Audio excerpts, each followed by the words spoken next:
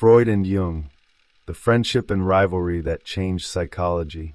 Through their private letters, this audiobook follows the extraordinary relationship between Sigmund Freud and Carl Jung, from their first intellectual fascination and intense friendship to the rivalry that divided modern psychology. What began as a bond between mentor and chosen heir gradually became a struggle over authority, sexuality, symbolism, religion, and the true nature of the unconscious. Tracing the correspondence from 1906 to the final break in 1914, this psychological journey reveals the personal conflicts behind the birth of psychoanalysis and analytical psychology. It is the story of two brilliant minds who transformed one another, created a movement together, and ultimately discovered that neither could become himself without losing the other. A complete digital audiobook production by the Mercurius Foundation. This audiobook has been carefully crafted for your listening experience. We encourage you to pause, rewind, and revisit the passages that speak to you most. History usually remembers ideas in their finished form. We encounter them bound inside books, organized into theories, polished by decades of interpretation, and transformed into monuments that seem almost inevitable. It is easy to imagine that great intellectual revolutions emerge fully formed, carried into the world by individuals who already know exactly what they believe. Reality is rarely so generous. Every revolutionary idea begins as uncertainty. Every school of thought begins as conversation. Before concepts acquire names, before disagreements divide disciplines, before history assigns heroes and rivals, there are only people trying to understand something that refuses to be explained. Few conversations illustrate this better than the correspondence between Sigmund Freud and Carl Gustav Jung. Over the course of nearly 7 years, they exchanged hundreds of letters discussing patients, dreams, research, philosophy, friendship, professional strategy, and the future of a movement that neither could fully predict. Those letters preserve something almost impossible to recover through biographies alone. They allow us to witness psychology while it was still being invented. Rather than presenting conclusions, they reveal the uncertainty that precedes every conclusion. Rather than documenting history after it happened, they capture history while it was still unfolding. When this correspondence began in 1906, Freud and Jung occupied remarkably different positions within the scientific world. Freud had spent years working against the current of established medicine. His theories concerning dreams, the unconscious, and sexuality had earned far more skepticism than recognition. Psychoanalysis remained controversial, isolated, and frequently dismissed by academic institutions. Although he had attracted a small circle of devoted collaborators in Vienna, he often described his intellectual situation as one of profound isolation, convinced that he had uncovered principles about the human mind that few were willing to examine seriously. The publication of the Interpretation of Dreams had marked a turning point in his own life, even if the world had not yet recognized its significance. Several hundred kilometers away, Carl Gustav Jung represented something almost entirely different. Young, ambitious, and working at the renowned Berghalsli Hospital in Zurich, he belonged to one of Europe's most respected psychiatric institutions. His daily work exposed him to patients whose experiences constantly challenged the limits of conventional psychiatry. Like many physicians of his generation, Jung initially approached Freud's writings with caution. The ideas appeared provocative, unfamiliar, and, in many respects, difficult to accept. Yet something continued drawing him back. A second reading of Freud's work revealed possibilities that he had overlooked the first time. Gradually, skepticism gave way to fascination, and fascination became genuine intellectual engagement. Their eventual correspondence did not begin because they sought friendship. It began because ideas demanded conversation. Jung sent Freud a copy of his research on association experiments, work that openly acknowledged the importance of psychoanalysis while maintaining an independent perspective. Freud responded immediately, recognizing not only the quality of Jung's research, but also the significance of finding serious scientific engagement outside his small Viennese circle. What followed was far more than professional courtesy. Their exchange quickly developed into one of the most remarkable intellectual partnerships of the 20th century. Listening to these letters today requires a small act of imagination. It is tempting to hear them through everything that history has already taught us. We know the names. We know the theories. We know the disagreements that eventually separated them and gave birth to two distinct traditions within modern psychology. Yet none of that knowledge belongs to the opening years of this correspondence. Freud does not yet know that Jung will become his greatest collaborator and later his most famous dissenter. Jung does not yet know that his own ideas will ultimately carry him far beyond the boundaries of psychoanalysis. Their future remains unwritten. Every letter still carries the excitement of discovery rather than the weight of hindsight. That perspective changes everything. The smallest exchanges acquire unexpected importance because they are no longer interpreted as historical footnotes. A discussion about clinical technique becomes the beginning of an entirely new method of understanding the psyche. A disagreement over terminology quietly anticipates philosophical divisions that will reshape psychology for generations.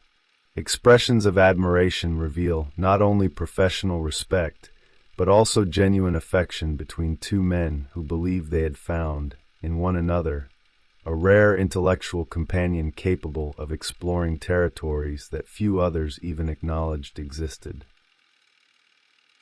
There is also something deeply human preserved within these pages. Scientific history often presents its central figures as collections of ideas rather than individuals. The correspondence refuses that simplification. Freud and Jung appear here as husbands, fathers, physicians, researchers, and friends navigating ordinary concerns alongside extraordinary discoveries. They discuss conferences, manuscripts, illnesses, financial pressures, difficult colleagues, and moments of personal encouragement with the same natural rhythm that accompanies their theoretical debates. Their intellectual lives never appear detached from their daily existence because, for them, they never truly were. Perhaps that is what makes these letters feel surprisingly contemporary. They remind us that knowledge does not emerge from detached abstraction. It grows through relationships. Ideas evolve because they encounter agreement, criticism, misunderstanding, correction, and renewed curiosity. Even the greatest thinkers require someone capable of asking unexpected questions. Throughout these letters, Freud and Jung repeatedly become that person for one another. Each expands the other's thinking while simultaneously revealing the limits of that expansion. Their collaboration becomes the very condition that allows both convergence and eventual divergence to occur. The tragedy often associated with their relationship has sometimes overshadowed the extraordinary creativity that preceded it. Modern readers frequently approach these letters searching for the first signs of conflict, hoping to identify the moment when admiration began transforming into disagreement. Those moments certainly exist, and over time they become impossible to ignore. Yet focusing only on the ending risks, overlooking the remarkable achievement contained within the years before separation. Without this collaboration, psychoanalysis would not have spread through Europe with the same force.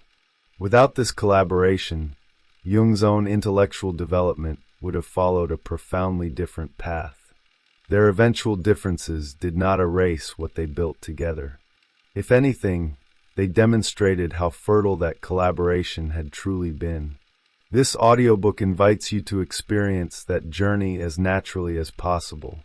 Rather than approaching the correspondence as a historical archive, you are invited to hear it as an unfolding conversation between two extraordinary minds whose future remains unknown.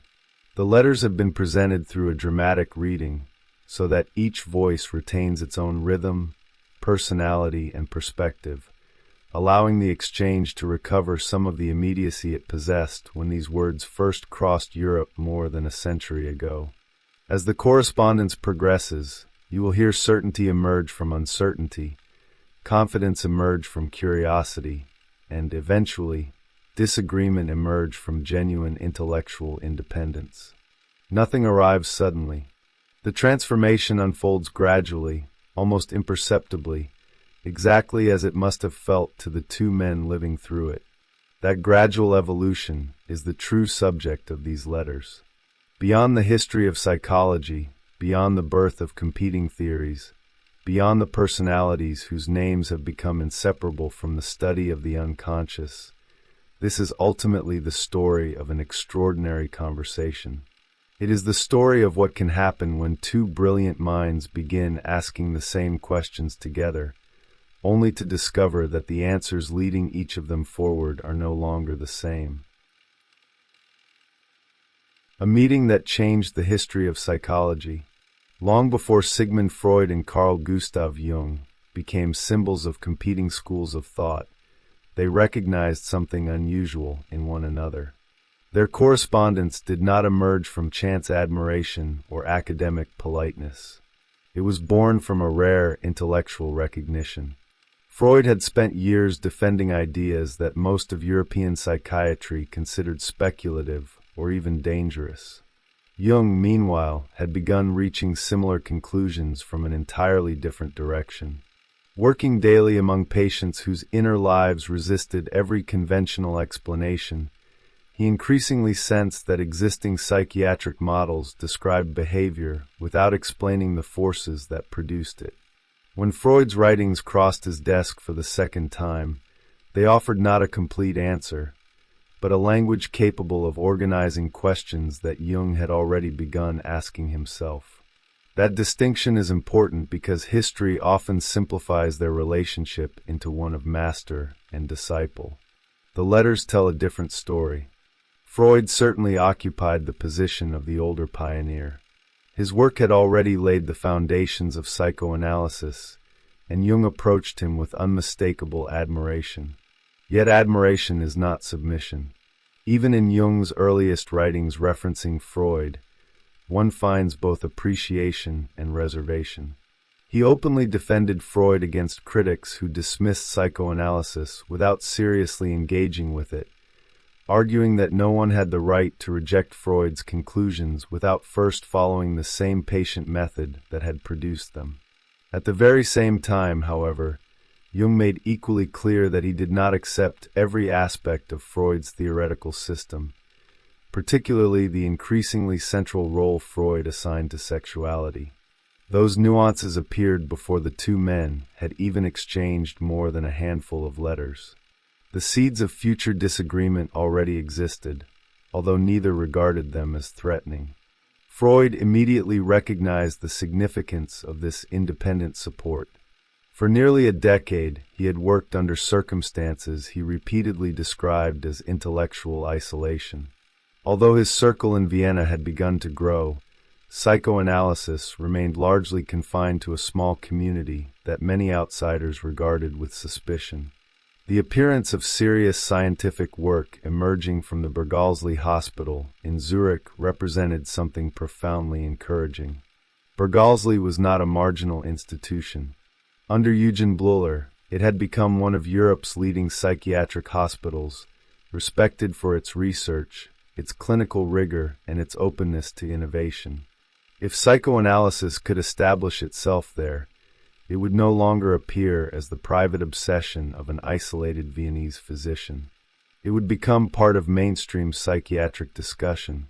Jung understood that significance just as clearly. Although considerably younger, he occupied a strategic position that Freud himself could never have created. He belonged to a new generation of psychiatrists trained inside institutions rather than outside them. His research into word association experiments, psychological complexes, and psychiatric diagnosis already demonstrated a methodological discipline that appealed to the scientific culture surrounding him. Instead of merely repeating Freud's conclusions, Jung sought experimental evidence capable of supporting them. This combination proved extraordinarily attractive to Freud. Here was someone willing not only to defend psychoanalysis, but also to strengthen it through empirical investigation. The early letters therefore possess an unmistakable atmosphere of optimism. Both men sensed that something larger than personal correspondence had begun. Their discussions quickly expanded beyond individual research projects into broader questions concerning the future of psychoanalysis itself. They exchanged manuscripts before publication, commented extensively upon each other's work, and shared practical concerns regarding conferences, translations, publishers, and professional strategy. Reading these exchanges today, one gains the impression that the movement itself was developing almost as rapidly as their friendship. The institutional growth of psychoanalysis and the personal development of their relationship became deeply intertwined, each reinforcing the other with every passing year. It is impossible to understand these letters without appreciating how small the psychological community actually was during those years. Modern psychology consists of countless universities, journals, conferences, and professional organizations spread across the world. Freud and Jung inhabited a vastly different landscape. New discoveries traveled primarily through personal correspondence, private meetings, and carefully circulated publications. Every promising collaborator mattered. Every thoughtful criticism carried disproportionate weight. Every successful public lecture represented another opportunity for ideas that still occupied the margins of academic medicine. Their letters therefore function not merely as private conversation, but as part of the living infrastructure through which an entirely new discipline gradually took shape. What makes these exchanges particularly fascinating is the ease with which professional discussion blends into personal familiarity. Scientific observations appear beside comments about family life. Reflections on patients are followed by expressions of gratitude, encouragement, or concern. The correspondence never creates a strict boundary between intellectual collaboration and genuine friendship, because no such boundary seems to have existed. Freud increasingly entrusted Jung with responsibilities extending far beyond academic debate. Jung, in turn, responded not only with admiration, but with remarkable openness regarding his own uncertainties, ambitions, and developing ideas. Their relationship expanded naturally, because both men believed they were participating in something historically important. Neither could foresee that the very qualities drawing them together would eventually pull them apart. Freud valued conceptual unity, because he believed psychoanalysis remained vulnerable to misunderstanding and fragmentation. Jung valued intellectual exploration because he believed psychology had only begun uncovering the complexity of the unconscious.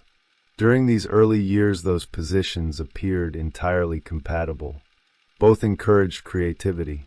Both welcomed new discoveries. Both sought a deeper understanding of the human psyche than 19th century psychiatry had been capable of providing. Yet beneath that shared enthusiasm existed fundamentally different assumptions about how a scientific discipline should grow. Freud increasingly sought coherence. Jung increasingly sought expansion. For a long time, those differences remained productive rather than divisive. Indeed, one could argue that they strengthen the correspondence itself. Their letters possess an energy that arises precisely because neither man merely echoed the other. Agreement carried meaning because it emerged between genuinely independent thinkers. Disagreement stimulated further reflection instead of immediate conflict. Questions remained open. Conclusions remained provisional. Both continued learning through the conversation itself. It is this intellectual generosity, perhaps more than any single theoretical insight, that gives the early correspondence its enduring vitality. Looking back from the perspective of history, there is a temptation to interpret every exchange as the beginning of an inevitable separation. The correspondence itself resists that interpretation. During these years, the future remained astonishingly open. Freud genuinely believed Jung might become the leader who would secure psychoanalysis beyond his own lifetime. Jung genuinely believed that Freud had uncovered discoveries whose significance extended far beyond contemporary psychiatry. Those convictions were sincere. They shaped every page of the early letters. Whatever later divided them, it should never obscure the remarkable fact that for several years two of the greatest psychological thinkers of the modern era believed they were building the future together. Building the future together. As their correspondence gathered momentum, the relationship between Freud and Jung evolved into something that extended well beyond the exchange of ideas. Both men began to recognize that they were participating in a historical moment that demanded not only intellectual innovation, but careful coordination. Psychoanalysis remained a fragile movement, admired by a few, dismissed by many and misunderstood by almost everyone else. Every new publication, every lecture, every successful collaboration represented another opportunity to establish its legitimacy within a scientific community that still regarded the unconscious with profound suspicion. Their letters increasingly reflected that shared sense of responsibility. They were no longer discussing isolated research projects. They were discussing the future of an entire discipline. Freud understood better than anyone how precarious that future remained. Years of criticism had taught him that ideas alone were rarely enough to transform scientific thought. Institutions mattered. Universities mattered. Professional alliances mattered. A theory could possess extraordinary explanatory power and still disappear if it failed to secure a place within the academic world. This practical awareness appears repeatedly throughout the correspondence. Freud was never interested solely in discovering psychological truths. He was equally concerned with ensuring that those discoveries survived him. The movement required organization, visibility, and capable successors willing to defend it against both misunderstanding and internal fragmentation. Jung appeared perfectly suited to that role. His position at the Bergallslee Hospital offered something Freud himself could never provide. He represented institutional credibility. Unlike Freud, whose growing reputation often remained inseparable from controversy, Jung belonged to one of Europe's most respected psychiatric centers. Under Eugen Bleuler, the hospital had become synonymous with rigorous scientific research, attracting physicians and researchers from across the continent. The acceptance of psychoanalytic ideas within that environment carried enormous symbolic significance. It suggested that Freud's work could no longer be dismissed as the isolated speculation of a single physician working on the margins of medicine.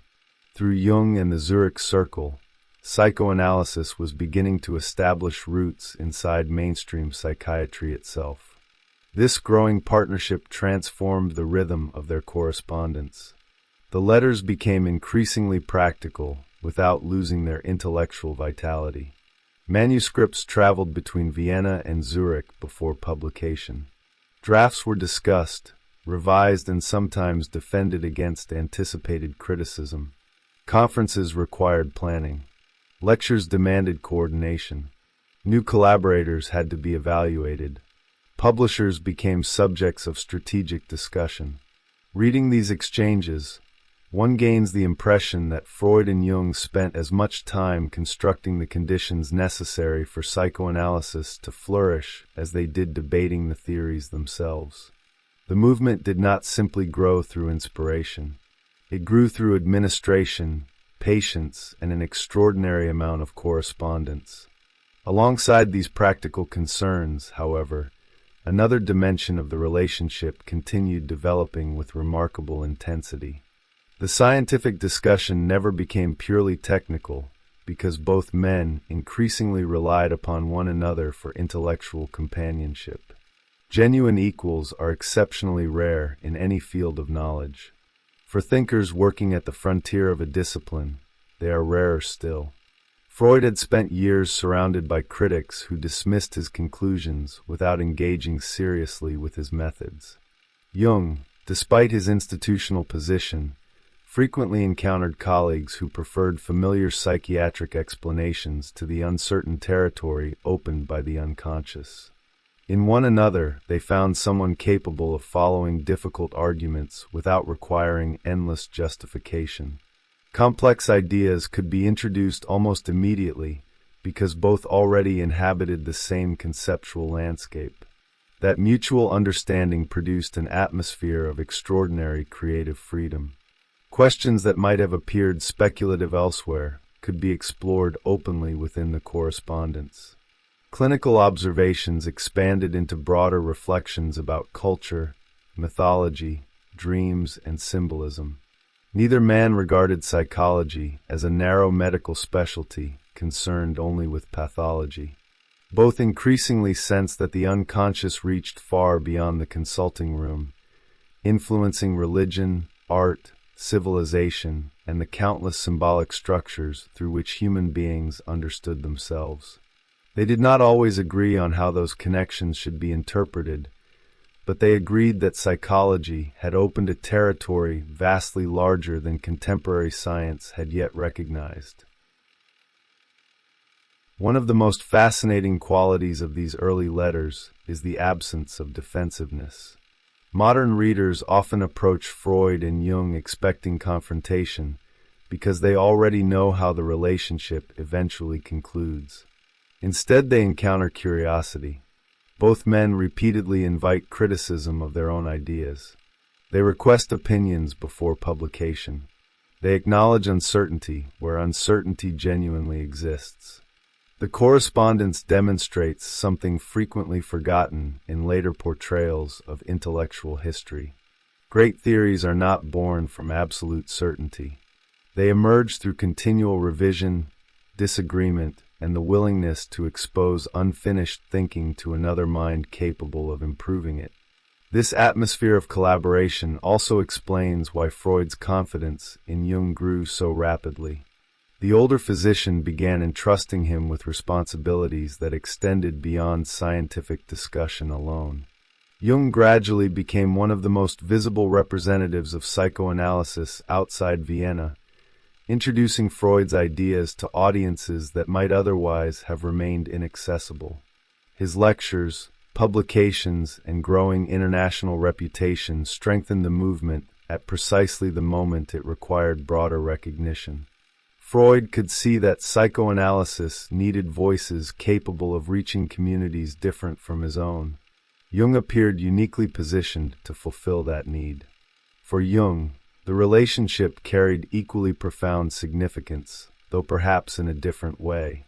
Freud offered far more than professional opportunity. He provided confirmation that Jung's deepest intellectual intuitions deserved serious investigation. The young psychiatrist had already sensed that beneath observable behavior existed hidden structures governing emotion, memory, and personality.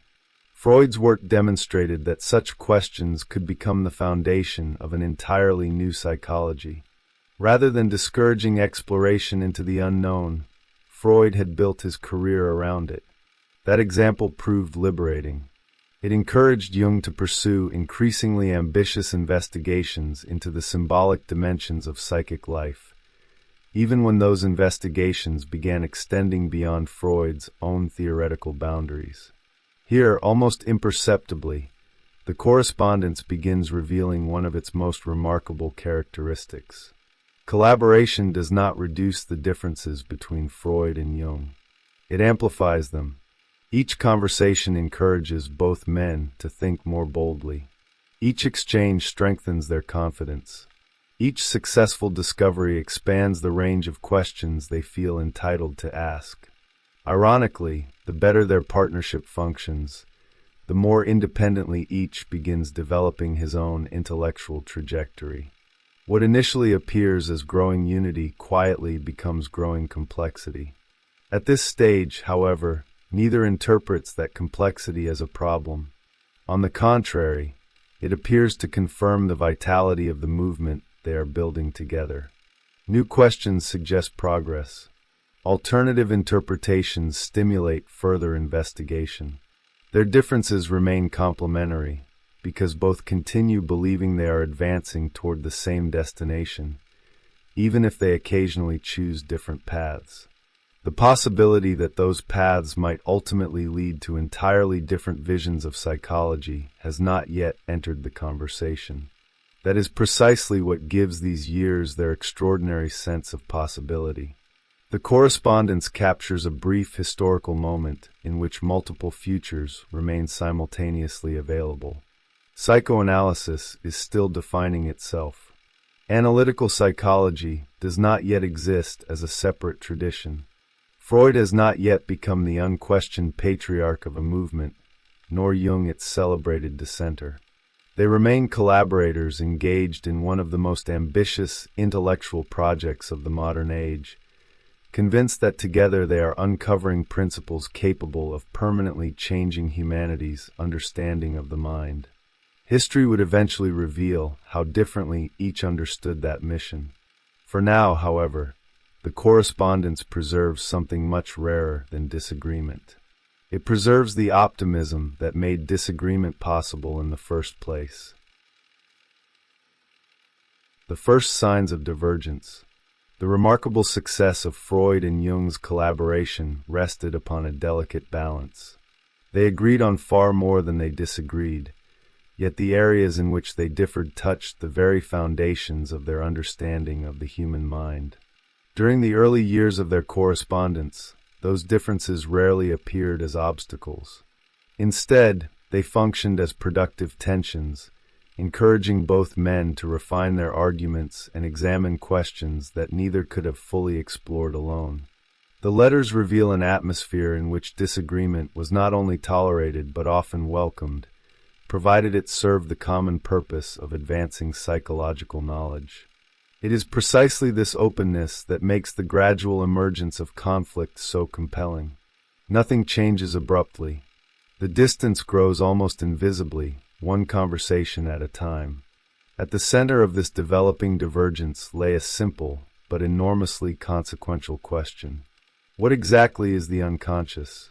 Freud approached it primarily as the hidden repository of wishes, conflicts, and memories that consciousness could not comfortably acknowledge. The unconscious explained symptoms because it preserved forces that continued influencing behavior long after they had disappeared from conscious awareness. Jung accepted this insight wholeheartedly. His own clinical experience confirmed that unconscious processes shaped thought and emotion in ways patients themselves rarely recognized. Yet as his research expanded, he began encountering phenomena that seemed difficult to explain through personal experience alone.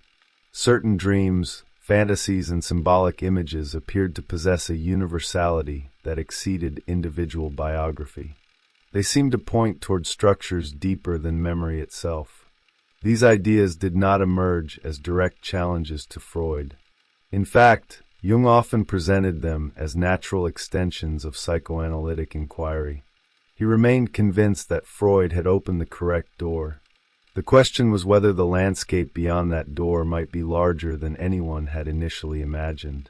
His correspondence reflects an increasingly adventurous intellectual temperament, one that regarded every successful explanation not as a conclusion, but as an invitation to ask even larger questions.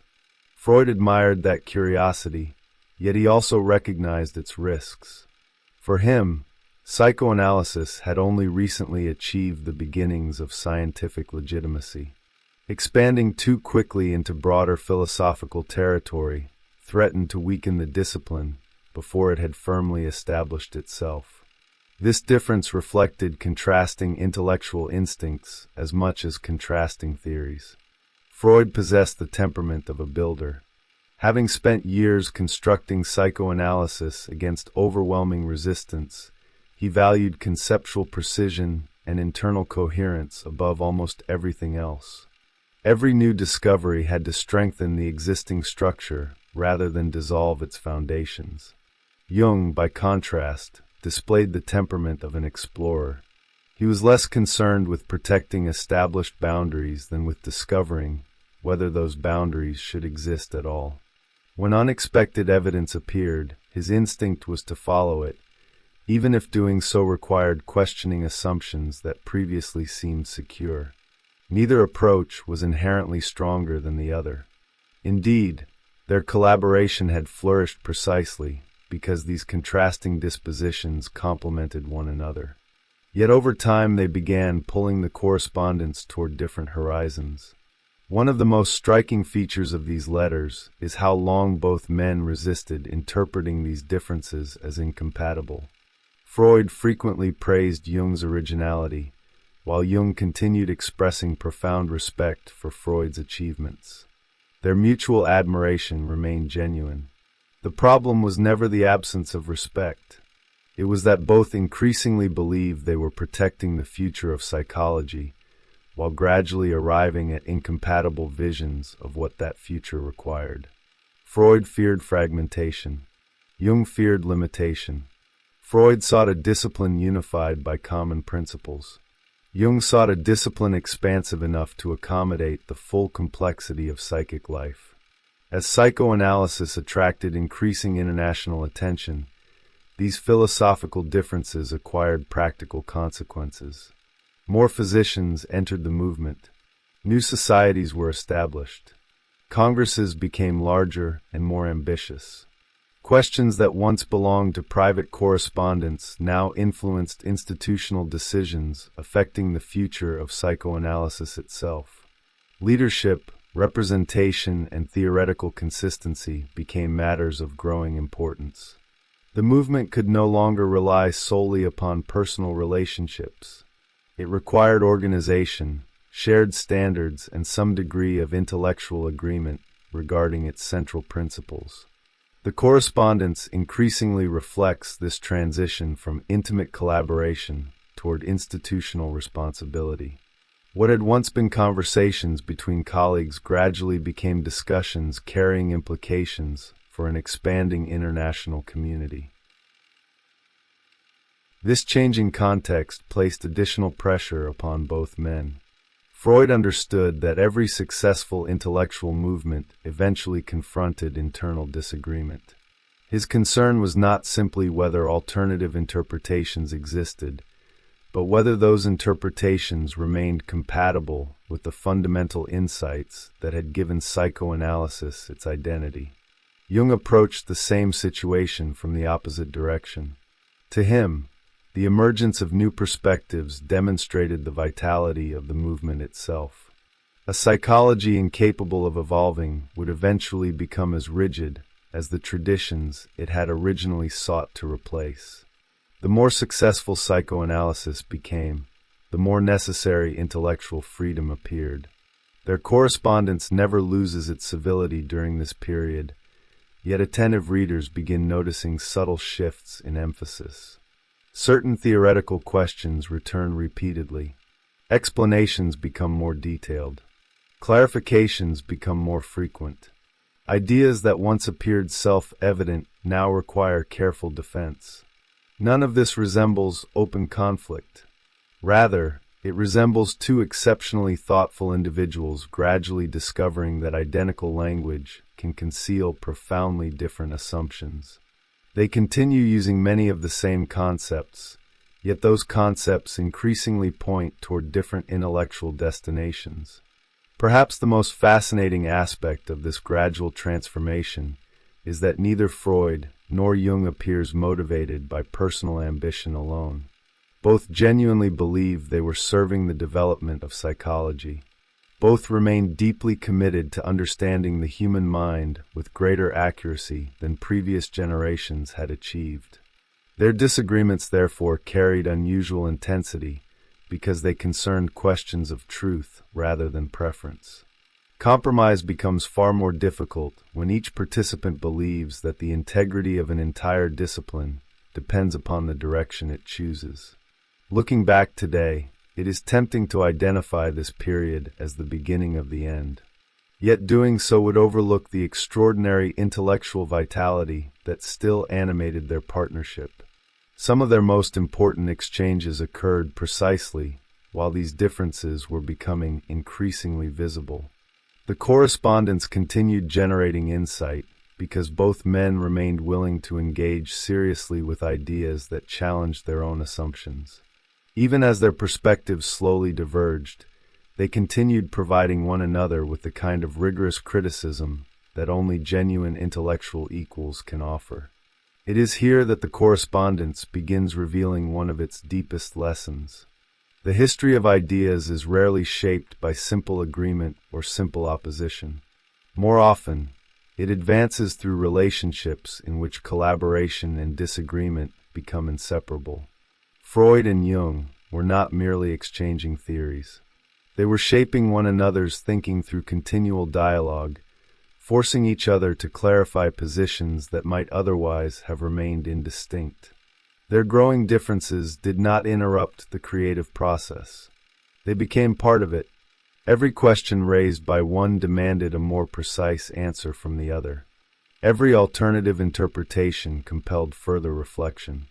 The partnership remained extraordinarily productive, even as the intellectual distance separating them quietly continued to grow. When a partnership becomes two different visions, there is a moment in every great intellectual partnership when the conversation begins to change. It rarely announces itself through a dramatic disagreement or a decisive event. More often, it appears as a gradual shift in emphasis. The same questions continue to be discussed, but they no longer carry the same meaning for everyone involved. The same discoveries begin pointing toward different conclusions. The same language slowly acquires different definitions. By the final years of Freud and Jung's correspondence, this subtle transformation had become impossible to ignore. Their letters still reflected mutual respect, but beneath that respect two increasingly distinct visions of psychology were taking shape. Freud remained convinced that psychoanalysis had reached a critical stage in its development. The movement was no longer a private exchange among a handful of physicians in Vienna. It had become an international project attracting psychiatrists, clinicians, and researchers from across Europe. With that expansion came a new responsibility. If psychoanalysis was to survive as a scientific discipline, it required conceptual stability. Its central principles needed to remain recognizable despite the diversity of individuals contributing to its growth. Freud had fought too long against misunderstanding to watch the movement dissolve into a collection of loosely connected interpretations. To him, theoretical coherence was not an intellectual luxury. It was the very condition of psychoanalysis survival. Jung approached the same situation from an entirely different perspective. The rapid expansion of psychoanalysis convinced him that psychology had entered a period of extraordinary discovery. Every new patient, every clinical observation, and every symbolic pattern seemed to reveal dimensions of psychic life that extended beyond the explanatory framework available at the time. Rather than narrowing the discipline around a fixed set of principles, Jung increasingly believed its future depended upon remaining open to phenomena that had not yet been adequately understood. The unconscious appeared richer, older, and more structurally complex than either medicine or psychology had previously imagined. If new evidence required broader theories, then those theories should be allowed to develop without artificial restraint. Neither position was unreasonable. In many respects, both emerged from the remarkable success of their collaboration. Freud's concern reflected the practical realities of building a scientific movement. Jung's reflected the intellectual excitement of exploring territory that still remained largely unknown. Yet these different priorities gradually influenced the way each interpreted almost every new question entering the correspondence. Clinical observations that Freud viewed as refinements of existing theory increasingly became, for Jung, indications that the boundaries of psychoanalysis itself might require reconsideration. It is tempting to imagine that these developments produced constant disagreement. The letters suggest something more subtle.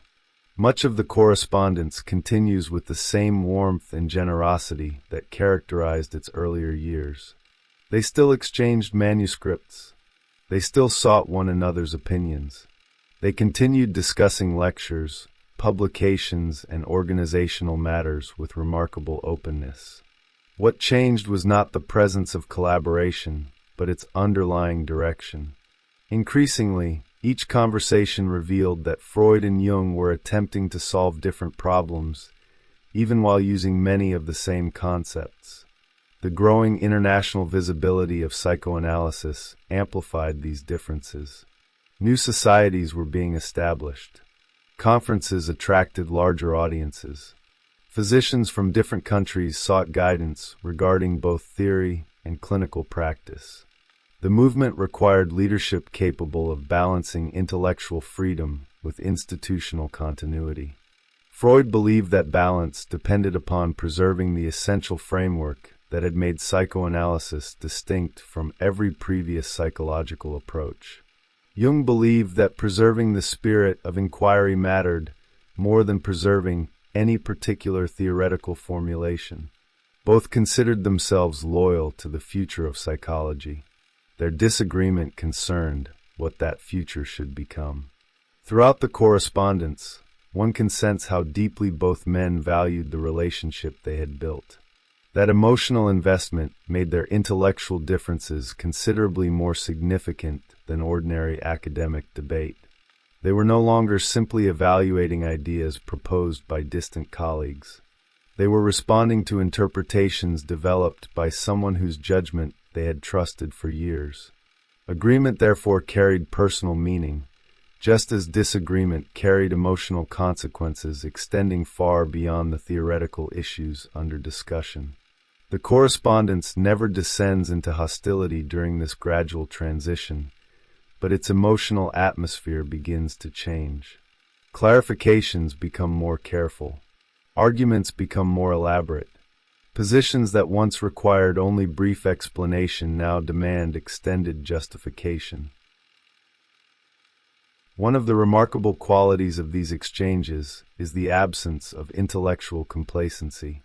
Neither Freud nor Jung attempts to avoid difficult questions simply to preserve harmony. On the contrary, both continue pursuing what they believe to be true, even when doing so risks introducing greater distance into the relationship.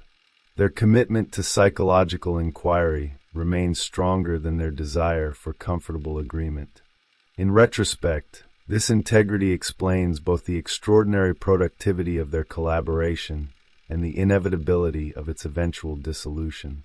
Had either man been willing to subordinate his deepest convictions to the expectations of the other, their partnership might have endured longer. It almost certainly would have produced far less. The correspondence also reveals how differently scientific revolutions appear from within. Looking back through history, it is easy to identify moments when schools of thought separate into distinct traditions. Living through those moments feels entirely different. Rarely does anyone recognize that a decisive turning point has already begun. Each letter still seems capable of resolving previous misunderstandings. Each new exchange still carries the possibility of renewed agreement. The future remains uncertain because it has not yet become history. That uncertainty gives these final years of correspondence their distinctive emotional character. The separation that later generations often regard as inevitable still appears, to the participants themselves, as only one among several possible outcomes.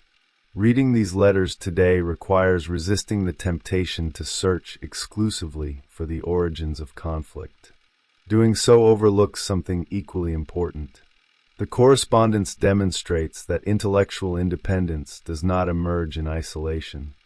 Freud and Jung developed many of their defining ideas precisely because they spent years challenging one another's assumptions. Each forced the other to think more carefully, argue more rigorously, and examine problems from perspectives that might otherwise have remained invisible. Their differences did not represent a failure of dialogue. They represented the ultimate consequence of dialogue carried to its deepest level. By the time the correspondence approaches its conclusion, the transformation has become unmistakable. The partnership that once unified two extraordinary thinkers has gradually become the meeting point of two independent psychological worlds. Freud continues moving toward a more systematic understanding of psychoanalysis as a coherent scientific discipline. Jung increasingly moves toward a broader exploration of symbolism, mythology, religion, and the deeper structures of the unconscious. Neither abandons the questions that originally brought them together. They simply begin answering those questions in fundamentally different ways. This evolution stands among the most fascinating episodes in modern intellectual history because it reminds us that genuine collaboration does not always end in consensus. Sometimes its greatest achievement is precisely the opposite. By allowing two remarkable minds to develop in constant conversation, it produces ideas strong enough to continue growing even after the conversation itself has reached its natural conclusion. Freud and Jung did not merely influence one another during these years. They helped create the conditions that allowed each to become fully himself. In that sense, the correspondence never truly documents the collapse of a partnership. It documents the birth of two enduring traditions whose dialogue continues, in different forms, to shape the study of the human mind more than a century later. The conversation that reshaped modern thought. The historical importance of the correspondence between Freud and Jung extends far beyond the personal relationship it documents. These letters preserve a unique moment in which psychology stood on the threshold of becoming something entirely new. At the beginning of the 20th century, the human mind was still largely understood through the language of physiology, neurology, and observable behavior. Mental illness was described with increasing clinical precision, yet the inner life of the individual remained surprisingly elusive. Freud and Jung belonged to the first generation of thinkers who insisted that understanding the psyche required taking dreams, fantasies, memories, symbols, and unconscious experience as seriously as physical symptoms themselves. Their correspondence captures that intellectual transformation while it is still taking place, allowing us to witness psychology expanding beyond medicine into a much broader exploration of human existence. It is difficult today to appreciate how radical that shift truly was. Modern culture is saturated with ideas that originated, directly or indirectly, from the conversations preserved in these letters. The unconscious has become part of everyday language. Dreams are widely regarded as psychologically meaningful. Childhood is understood as a formative period in emotional development. Inner conflict, repression, projection, and symbolic meaning have entered not only psychology but literature, cinema, philosophy, and popular culture. Whether one ultimately agrees with Freud, Jung, or neither of them, it is almost impossible to think about the human mind without encountering concepts shaped by the intellectual revolution they helped initiate. One of the remarkable features of the correspondence is that neither man appears primarily concerned with creating cultural influence. Their ambitions were scientific. They wanted better explanations for the phenomena they encountered in clinical practice. Yet genuine scientific revolutions rarely remain confined to their original discipline. Once new ways of understanding human nature become available, they inevitably begin influencing every field concerned with human experience. Artists, writers, theologians, historians, and philosophers soon found themselves confronting questions that Freud and Jung had begun asking within the consulting room. If the unconscious actively participates in shaping perception, desire, and identity, then no cultural creation can be understood entirely at the level of conscious intention. Every story, every myth, every work of art suddenly acquires psychological depth. This expansion into culture also explains why the eventual divergence between Freud and Jung proved so historically significant. Their separation did not simply divide one psychological movement into two schools. It generated two distinct intellectual traditions that would influence entirely different communities over the following century. Freud's work continued transforming psychiatry, psychotherapy, literary criticism, and cultural theory through its relentless examination of conflict, desire, and the hidden structures of personality. Jung's ideas increasingly attracted scholars of religion, mythology, anthropology, symbolism, and comparative culture, offering an interpretive framework capable of connecting psychological life with humanity's oldest narratives and symbolic traditions. Both approaches emerged from the same correspondence. Both carried forward questions first explored together, yet each illuminated different dimensions of human experience. The letters therefore possess an unusual symbolic quality. They do not merely record the exchange of information. They illustrate a pattern that has appeared repeatedly throughout the history of ideas. Great intellectual movements often begin with remarkable unity before gradually differentiating into multiple traditions. The initial conversation generates possibilities richer than any single framework can permanently contain. As those possibilities unfold, different thinkers inevitably emphasize different aspects of the original insight. Diversity emerges not because the original collaboration failed, but because it succeeded beyond its own expectations. The correspondence between Freud and Jung demonstrates this process with extraordinary clarity. Their partnership expanded psychology so dramatically that psychology itself could no longer remain contained within a single vision. There is another reason these letters continue attracting readers more than a century after they were written. They reveal that knowledge is never produced by isolated individuals alone. History often celebrates solitary genius because biographies naturally organize themselves around remarkable personalities. The correspondence quietly challenges that image. Every important idea contained within these pages develops through dialogue. Arguments become clearer because another mind questions them.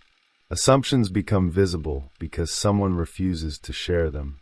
Confidence grows because discovery receives thoughtful recognition from an equal. Even disagreement serves a creative function by forcing both participants to refine positions that otherwise might have remained incomplete. The correspondence reminds us that intellectual history is, at its deepest level, a history of conversations. Perhaps this explains why the letters remain so compelling even for readers with little prior interest in psychology. At their heart, they describe an experience almost everyone recognizes. Two people begin by believing they see the world in fundamentally the same way. They inspire one another, encourage one another, and gradually construct a shared language through which increasingly complex ideas become possible. Over time, however, subtle differences begin accumulating beneath that shared vocabulary. The words remain familiar, but the meanings attached to them slowly change. Eventually, both discover that they are no longer walking toward the same destination, despite having traveled together for years. This pattern extends far beyond the history of psychology. It belongs to friendships, creative partnerships, philosophical traditions, and perhaps every human relationship built around genuine intellectual growth. The symbolic power of the correspondence, therefore, lies not only in what Freud and Jung discovered about the unconscious, but also in what their relationship reveals about the creative process itself. Innovation rarely emerges from certainty. It flourishes where curiosity is strong enough to tolerate disagreement without immediately dissolving into hostility. For many years, Freud and Jung achieved precisely that balance. Their letters preserve the rare spectacle of two exceptional minds expanding one another's horizons before the differences between them became too fundamental to reconcile. That period of shared exploration remains every bit as significant as the separation that followed, because without it neither man's later work would have taken the form history now recognizes. Today, more than a century after these letters were written, psychology continues evolving in ways neither Freud nor Jung could have anticipated. Neuroscience, cognitive science, developmental psychology, and countless other disciplines have transformed our understanding of the mind. Yet the questions animating this correspondence remain strikingly familiar. What shapes personality? Why do people suffer? How should dreams be understood? What forces operate beneath conscious awareness? How much of human behavior is guided by experiences we scarcely recognize within ourselves? These questions continue because they concern the fundamental structure of human existence rather than the temporary boundaries of any particular scientific theory. That enduring relevance may be the correspondence's greatest achievement. It reminds us that the most important conversations rarely end when the participants stop writing. They continue wherever thoughtful readers encounter the questions again. Freud and Jung did not simply exchange letters. They opened a dialogue about the human psyche that has now extended across generations, disciplines, and cultures. Every reader who follows their conversation becomes, in some small way, part of that continuing exchange, confronting the same mysteries that first brought two remarkable physicians together at the beginning of the 20th century. Beyond the letters, every correspondence eventually reaches its final page. Sometimes the conversation ends because its purpose has been fulfilled. Sometimes it ends because circumstances change. In rarer cases, it ends because the people who once understood one another no longer inhabit the same intellectual world. The letters between Sigmund Freud and Carl Gustav Jung belong to that final category. By the time their exchange came to a close, the friendship that had once seemed capable of shaping the future of psychology had given way to differences that neither believed could be reconciled. Yet to understand the significance of this ending, it is necessary to resist the temptation to view it as a simple story of failure. The correspondence achieved precisely what the greatest intellectual partnerships often achieve. It transformed everyone involved, including the disciplines that grew from it. History has often remembered their separation more vividly than the years of collaboration that preceded it. The dramatic image of two towering figures moving in opposite directions naturally captures the imagination.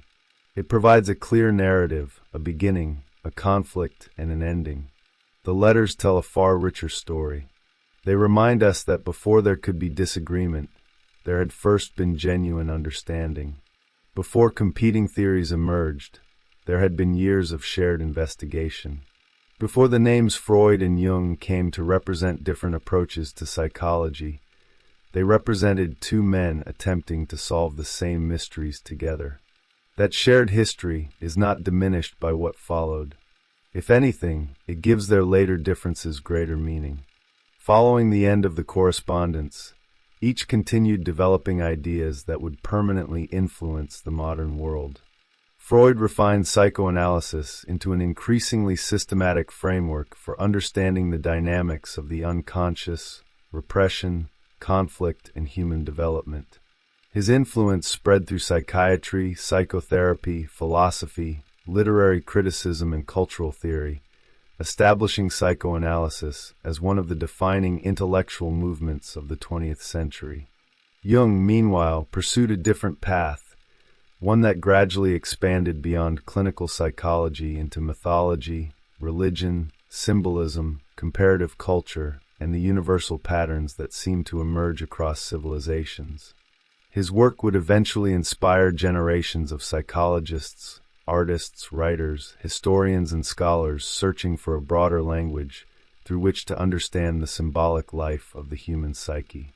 Looking backward, it is easy to imagine that one of them must have been correct and the other mistaken. The correspondence encourages a more careful conclusion.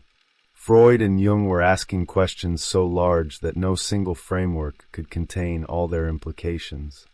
Their eventual divergence reflected not merely disagreement over specific theories, but different visions of what psychology itself ought to become. Freud sought explanatory precision grounded in clinical observation.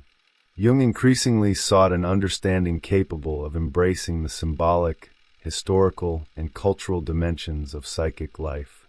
Rather than canceling one another, these perspectives continue existing side by side, each illuminating aspects of human experience that remain difficult to explain through any single approach. The letters also preserve something surprisingly rare in intellectual history. They reveal discovery before certainty. Modern readers encounter Freud and Jung after decades of interpretation, have organized their ideas into recognizable systems. Here, those systems have not yet solidified. Theories remain unfinished. Questions remain open. Both men continue revising their assumptions in response to new experiences and thoughtful criticism. There is something deeply refreshing about witnessing two extraordinary thinkers before their ideas become institutions.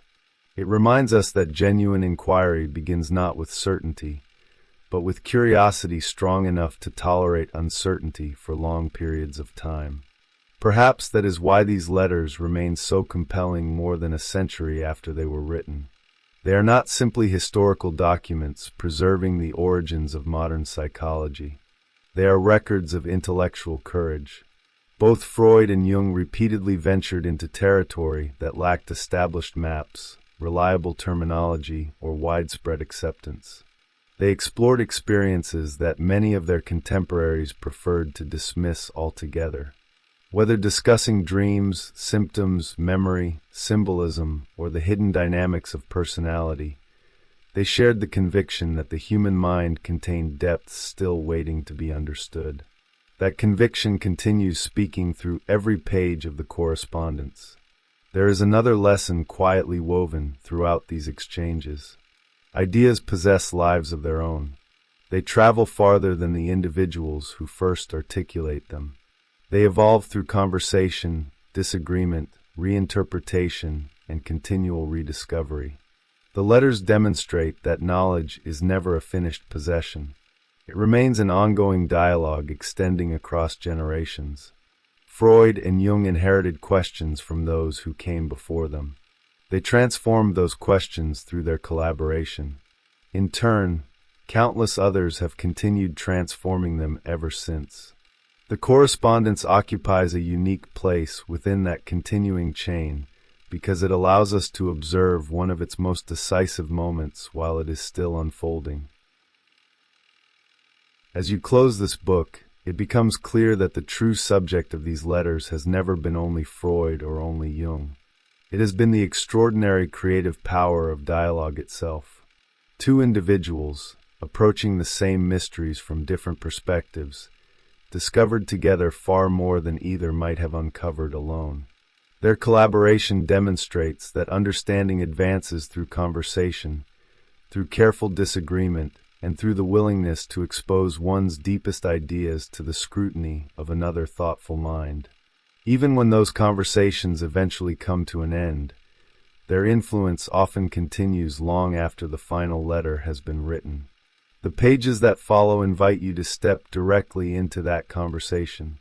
The voices you are about to hear belong to two men who had not yet become legends, two physicians whose greatest discoveries still lay ahead of them, and two friends who believed they were helping one another illuminate one of the greatest mysteries humanity has ever confronted.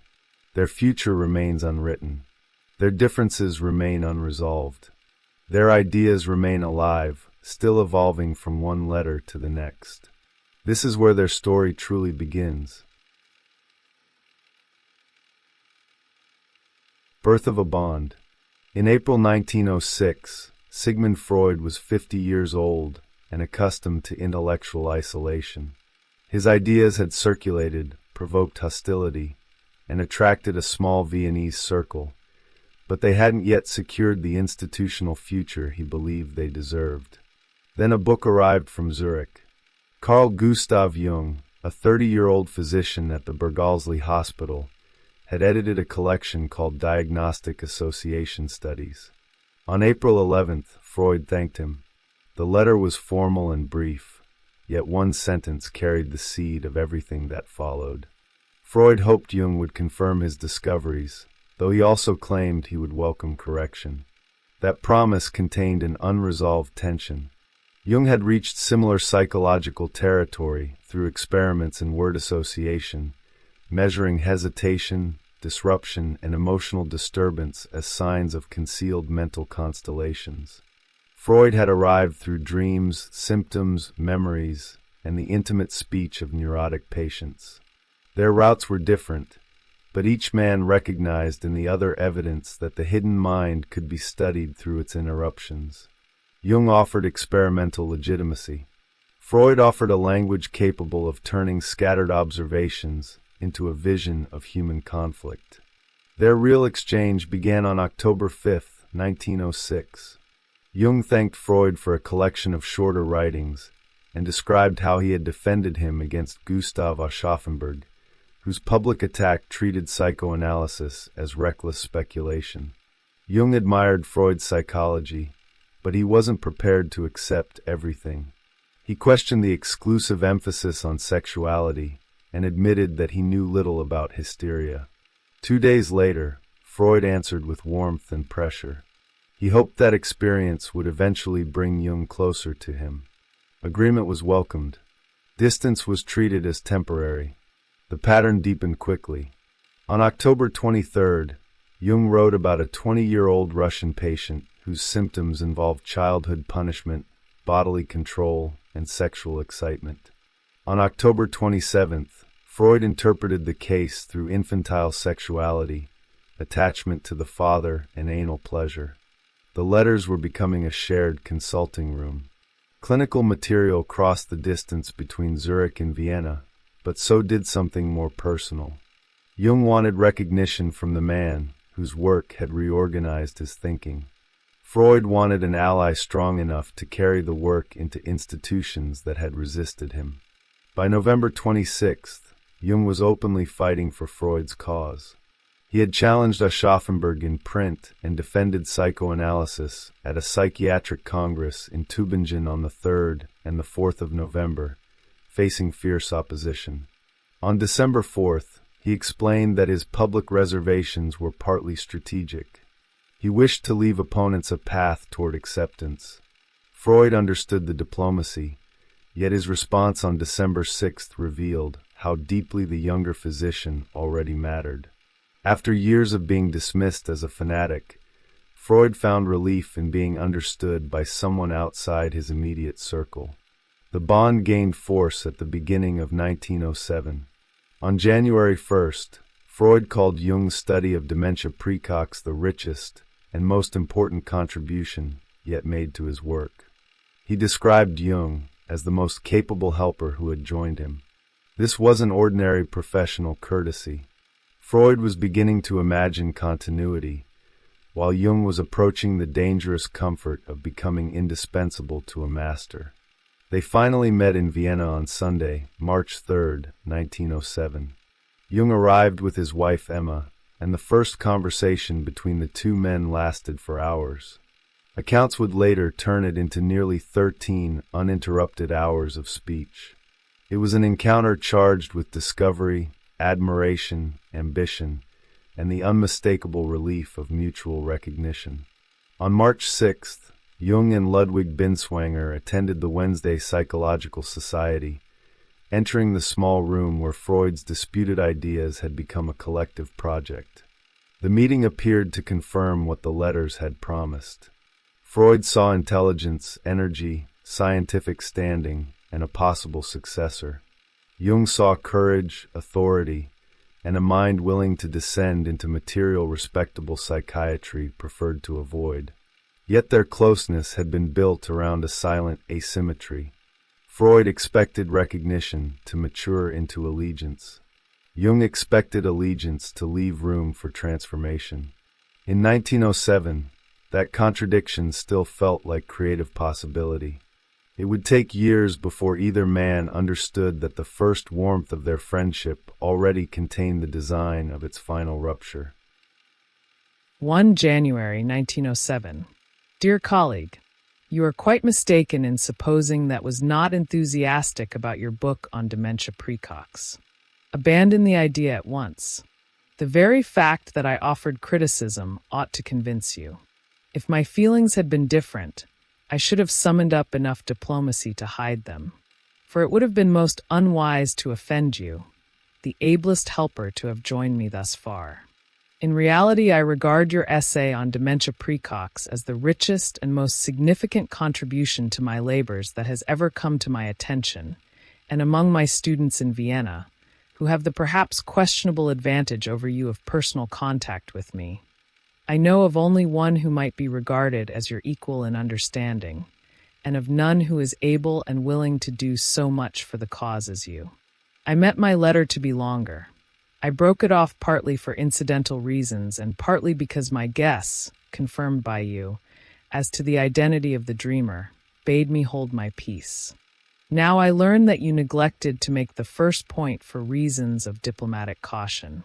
The only point that struck me as incorrect, that is, likely to suggest an incorrect idea, was your identification of the wish fulfilled in the dream, which, as you know, can be disclosed only on completion of the analysis, but which, for reasons of fundamental theory, must be different from what you state. If I may be pardoned an attempt to influence you, I should like to suggest that you pay less attention to the opposition that confronts us both, and not to let it affect your writings so much. The leading lights of psychiatry really don't amount to much. The future belongs to us and our views, and the younger men, everywhere most likely side actively with us. I see this in Vienna, where, as you know, I am systematically ignored by my colleagues and periodically annihilated by some hack, but where my lectures nevertheless draw 40 attentive listeners, coming from every faculty. Now that you, Bleuler, and to a certain extent Lowenfeld, have won me a hearing among the readers of the scientific literature, the movement in favor of our new ideas will continue irresistibly despite all the efforts of the moribund authorities.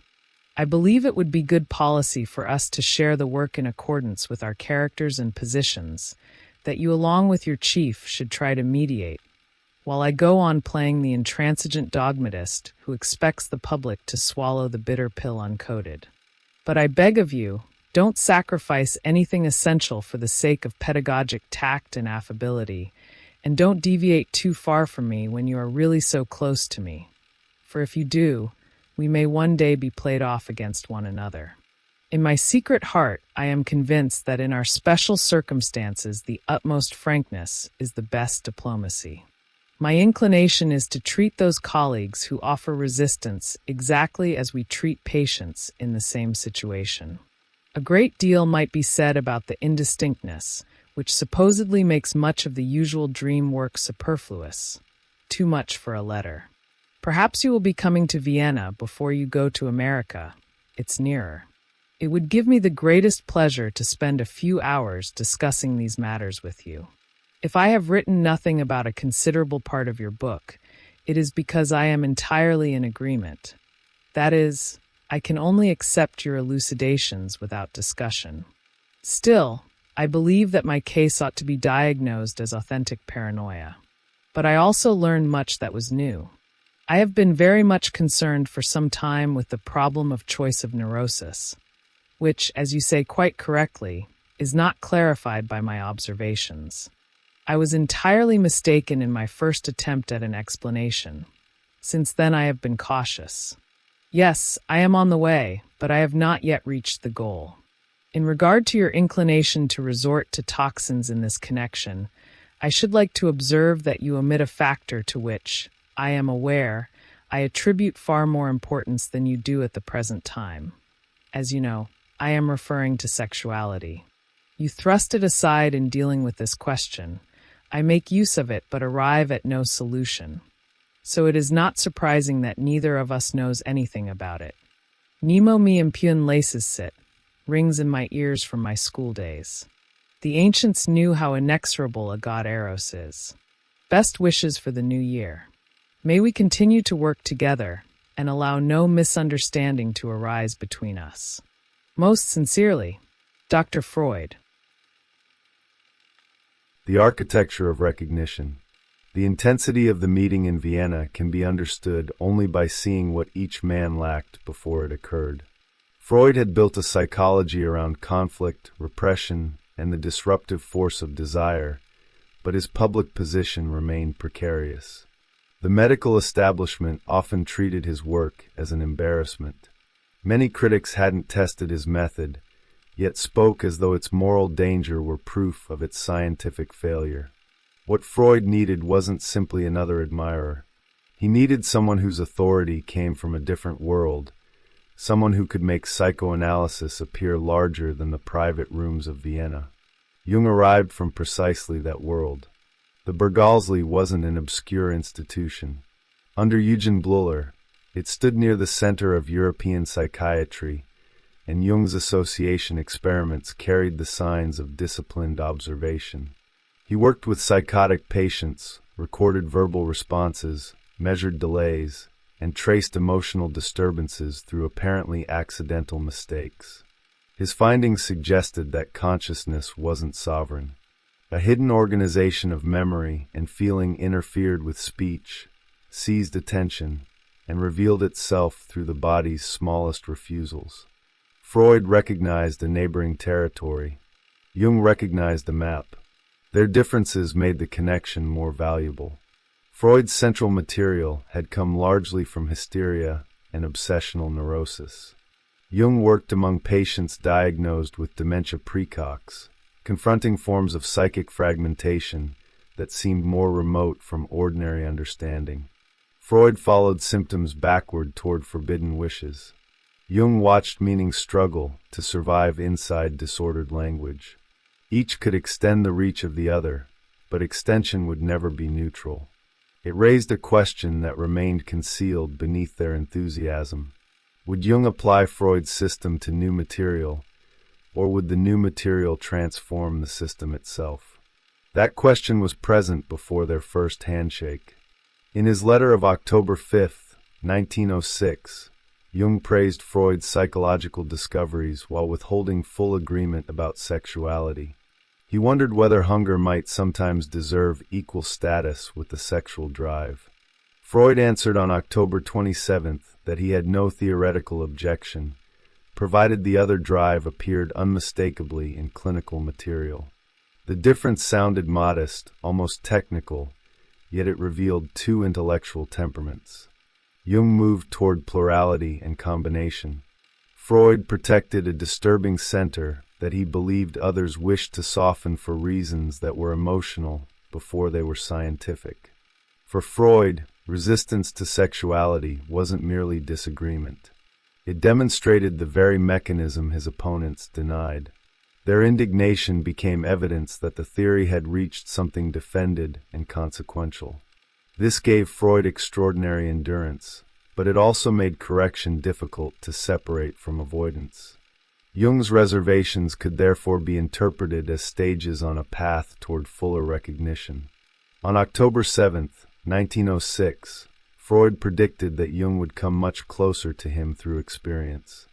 Affection entered the relationship carrying an expectation.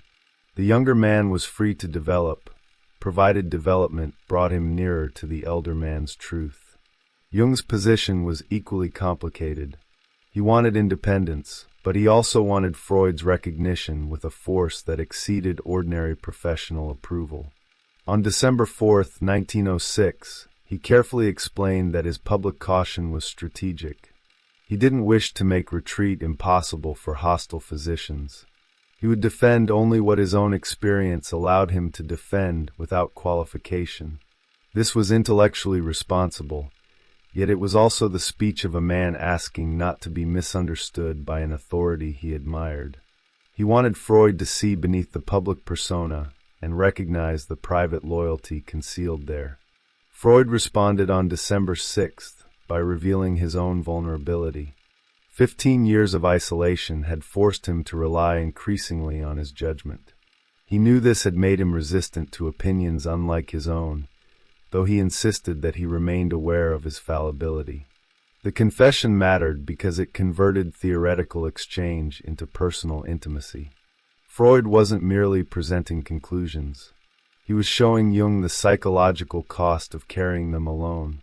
The embattled founder appeared beneath the commanding thinker, and Jung was invited into the role of the person who could finally understand him. Their clinical correspondence strengthened this arrangement. Jung brought difficult patients, uncertain diagnoses, dreams, and questions. Freud supplied interpretations, distinctions, and confidence. When Jung discussed the young Russian student on October 23, 1906, Freud's answer 4 days later transformed obscure bodily rituals into a coherent history of infantile attachment and anal pleasure. The exchange displayed Freud's interpretive power, but it also established a hierarchy. Jung provided the enigma. Freud revealed its concealed order. Every successful interpretation increased Jung's admiration, while teaching both men what positions they were expected to occupy. Yet Jung wasn't passive. His study of dementia praecox compelled Freud to acknowledge that psychoanalytic mechanisms extended beyond the neuroses. On January 1, 1907, Freud described the book as the richest contribution yet made to his work and called Jung his most capable helper. The praise was immense, but its wording quietly absorbed Jung's originality into Freud's larger cause. Jung's achievement became significant because it enlarged a structure whose founder remained at the center. Recognition elevated him and contained him at once. This is one of the more unsettling patterns in their early intimacy.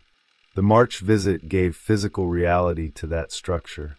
Jung entered Bergast 19 on March 3, 1907 with Emma Jung, while Ludwig Binswanger also joined the wider visit.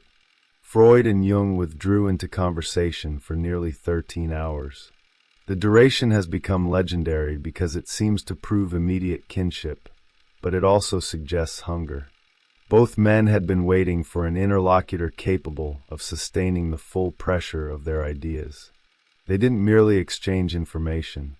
They created a closed field of attention in which each appeared to answer the other's isolation. The months after Vienna intensified Jung's public role. Freud understood that the Swiss physician possessed qualities he himself couldn't easily reproduce. In a letter dated September 2, 1907, he told Jung that he was better suited to spreading the cause because hearts opened to him. The remark sounded affectionate, but it assigned a function. Jung could cross social and institutional thresholds that remained closed to Freud. His Protestant background, psychiatric position, personal magnetism, and distance from the Jewish Viennese circle made him an ideal ambassador for a movement seeking broader legitimacy. By October 28, 1907, Jung could describe his attachment to Freud as carrying the quality of a religious crush. The phrase exposed admiration, dependency, and anxiety in a single gesture. Freud had become more than a colleague because he represented forbidden knowledge, intellectual courage, and paternal authorization. Jung, meanwhile, offered Freud youth, expansion, and symbolic survival. Each man saw in the other an answer to a private lack. That made the alliance extraordinarily productive. It also made disagreement dangerous. Their friendship was never simple compatibility. It was mutual recognition shaped by unequal needs. Freud required an heir who could open the future without altering the center of his discovery. Jung required a father whose recognition could strengthen an independence that would eventually resist paternal limits. The stronger Jung became, the further Freud's work could travel. Yet growth was already moving in two directions. What looked like a shared ascent was quietly preparing a struggle over who had the right to define the unknown. Annenheim, 2 September 1907. Dear colleague, I know you are now in Amsterdam, just before or after your perilous lecture, engaged in the defense of my cause. And it strikes me as almost cowardly that I should meanwhile be looking for mushrooms in the woods or bathing in this peaceful Corinthian lake instead of fighting for my own cause, or at least standing by your side. I take comfort by telling myself that it is better for the cause this way, that you as the other, the second, will be spared at least a part of the opposition that would have been in store for me, that for me to say the same thing over and over would be mere useless repetition, and that you are better fitted for propaganda. For I have always felt that there is something about my personality, my ideas and manner of speaking, that people find strange and repellent, whereas all hearts open to you. If a healthy man like you regards himself as an hysterical type, I can only claim for myself the obsessional type, each specimen of which vegetates in a sealed-off world of his own. Whether you have been or will be lucky or unlucky, I do not know, but now of all times I wish I were with you, taking pleasure in no longer being alone, and, if you are in need of encouragement, telling you about my long years of honorable but painful solitude, which began after I cast my first glance into the new world, about the indifference and incomprehension of my closest friends, about the terrifying moments when I myself thought I had gone astray and was wondering how I might still make my misled life useful to my family, about my slowly growing conviction, which fastened itself to the interpretation of dreams as to a rock in a stormy sea, and about the serene certainty which finally took possession of me and bade me wait until a voice from the unknown multitude should answer mine. That voice was yours, for I know now that Bluller also came to me through you. Thank you for that, and don't let anything shake your confidence. You will witness our triumph and share in it. I am glad to say that I can no longer claim too much of your sympathy for my ailing state. I made my entry into the climacteric years with a rather stubborn case of dyspepsia after influenza, but in these wonderful weeks of rest it has reduced itself to an occasional gentle reminder. I made up my mind long ago to visit you in Zurich, but I see it as a Christmas or Easter excursion. Then I shall come straight from my work, stimulated and teeming with problems, not in my present almost somnolent state, with all my cathexes discharged. I too feel the need of chatting with you for a few hours. With kind regards and wishes, yours, Dr. Freud. The cause becomes personal. After the Vienna meeting, the correspondence acquired a different temperature. The formal distance of 1906 began to dissolve, and the letters increasingly carried the confidence of men who believed they had discovered a rare intellectual alliance. Yet intimacy didn't remove their differences. It changed the meaning of those differences. A reservation from Jung was no longer merely a scientific objection. It could touch Freud's hope for succession. A correction from Freud was no longer merely guidance. It could reach the younger man's need for recognition. During the spring and summer of 1907, Jung continued translating psychoanalytic ideas into the language of institutional psychiatry. This was more than repetition. The patients at the Berghalsli suffered from disturbances that often seemed inaccessible to Freud's original method. Their speech could appear fragmented, absurd, or detached from shared reality. Jung's work proposed that even severe disorder contains psychological connections. Strange expressions weren't meaningless debris. They were traces of emotionally charged structures that consciousness couldn't control. The Union also created a shared enemy. At the Psychiatric Congress held in Amsterdam from 2 to September 7, 1907, Jung presented a defense of Freud's theory of hysteria before an audience that remained deeply suspicious of psychoanalysis. The event exposed the social dimension of scientific judgment. Objections weren't expressed only as technical criticism. They carried ridicule, moral unease, and the instinctive hostility of a profession defending its boundaries. Jung encountered men who seemed unwilling to examine the evidence because accepting it would threaten the image of rational mastery on which their authority depended. Freud understood the usefulness of Jung's position before the Congress had even concluded. On September 2nd, he told him that he was especially suited to spreading the cause because hearts opened to him. The statement recognized Jung's charisma, but it also revealed Freud's strategic imagination. Jung could present psychoanalysis without carrying all the cultural associations attached to its Viennese founder. He came from Switzerland, worked inside respected academic psychiatry, and belonged to a Protestant environment. He could make the forbidden theory appear less foreign without emptying it of force. Jung's report on September 11th showed that the Congress had intensified rather than moderated him. He wrote with disgust about speakers who had attacked Freud's ideas, describing a reaction that approached nausea. The language exceeded calm scientific disagreement because Jung was no longer defending an external theory. Freud's struggle had become an arena in which Jung could experience his own courage, aggression, and difference from the psychiatric establishment. The attacks gave him an opponent against whom his emerging identity could harden. This is where their bond began to acquire the structure of a closed alliance. The more the outside world rejected Freud, the more meaningful Jung's loyalty became. The more fiercely Jung defended him, the more Freud could imagine that history had finally produced the heir his work required. Hostility from others acted like pressure around the relationship, pushing both men inward. Their shared isolation became proof of their exceptional insight. Opposition didn't merely delay the movement. It supplied the movement with a dramatic image of itself. Yet Jung's advocacy retained an independent edge. He admired Freud's refusal to surrender sexuality to polite medical language, but he remained concerned about how the theory was communicated. He believed public confrontation required tactics, adaptation, and an understanding of the audience's resistance. Freud sometimes interpreted caution as unnecessary concession. Jung saw it as the practical intelligence needed to move an idea through hostile institutions. Their disagreement concerned not only what psychoanalysis meant, but how truth should enter culture.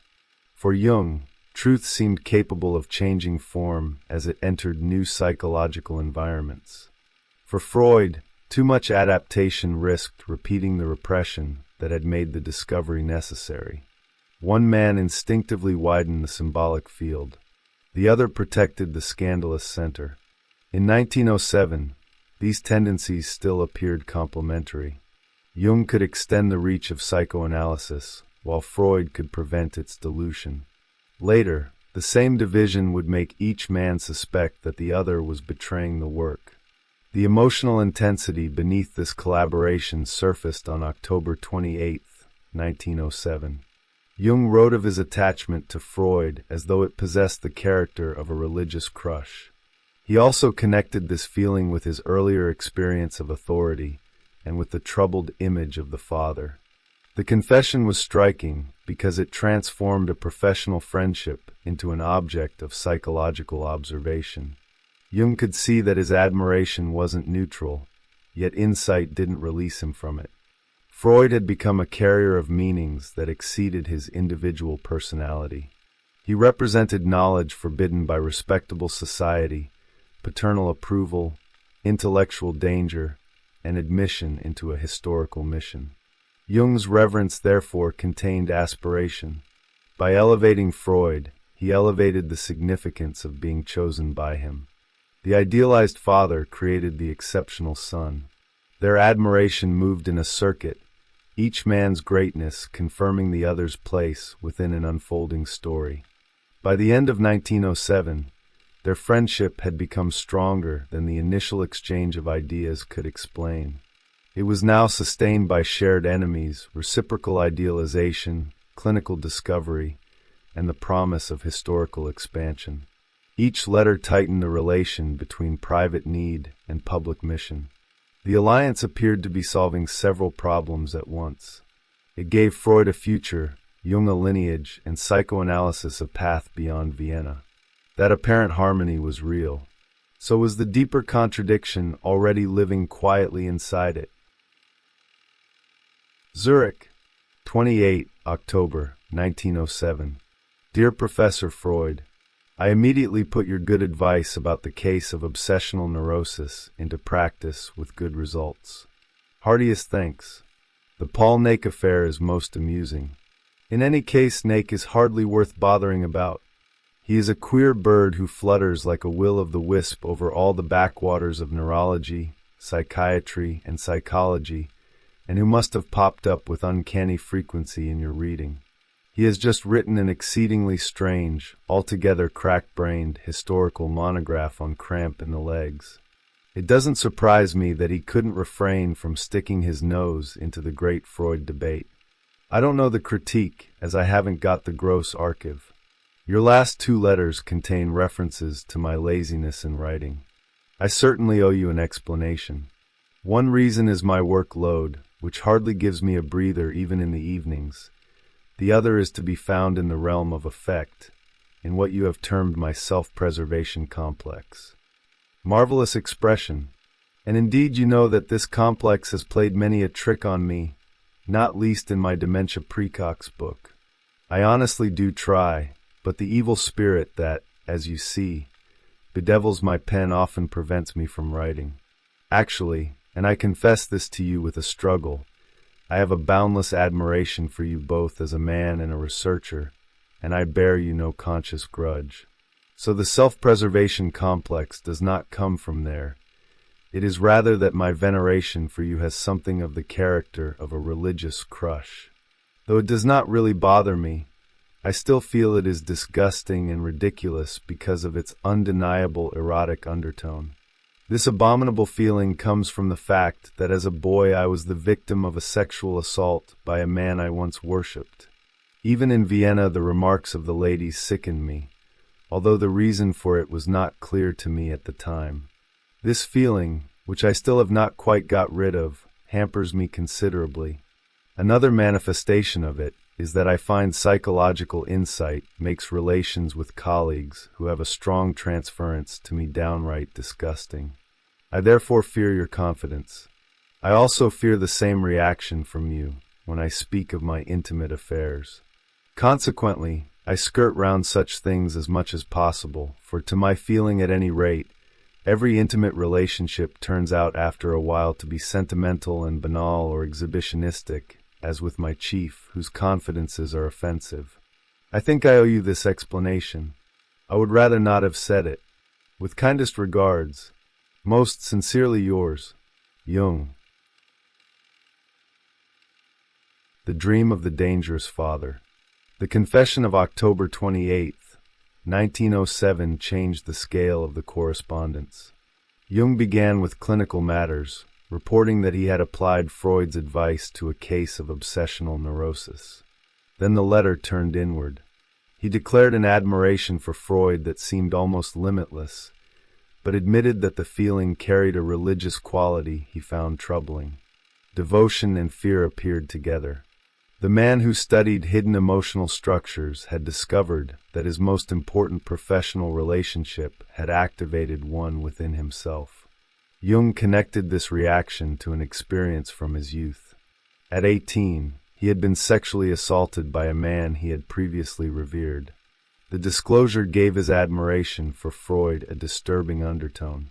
Authority had once become dangerous precisely where trust had been greatest.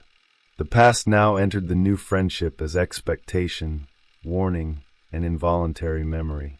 Jung could consciously distinguish Freud from the earlier figure, but the emotional pattern didn't obey that distinction. Reverence awakened the possibility of violation. This didn't mean Jung believed Freud intended harm. It meant that closeness itself had become charged. Freud's attention offered intellectual recognition, yet being seen by him also created exposure. The relationship promised protection and threatened possession. Jung wanted proximity to the older man's authority, while remaining alert to the danger of surrendering his own boundaries. His admiration wasn't false because it contained fear. It was powerful because admiration and fear had become inseparable. A dream from the Vienna visit now returned with altered significance. Jung had seen himself walking beside Freud, who appeared as a frail and elderly man. Freud had interpreted the image through Rivalry, reading the diminished figure as an expression of Jung's wish to displace him. The interpretation followed the logic already shaping their bond. Where Jung brought uncertainty, Freud identified concealed hostility. Affection could hide competition.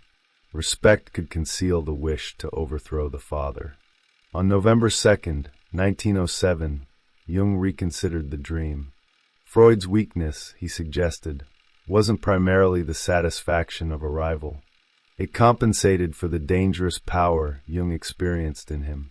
The dream reduced Freud because waking admiration had enlarged him beyond safety.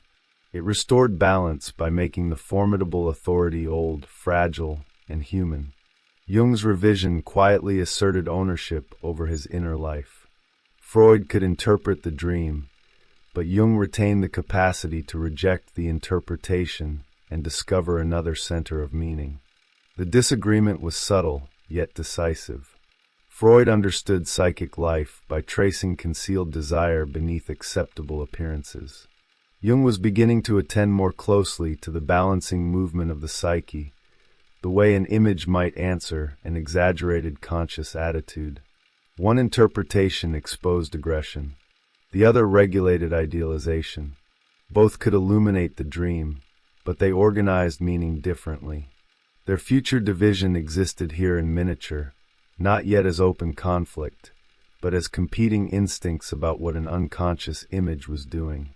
Freud replied on November 15th with restraint. He said he would try to demonstrate that he was unfit to become an object of worship. The response acknowledged Jung's discomfort without matching the intensity of his confession. Freud didn't accept the religious role, yet he also didn't dismantle the hierarchy that had produced it. He remained the elder interpreter, the founder whose approval mattered, and the man already imagining Jung as a successor. The pedestal was verbally refused while its structure remained intact. There was also something deeply revealing in Freud's unease with religious language. For Jung, reverence indicated that intellectual attachments could draw energy from ancient patterns of devotion, sacrifice, authority, and transformation. For Freud, religion remained bound to illusion, dependency, and the disguised persistence of infantile need. Jung's phrase, therefore, named more than an emotion. It opened a field that would eventually become central to his work and increasingly difficult for Freud to enter on Jung's terms. At this stage, however, difference still produced fascination. Each man could treat the other's resistance as material. Freud's discomfort with worship confirmed his commitment to exposing idealization. Jung's attraction to religious language revealed his sensitivity to forms of meaning that exceeded rational intention. Their correspondence became a place where intellectual disagreement and personal analysis continuously crossed. They weren't only discussing the unconscious. They were creating conditions in which their own unconscious expectations could organize the discussion. This made the letters unusually productive and unusually dangerous. Ordinary colleagues can withdraw behind professional convention. Freud and Jung steadily removed that protection. They exchanged dreams, cases, ambitions, frustrations, and confessions that allowed each to enter the other's private symbolic world. The greater the intimacy became, the harder it was to know where theoretical criticism ended and personal rejection began. An idea could carry the weight of loyalty. A disagreement could feel like abandonment. By December 1907, the foundations of the alliance were complete. They shared clinical work, institutional ambition, personal trust, and an image of themselves as participants in a struggle larger than either career. The roles had become visible enough to guide expectations, but not yet rigid enough to force an open choice between belonging and self-definition inside the movement. Yet Jung's dream had already performed a quiet act of resistance. It had reduced the father to human scale. Freud's interpretation had already identified a rival beneath the disciple. Neither reading caused the future rupture, but both revealed its psychological possibility. The friendship could continue only while reverence and independence remained suspended in the same delicate form. The heir before the title. The final months of 1907 reveal the alliance at work before it became a formal institution. Freud and Jung weren't merely exchanging conclusions. They were testing a new manner of reading, one that could pass from hospital cases to dreams, literature, mythology, and the private behavior of writers. The unconscious appeared less like a specialized medical object and more like a force moving through every form of human expression. Their correspondence became the workshop in which this expanding field was assembled. One important thread concerned Wilhelm Jensen's novella Gradiva.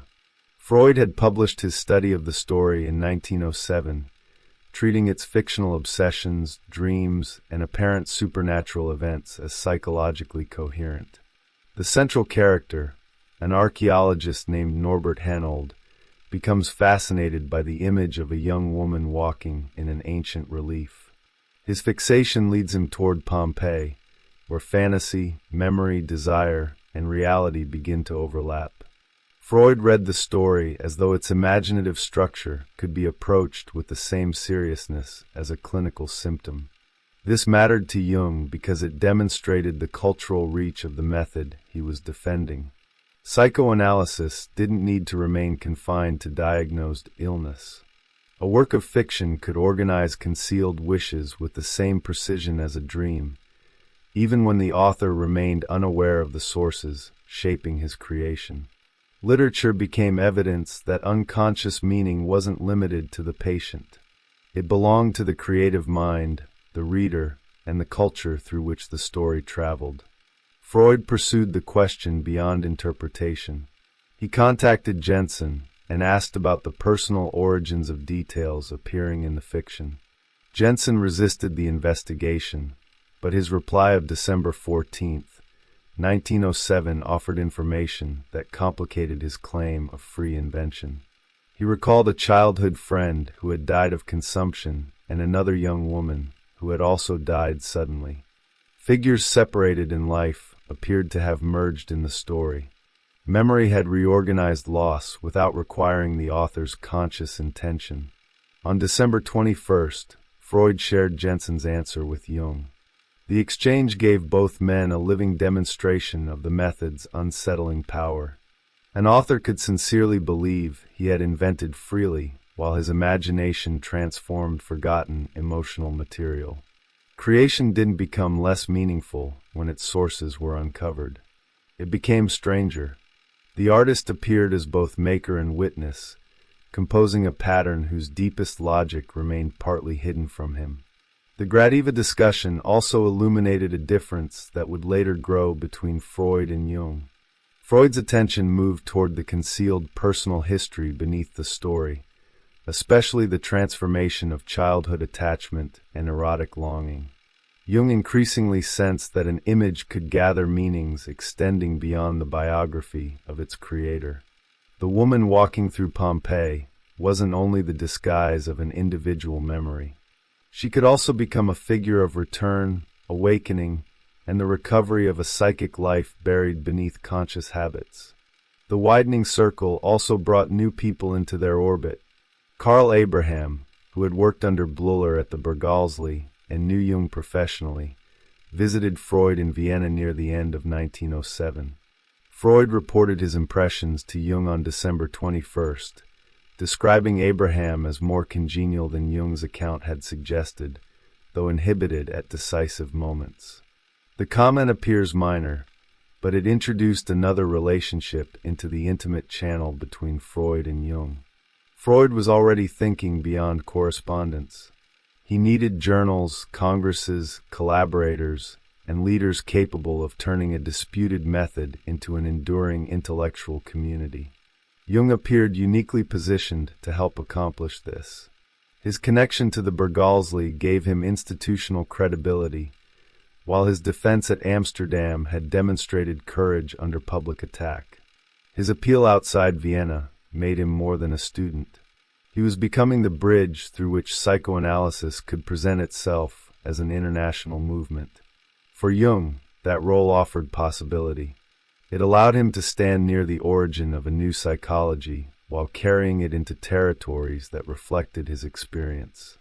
Yet the role also created a conflict between representation and authorship. Jung was being invited to become both. The functions couldn't stay aligned. The letters from 1906 and 1907 therefore describe more than the beginning of a friendship.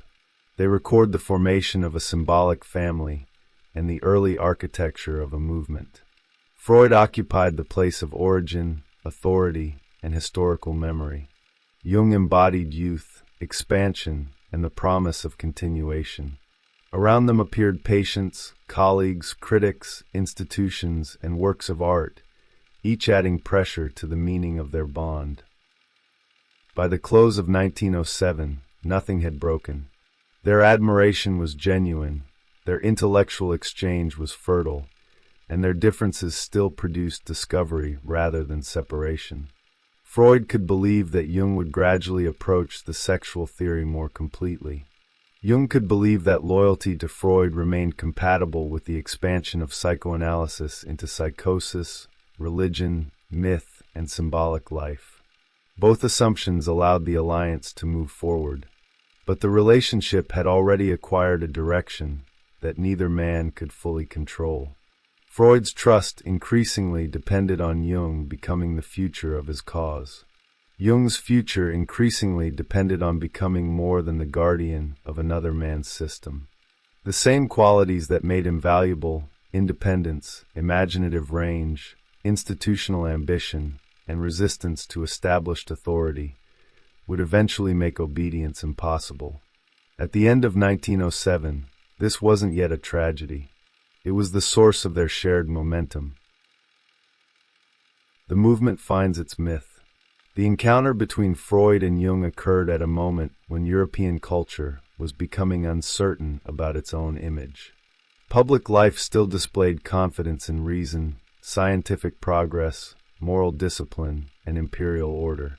Beneath that confidence, however, new forms of art, politics, sexuality, and social unrest were exposing fractures that established language couldn't comfortably contain.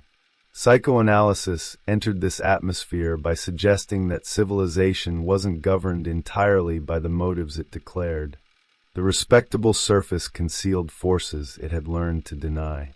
Freud's work made this contradiction personal. The divided subject wasn't an abstraction located somewhere outside ordinary life. It appeared in forgotten names, unintended words, compulsive rituals, dreams, jokes, symptoms, and the repeated failure to understand one's own desire. This was culturally disruptive because it removed the privilege of innocence from consciousness. A person could no longer assume that sincerity guaranteed self-knowledge. The mind could speak most clearly at the moment it appeared to make a mistake. Jung's association experiments gave this disturbance a visible form. A delayed response to an ordinary word could reveal that language had touched an emotionally charged region. Measurement captured the moment when conscious control faltered. The experiment was simple enough to appear almost mechanical, yet what it revealed was intimate and unpredictable. In Jung's hands, the laboratory didn't restore the authority of reason. It documented the precise instant when another organization of meaning interrupted it. Their alliance therefore joined two powerful cultural images. Freud appeared as the solitary interpreter descending beneath civilized appearances. Jung appeared as the modern physician bringing hidden conflict into the clinic, the hospital, and the experimental setting. One carried the aura of the forbidden founder. The other carried the promise of scientific recognition and generational renewal. Together they allowed psychoanalysis to appear both radical and credible, dangerous enough to matter and disciplined enough to survive. The distinction between Vienna and Zurich strengthened this symbolic arrangement. Freud's circle had developed in a city marked by extraordinary intellectual creativity, rigid social conventions, and pervasive anti-Semitism. His Jewish identity was never incidental to the reception of his work. Opponents could treat psychoanalysis as alien, corrupting, or culturally suspect without openly addressing the evidence. The theory's emphasis on sexuality made it especially vulnerable to fantasies about contamination and moral disorder. Jung offered Freud a path across that boundary. He was Swiss, Protestant, academically connected, and positioned within one of Europe's respected psychiatric institutions. His support made it harder to dismiss psychoanalysis as the private obsession of an isolated Viennese Jew. Freud understood this with strategic clarity. Jung's identity could widen the movement's legitimacy, attract audiences beyond Vienna, and prevent psychoanalysis from becoming confined to the social category imposed upon its founder and earliest followers. Yet this usefulness carried symbolic pressure for Jung. He wasn't simply being valued for his ideas. He was becoming the figure through whom psychoanalysis hoped to escape a cultural enclosure. His personal identity acquired institutional meaning. He could represent universality where Freud had been forced to represent exclusion. This elevated Jung, but it also placed him inside a story whose needs preceded his own ambitions. The movement required him to become an answer to conflicts larger than himself. The hostility they faced further intensified the collective identity forming around psychoanalysis. At Tübingen in November 1906 and Amsterdam in September 1907, Jung encountered opposition that treated Freud's ideas as something to be rejected before they could be seriously examined.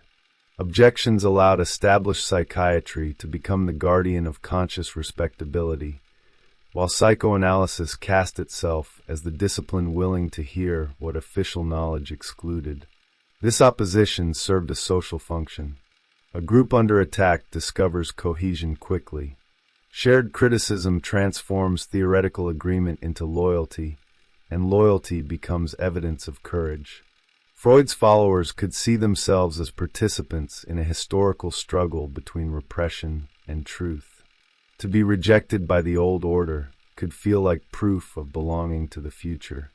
Jung's anger after Amsterdam showed how completely he had entered this narrative. His contempt wasn't directed only at flawed arguments. It expressed revulsion toward a collective refusal to know. The Congress became a symbolic scene in which the younger physician defended forbidden knowledge against institutional blindness.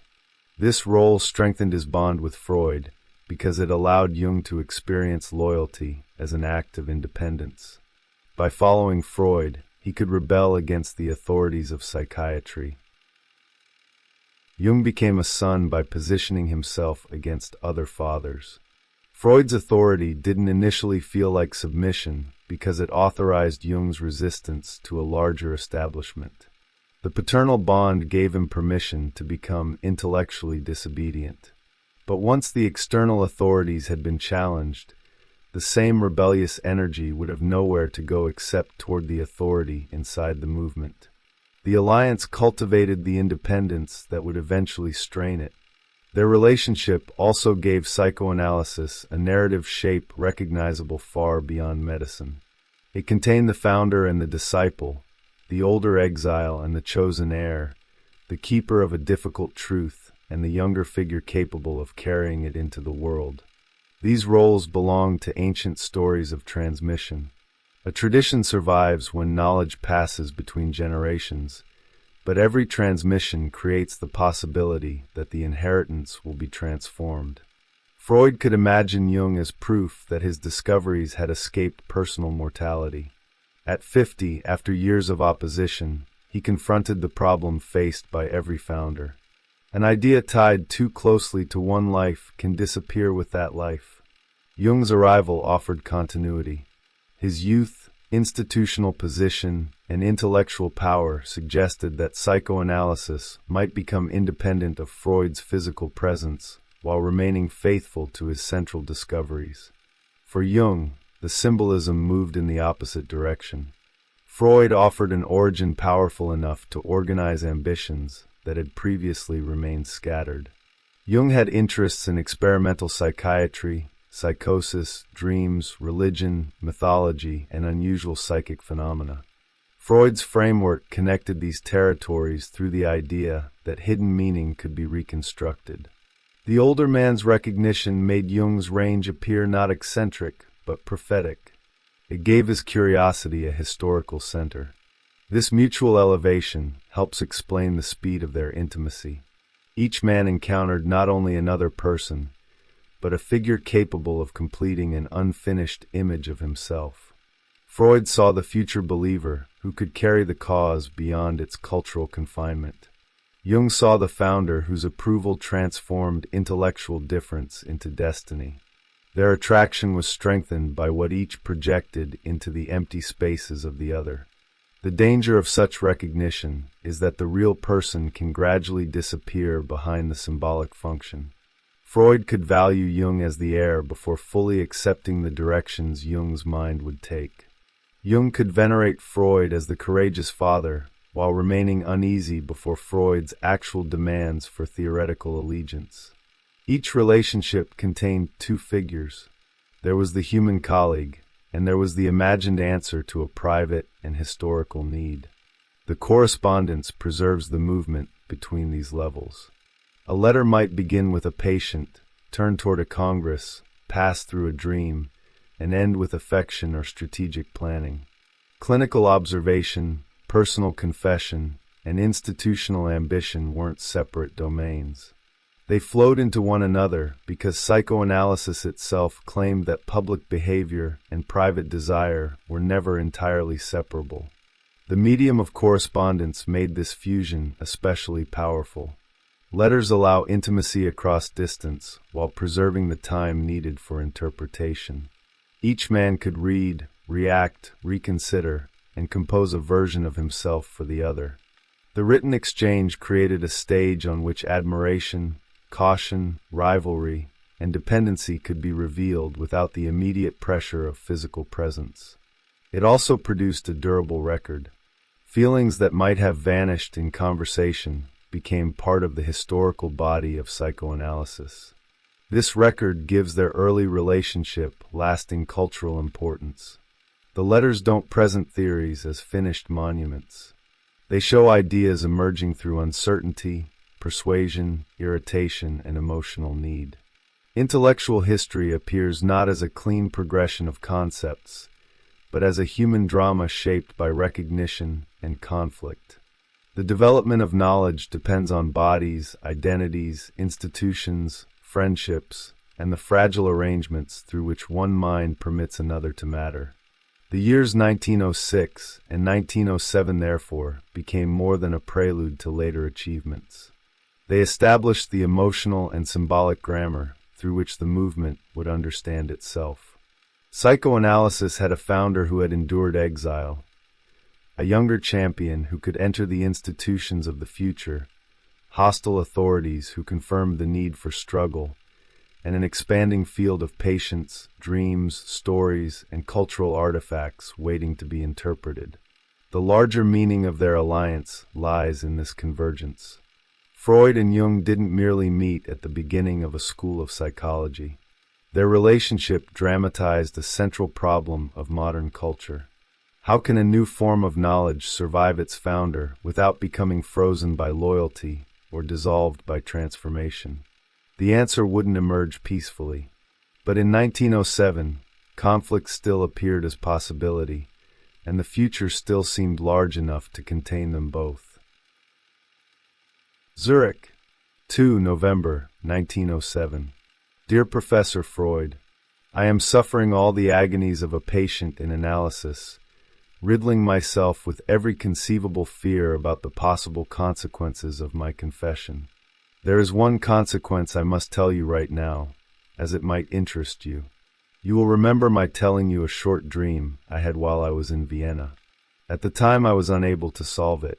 You sought the solution in a rivalry complex. I dreamt that I saw you walking beside me as a very, very frail old man. Ever since then the dream has been preying on my mind, but to no purpose. The solution came, as usual, only after I had confessed my worries to you. The dream sets my mind at rest about your dangerousness. This idea couldn't have occurred to me at the time, obviously not. I hope to goodness the subterranean gods will now desist from their chicaneries and leave me in peace. I don't know whether I am telling you anything new when I say that the history of Jensen's childhood is now clear to me. A very beautiful solution is to be found in the stories The Red Umbrella and in The Gothic House. Both, particularly the first, are wonderful parallels of Gradiva, sometimes down to the finest details. The problem is one of brother and sister love. Has Jensen a sister? I refrain from expatiating on the details. It would only spoil the charm of discovery. Because of my services as an occultist, I have been elected an honorary fellow of the American Society for Psychical Research. In this capacity, I have been dabbling in spookery again. Here too your discoveries are brilliantly confirmed. What do you think about this whole field of research? I have the liveliest hopes that you will come to Zurich during the Christmas holidays. May I count on receiving you as a guest in my house? With best regards, yours very sincerely, Jung. The future they mistook for one. At the beginning of 1908, Freud and Jung could look back on less than 2 years of correspondence and see the outline of a historical alliance. What had begun on April 11th, 1906 as a courteous acknowledgement of Jung's association studies had become an intimate exchange of clinical material, dreams, ambitions, confessions, and plans. Freud first recognized Jung as a capable researcher who could confirm psychoanalytic discoveries through independent methods. Within months, he was praising Jung's study of dementia praecox as the most important contribution yet made to his work. After their meeting on March 3, 1907, professional confidence acquired emotional force. Jung was no longer simply an ally. He had become the person in whom Freud could place his confidence in the future. For Jung, the relationship provided confirmation. Freud recognized a coherence in his interests that conventional psychiatry couldn't supply. Word association, psychosis, dreams, fantasy, sexuality, and symbolic expression could be understood as entrances into the same hidden order. Jung's work gained direction, but not submission. Even in the earliest letters, he accepted Freud's discoveries while preserving questions about the universality of sexual motivation and the limits of psychoanalytic explanation. That independence was one reason Freud valued him. Jung wasn't useful because he repeated established formulas. He could bring psychoanalysis into settings that Freud hadn't reached and apply it to material that demanded new thinking. Yet independence was also the element most difficult to reconcile with the role Freud imagined for him. A successor must be original enough to expand a tradition and faithful enough to preserve its identity. The requirements appear compatible until originality begins changing what fidelity means. By the end of 1907, Freud had already interpreted Jung's dream through rivalry, while Jung had reinterpreted the same dream through the need to reduce Freud's dangerous authority. Neither interpretation was accidental. Freud saw the hidden wish of the son to displace the father. Jung saw the psyche protecting itself from an overpowering image. The dream condensed the entire relationship before its institutional consequences had unfolded. Admiration, fear, competition, dependency, and resistance were already present within a single scene. Jung's letter of October 28th made this complexity impossible to ignore. His religious admiration for Freud was inseparable from the memory of an earlier violation by a trusted man. He wanted closeness, but closeness revived danger. He wanted recognition, but recognition increased vulnerability. The confession didn't weaken the friendship, because both men believed insight could master what it revealed. They had built their work around the conviction that unconscious forces became less destructive when brought into language. The later history would show that interpretation doesn't automatically dissolve the pattern interpreted. A person can recognize a projection and continue living inside it. Freud understood that Jung's reverence contained ambivalence, but he still welcomed the promise carried by the younger man. Jung understood that Freud had become entangled with the father image, but he still sought authority through Freud's approval. Their psychological knowledge increased the sophistication of the bond without removing its emotional necessity. This is why the first phase shouldn't be remembered as an innocent period before conflict. The tension wasn't introduced later by a single theoretical dispute or personal offense. It belonged to the architecture of the alliance. Freud needed Jung to become independent in the service of psychoanalysis. Jung needed Freud's recognition in order to achieve an independence that couldn't remain limited by Freud's system. Both desires initially moved together, then gradually revealed their opposing destinations. Yet it would be equally misleading to treat the early friendship only as preparation for failure. The relationship produced real discoveries, courage, and intellectual expansion. Jung's defense of psychoanalysis helped move Freud's work beyond the boundaries imposed by hostile institutions and cultural prejudice. Freud's interpretations gave Jung tools for finding meaning in material psychiatry, had often treated as senseless. Their collaboration changed what each man believed psychology could examine. That expansion would become visible in April 1908 at the Salzburg Congress, the first formal gathering of Freudian psychology. The event belongs to the next phase, but its psychological foundation had already been built. Jung would stand near the center of the emerging movement, carrying both Freud's confidence and the expectations attached to being its most promising representative. The son was approaching the public stage before the terms of inheritance had been fully spoken. On February 20th, 1908, Jung would make the familial structure explicit, asking Freud to let him enjoy their friendship not as one between equals, but as one between father and son. The request expressed affection, humility, and strategic reassurance. It also formalized an inequality that Jung's developing thought would eventually resist. The language of family gave emotional coherence to the movement, while quietly ensuring that theoretical disagreement could never remain merely theoretical. The first phase, therefore, ends at a threshold. Freud and Jung had discovered one another, tested their intellectual compatibility, survived their first differences, and created a relationship strong enough to carry psychoanalysis into a new period. Nothing required separation yet. Their opposing tendencies could still be experienced as complementary forces. Freud protected the center. Jung opened the horizon. The movement needed both. What remained unresolved was who would decide where the center ended and the horizon began. Every future achievement would return to that question. The congresses, journals, journeys, private crises, and theoretical disputes that followed didn't create the conflict from nothing. They gave institutional form to a tension already visible in the earliest letters. The future of psychoanalysis and the future of their friendship had become inseparable. The correspondence of 1906 and 1907 preserves the moment before that inseparability became unbearable. It shows two minds recognizing one another across distance and building a language capable of changing modern thought. It also shows how recognition creates obligation, how admiration produces hierarchy, and how the desire for an heir contains the possibility of rebellion. Freud and Jung had found in each other the future they needed. They hadn't yet discovered that these futures were not entirely the same. The alliance crosses the world. By the beginning of 1908, the relationship between Freud and Jung had acquired a direction.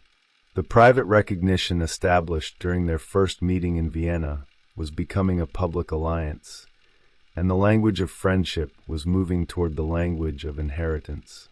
On February 20th, Jung asked Freud to let him experience their bond not as one between equals, but as one between father and son. The request seemed affectionate and reassuring. It also gave their difference in age, authority, and ambition a form that neither man would easily escape. Only weeks later, the symbolic family began constructing an institution around itself. On April 27, 1908, 40 participants gathered at the Hotel Bristol in Salzburg for the first Congress devoted to Freudian psychology. Freud spoke for more than 4 hours about the case later, known as the Rat Man. Jung presented work on dementia praecox, and helped establish the direction of a yearbook that would connect the psychiatric world of Zurich with Freud's circle in Vienna. A friendship was becoming infrastructure. Expansion brought rivalry with it. Karl Abraham's proximity to Freud disturbed Jung, while tensions between Abraham and Jung required Freud to intervene during May 1908. At the same time, Jung accepted Otto Gross into the Berghalsli for treatment. Gross was a brilliant and unstable physician whose life seemed to embody everything that respectable medicine repressed. Jung began analyzing him on May 14th. By June 17th, Gross had escaped from the hospital. The case forced Jung to confront a disturbing resemblance between healer and patient, authority and rebellion. The movement continued outward. Freud traveled to England in September 1908 for the wedding of his half-brother Emmanuel's daughter, then returned through Zurich, where he spent days with Jung. Personal meetings now carried the accumulated pressure of letters, followers, patients, and institutional plans. Freud saw Jung as the person capable of leading psychoanalysis beyond Vienna. Jung accepted the role, while continuing to widen the psychological territory that the movement might claim. When Jung and Emma returned to Vienna in March 1909, the alliance appeared stronger than ever. Yet the visit also exposed a deeper difference. Jung spoke about unusual psychic phenomena and, during an argument, predicted a second explosive sound from a bookcase after the first had startled them. The sound occurred. Freud resisted Jung's interpretation, while Jung treated the incident as evidence that the psyche might affect the material environment. Their intellectual worlds touched, but they didn't contain the same reality. A crisis soon followed. Jung's relationship with his former patient Sabine Spielrein became impossible to keep outside his bond with Freud. In the spring of 1909, Spielrein contacted Freud, and Jung was forced to explain an entanglement involving desire, treatment, secrecy, and professional authority. Freud initially protected the younger man, then gradually recognized the seriousness of what had happened. The father had been asked to become confidant, judge, and guardian of the movement's reputation. Still, the public ascent continued. On August 29, 1909, Freud, Jung, and Sandor Ferenczi arrived in New York. They traveled to Clark University in Worcester, where Freud delivered 5 lectures on the development of psychoanalysis, and Jung presented his work. Between the 6th and the 19th of September, the university's anniversary conference offered them an international stage. Freud and Jung received honorary degrees, and psychoanalysis entered American intellectual life with an authority it had never possessed in Europe. The journey seemed to complete the promise of their first correspondence. The isolated founder and the chosen successor had crossed the Atlantic together. Yet the triumph carried unresolved tensions within it. During the voyage and the American visit, dreams became sites of privacy and rivalry. Freud hesitated to reveal personal material that might weaken his authority. Jung sensed that the demand for openness didn't apply equally to both men. Between 1908 and 1909, their friendship reached beyond intimacy and became a historical force. They built publications, gathered followers, treated dangerous patients, crossed cultural boundaries, and entered the American Academy together. But each achievement intensified the original contradiction. Freud needed Jung's independence to expand the movement. Jung needed freedom to discover what lay beyond Freud's limits. The alliance was rising rapidly. So was the psychological cost of remaining inside it. Zurich, 20 February 1908. Dear Professor Freud, I thank you with all my heart for this token of your confidence. The undeserved gift of your friendship is one of the high points in my life which I cannot celebrate with big words. The reference to Flias, surely not accidental, and your relationship with him impels me to ask you to let me enjoy your friendship not as one between equals, but as that of father and son. This distance appears to me fitting and natural.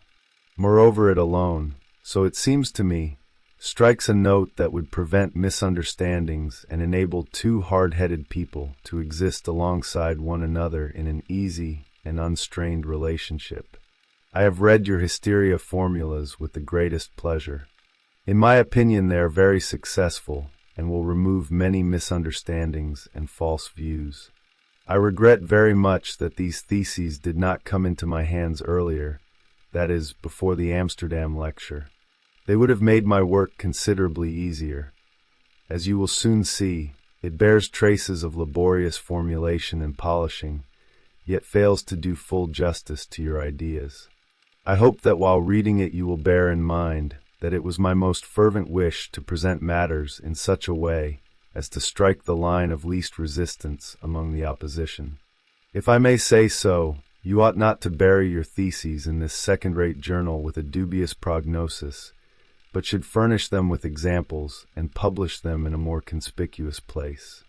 This would do a great deal of good and nip in the bud all the schematisms and syllogisms that will predictably attach themselves to my lecture.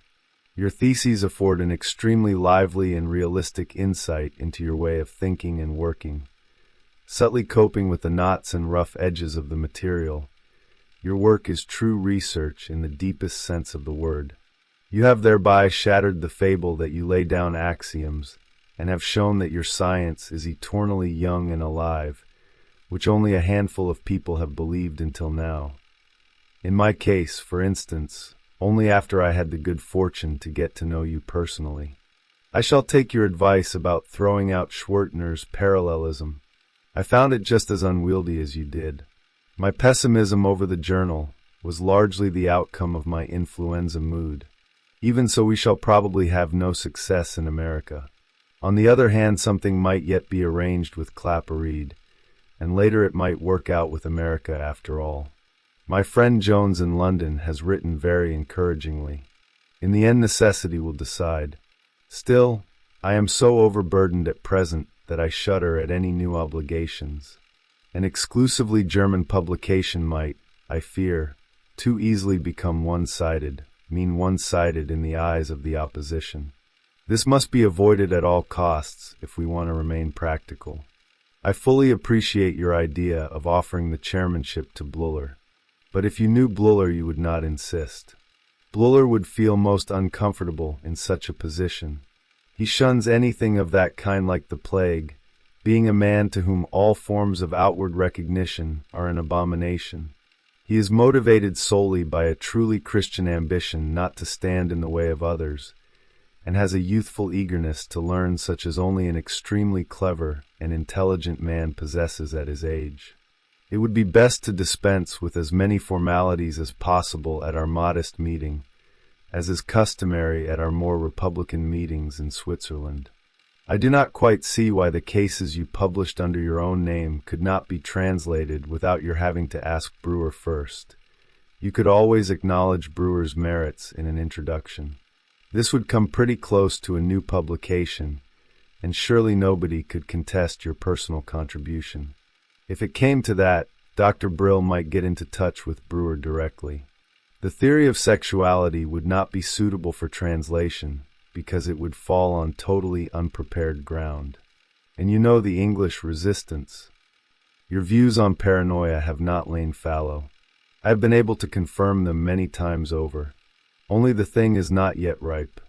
I have therefore kept silent about it so far. The detachment of libido, its regression to autoerotic forms, is probably well explained by the self-assertion, the psychological self-preservation of the individual. Hysteria keeps to the plane of preservation of the species, paranoia to the plane of self-preservation, autoerotism. A patient once told me, everything that happens has something so gripping about it. Autoerotism serves as a purposive defense against this. The psychoses, the incurable ones, should probably be regarded as defensive encapsulations that have misfired, or rather, have been carried to extremes. The Flies case bears this out. Autoerotism, as an overcompensation of conflicts with reality, is largely teleological. This conception has afforded me some valuable insights. The hysteric, besides repressing reality, makes repeated attempts to link up with it again. The paranoiac forgoes even this, and is only intent on keeping up his libido defenses. Hence the fixation of the complexes. The patients do not, as in hysteria, risk the leap into suitable new situations by linking up with reality, but work for decades at defending themselves against the complex by inner compensations.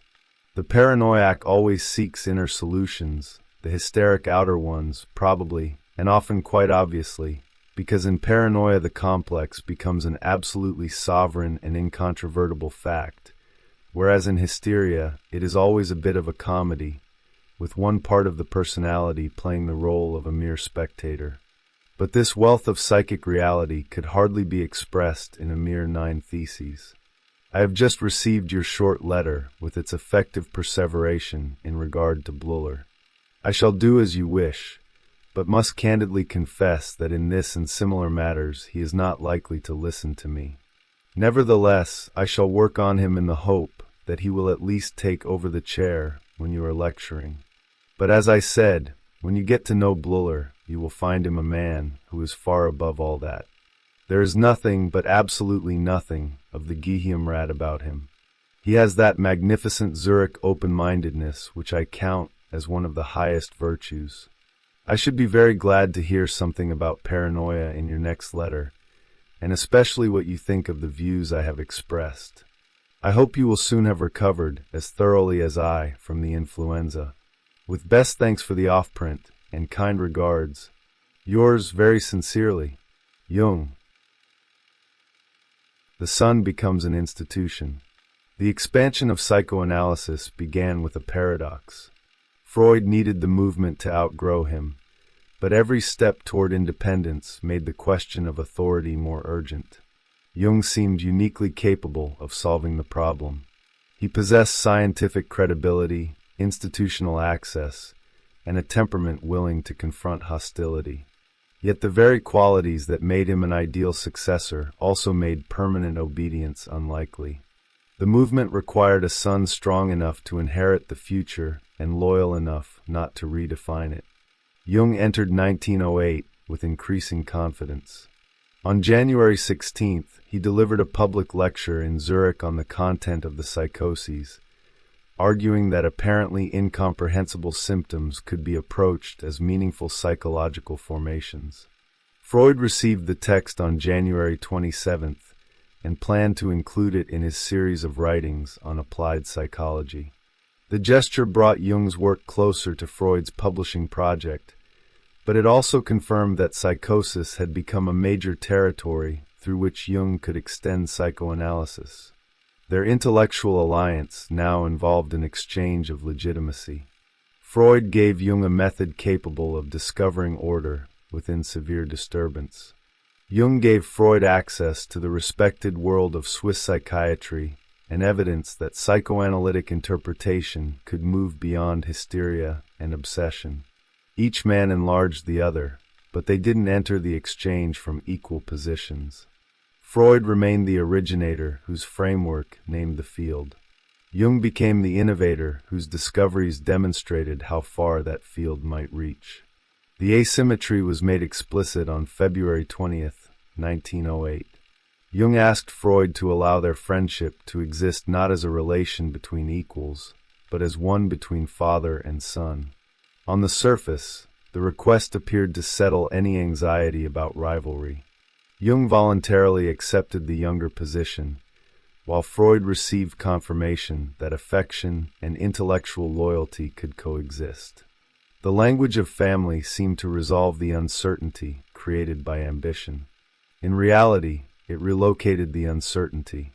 A scientific disagreement between colleagues can remain limited to evidence and argument. A disagreement between symbolic father and son carries the weight of gratitude, recognition, disappointment, and rebellion. Once the family image organized their bond, intellectual independence could feel like personal betrayal. The movement's structure and the men's private needs began reflecting each other with unsettling precision. Freud's earlier isolation made the paternal role especially powerful. Jung didn't merely promise continuation. He appeared to repair years during which Freud had feared that his discoveries might remain culturally sterile. The younger physician's success proved that another generation could understand what the first had rejected. Freud could see in Jung the future recognition he had been denied, and this made Jung's loyalty emotionally inseparable from the survival of the work. Jung's need was different. Freud's confidence gave coherence to interests that ranged from experimental psychiatry to dreams, religion, mythology, and unusual psychic events. The father's recognition allowed these interests to appear as parts of an emerging psychology rather than disconnected curiosities. Yet recognition also created a boundary. Jung could explore widely, provided his findings returned to the conceptual center Freud had established. The difficulty appeared whenever Jung used psychoanalytic language in ways that changed its direction. He increasingly viewed symptoms not only as remnants of repressed history, but as attempts by the psyche to create balance, adaptation, or future movement. Freud's interpretations looked backward toward concealed desire and formative experience. Jung began to sense that the unconscious might also produce images with a perspective function.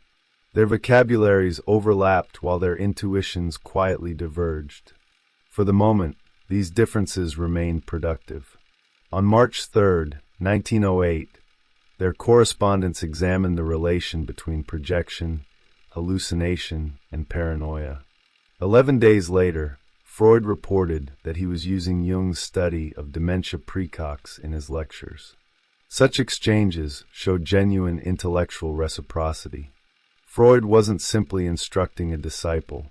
He was absorbing Jung's clinical material into the developing architecture of psychoanalysis. Other followers complicated the bond. Carl Abraham had worked at the Bergallslee and shared Freud's interest in applying psychoanalysis to psychosis, but his relationship with Jung was strained. When Abraham grew closer to Freud, Jung was forced to confront the possibility that he wasn't the only younger psychiatrist capable of extending the movement. Freud's attention became a symbolic resource, and access to it carried implications of rank. The conflict wasn't simply personal jealousy. Abraham represented a form of loyalty more closely aligned with Freud's sexual theory, while Jung represented institutional reach and theoretical expansion. Each man embodied a different possible future for psychoanalysis. Freud needed both, but the existence of multiple heirs destabilized the private certainty on which Jung's special position depended. In May 1908, Freud attempted to reconcile Jung and Abraham. His intervention resembled that of a father regulating conflict between sons, even though the dispute concerned scientific judgment, professional conduct, and mutual suspicion. The family structure was no longer metaphorical. It shaped how disagreement moved through the group. Freud occupied the center. Followers competed for recognition, and reconciliation depended on his authority. The Salzburg Congress brought these dynamics into public view. On April 27, 1908, followers from several countries gathered at the Hotel Bristol. The meeting lasted only one day, but it marked the passage from scattered correspondence and local societies into an international community. Freud presented the Rat-Man case for more than 4 hours, demonstrating the interpretive density and clinical ambition of his method. Jung's presence carried a different significance. He represented the movement's capacity to cross geographic, religious, and institutional boundaries. His paper on dementia praecox connected psychoanalysis with the psychiatric hospital and with illnesses many physicians considered inaccessible to psychological understanding. He wasn't standing beside Freud merely as a student. He appeared as evidence that the movement possessed a future beyond its founder. Plans for the Jahrbuch gave this future a durable medium. The proposed publication would provide a place where psychoanalytic research could circulate, accumulate authority, and enter professional debate. Jung's editorial role positioned him between Freud's theoretical center and the wider psychiatric world. He would decide how the movement presented itself, which voices appeared within it, and how its claims reached new audiences. This role increased Jung's power while binding him more tightly to Freud's expectations. Editorial authority offered room for independent judgment, but every decision could also become a test of loyalty. The yearbook was therefore more than a publication. It materialized the unresolved structure of their relationship. Freud provided origin and legitimacy. Jung managed transmission and expansion. By the end of Salzburg, the alliance appeared extraordinarily successful. A private correspondence had produced a congress, a publishing project, and the beginnings of international organization. Yet success didn't simplify the bond. It multiplied the number of people, institutions, and ambitions dependent upon it. Freud and Jung were no longer free to remain two men exploring the mind. They had become public figures whose relationship carried the future of a collective enterprise. The father and son image had made this transformation emotionally possible. It gave Freud confidence that expansion wouldn't erase his authority, and it gave Jung a recognized place from which to expand. But the arrangement contained a concealed demand. The son could inherit only by remaining the son. The movement could grow only if growth didn't alter its center. Zurich, 19 June 1908. Dear Professor Freud, at long last I have a quiet moment in which to gather my wits together for a letter. Until now the gross affair has consumed me in the fullest sense of the word. I have sacrificed days and nights to him. Under analysis, he voluntarily gave up all medication. The last 3 weeks we worked only with very early infantile material. Little by little I came to the melancholy realization that although the infantile complexes could all be described and understood, and although the patient had momentary insights into them, they were nevertheless overwhelmingly powerful, being permanently fixated and drawing their affects from inexhaustible depths. With a tremendous effort on both sides to achieve insight and empathy, we were able to stop the leak for a moment. The next moment it opened up again. All these moments of profound empathy left not a trace behind them. They quickly became insubstantial, shadowy memories. There is no development, no psychological yesterday for him. The events of early childhood remain eternally new and operative, so that notwithstanding all the time and all the analysis, he reacts to today's events like a 6-year-old boy, for whom the wife is always the mother, every friend, everyone who wishes him well or ill, always the father, and whose world is a boyish fantasy, filled with heaven knows what monstrous possibilities. I am afraid you will already have read from my words the diagnosis I long refused to believe, and which I now see before me with terrifying clarity: dementia praecox. The diagnosis has been amply confirmed for me by a very careful anamnesis and partial psychoanalysis of his wife. His exit from the stage is in keeping with the diagnosis. The day before yesterday, Gross, unguarded for a moment, jumped over the garden wall and will doubtless turn up again in Munich ere long, to go towards the evening of his fate. In spite of everything, he is my friend, for at bottom he is a very good and fine man with an unusual mind. He is now living under the delusion that I have cured him, and has already written me a letter overflowing with gratitude, like a bird escaped from its cage. In his ecstasy, he has no inkling of the revenge which the reality he has never even glimpsed will wreak upon him. He is one of those whom life is bound to reject. He will never be able to live with anybody in the long run. His wife sticks it out only because Gross represents for her the fruits of her own neurosis. I now understand her too, but cannot forgive her on that account. I don't know with what feelings you will receive this news. For me, this experience is one of the harshest in my life, for in Gross I discovered many aspects of my own nature, so that he often seemed like my twin brother. But for the dementia praecox, this is tragic. You can guess what powers I have summoned up in myself in order to cure him. But in spite of the sorrow of it, I would not have missed this experience for anything.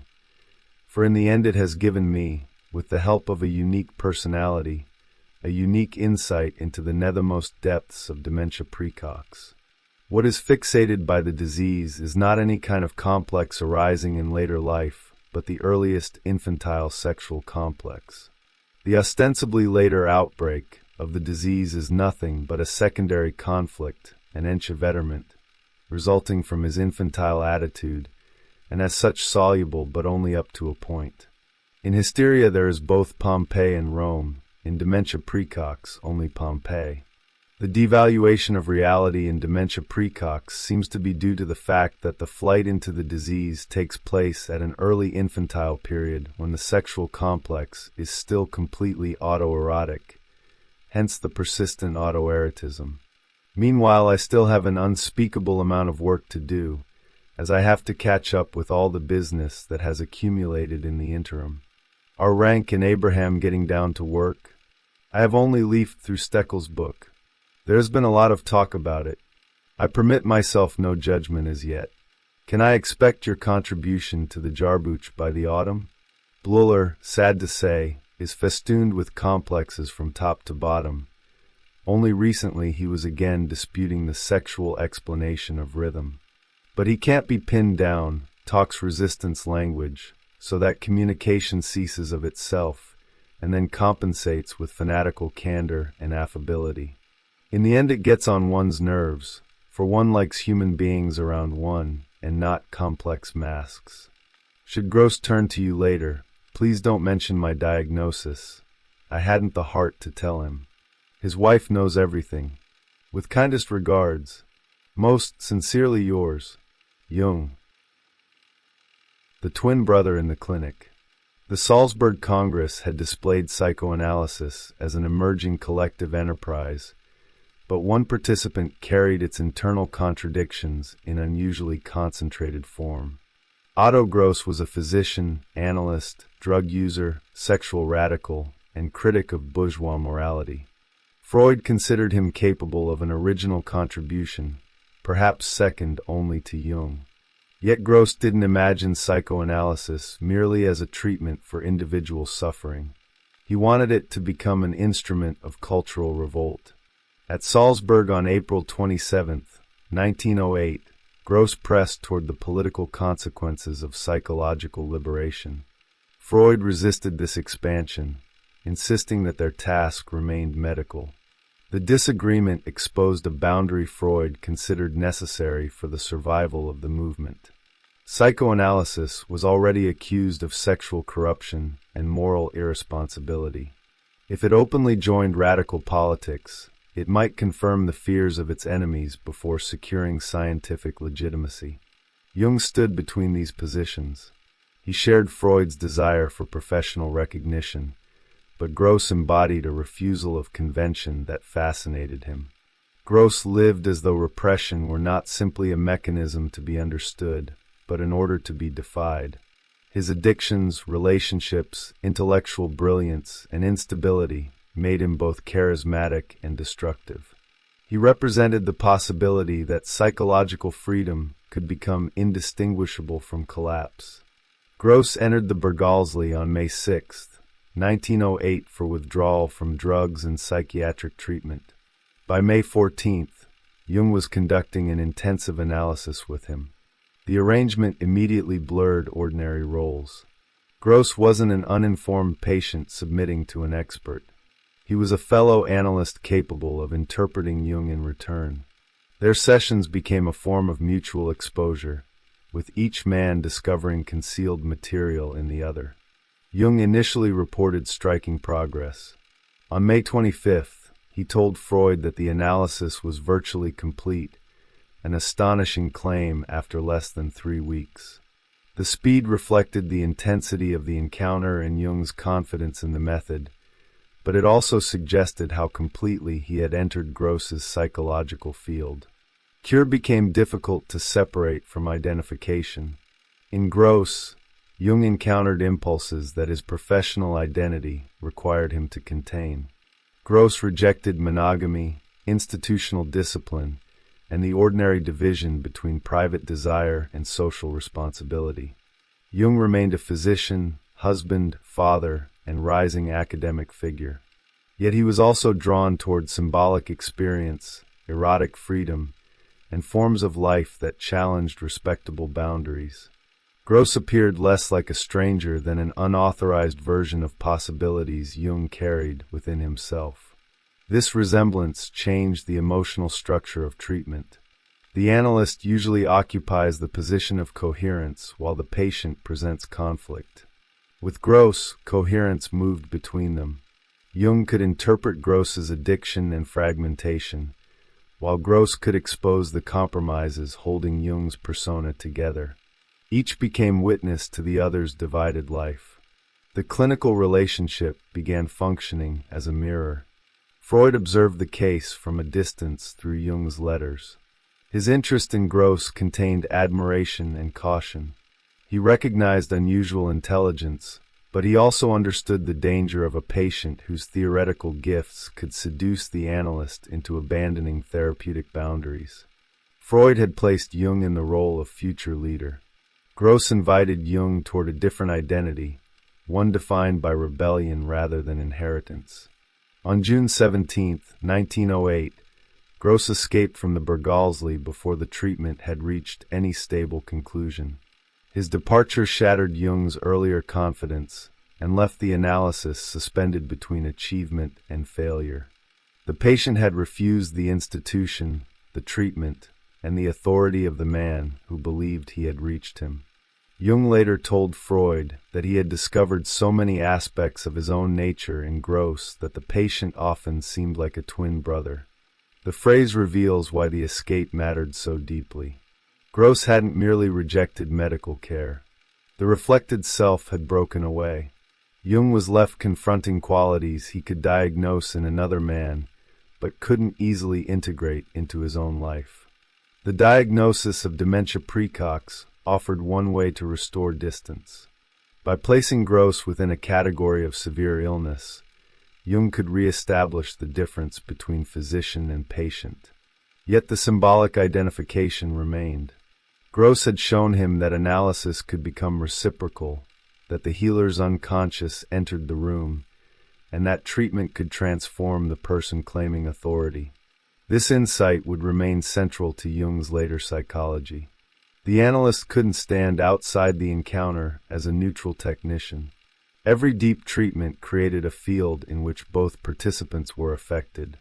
The patient's conflict could awaken the analyst's unresolved material, while the analyst's personality shaped what became possible within the work.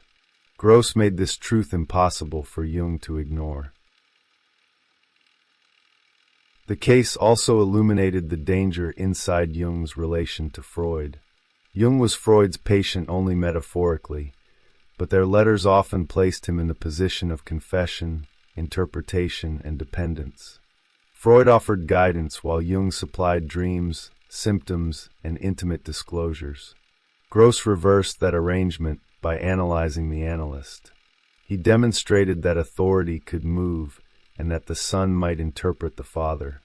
By the summer of 1908, the alliance between Freud and Jung remained intact, but Gross had introduced another image of the future. One future organized psychoanalysis through disciplined institutions, inherited authority, and theoretical continuity. The other imagined transformation as a radical confrontation with social and psychological limits. Jung still stood beside Freud. Yet after Gross, he could no longer pretend that the rebellious possibility existed only outside him. Who has the right to name reality? After Otto Gross escaped, the friendship between Freud and Jung moved toward personal contact. Freud traveled to England in September 1908 for a wedding and returned through Zurich. He stayed with Jung for days, bringing the founder into the institutional world of the successor. The visit confirmed affection, but it also made visible how much their relationship carried. Scientific plans, family life, patience, editorial work, and ambition had become inseparable. Freud's confidence in Jung deepened. The yearbook was moving toward publication, the Zurich group was growing, and psychoanalysis was attracting followers beyond its Viennese origin. Jung appeared capable of converting a disputed doctrine into a broader intellectual language. Yet the more Freud relied on him, the more threatening Jung's independent interests became. This tension surfaced when Jung and Emma visited Vienna again in March 1909. Jung raised the subject of unusual psychic phenomena, a field that had interested him since his earliest work. Freud regarded such claims with skepticism and feared that occult speculation could weaken the scientific standing psychoanalysis was struggling to acquire. For Jung, excluding these experiences because they disturbed accepted reality repeated the same defensive gesture psychiatry had made toward the unconscious. During their discussion, a loud cracking sound came from a bookcase. Jung interpreted it as an external effect connected with the psychological tension in the room. He then predicted that another sound would occur. A second report followed. The episode fascinated Jung because it seemed to dissolve the boundary between inner intensity and material event. Freud remained unconvinced and later sought ordinary physical explanations. The disagreement was about more than a noise. Freud protected a model in which apparently supernatural experiences could be traced back to unconscious wishes, fear, coincidence, or misinterpretation. Jung suspected that the psyche participated in reality through connections not contained by ordinary causality. The founder wished to interpret the strange. The successor wished to preserve its strangeness long enough for a different order to appear. Their roles briefly reversed. Jung became the confident witness announcing what would happen, while Freud occupied the position of resistance. The younger man no longer asked the elder to reveal hidden meaning. He insisted that Freud's framework couldn't contain the event. A more consequential crisis was already developing around Sabina Spielrein. She had entered the Berghalsli in 1904 as a deeply disturbed young patient and had been treated by Jung. She later became a medical student and an intellectually gifted participant in the emerging psychoanalytic world. The relationship between physician and patient changed into an intense emotional attachment, crossing boundaries that Jung couldn't openly acknowledge without endangering his marriage and professional standing. By 1909, secrecy had become impossible to sustain. On May 30th, Spielrein wrote to Freud and asked for his involvement. Jung wrote on June 4th, portraying her as a former patient who had attempted to seduce him and was now seeking revenge. His account placed responsibility on her desire while presenting himself as the object of a dangerous attachment. Freud initially responded as protector and father. He understood the risks surrounding erotic transference and knew that analysts weren't immune to the desires awakened in treatment. Yet his loyalty to Jung shaped how quickly he accepted the younger man's account. The woman at the center of the conflict became material to be interpreted before she was fully heard as a participant with her own claims. The episode exposed the moral problem inside analytic authority. A method based on confession gives the listener unusual power to define what another person's desire means.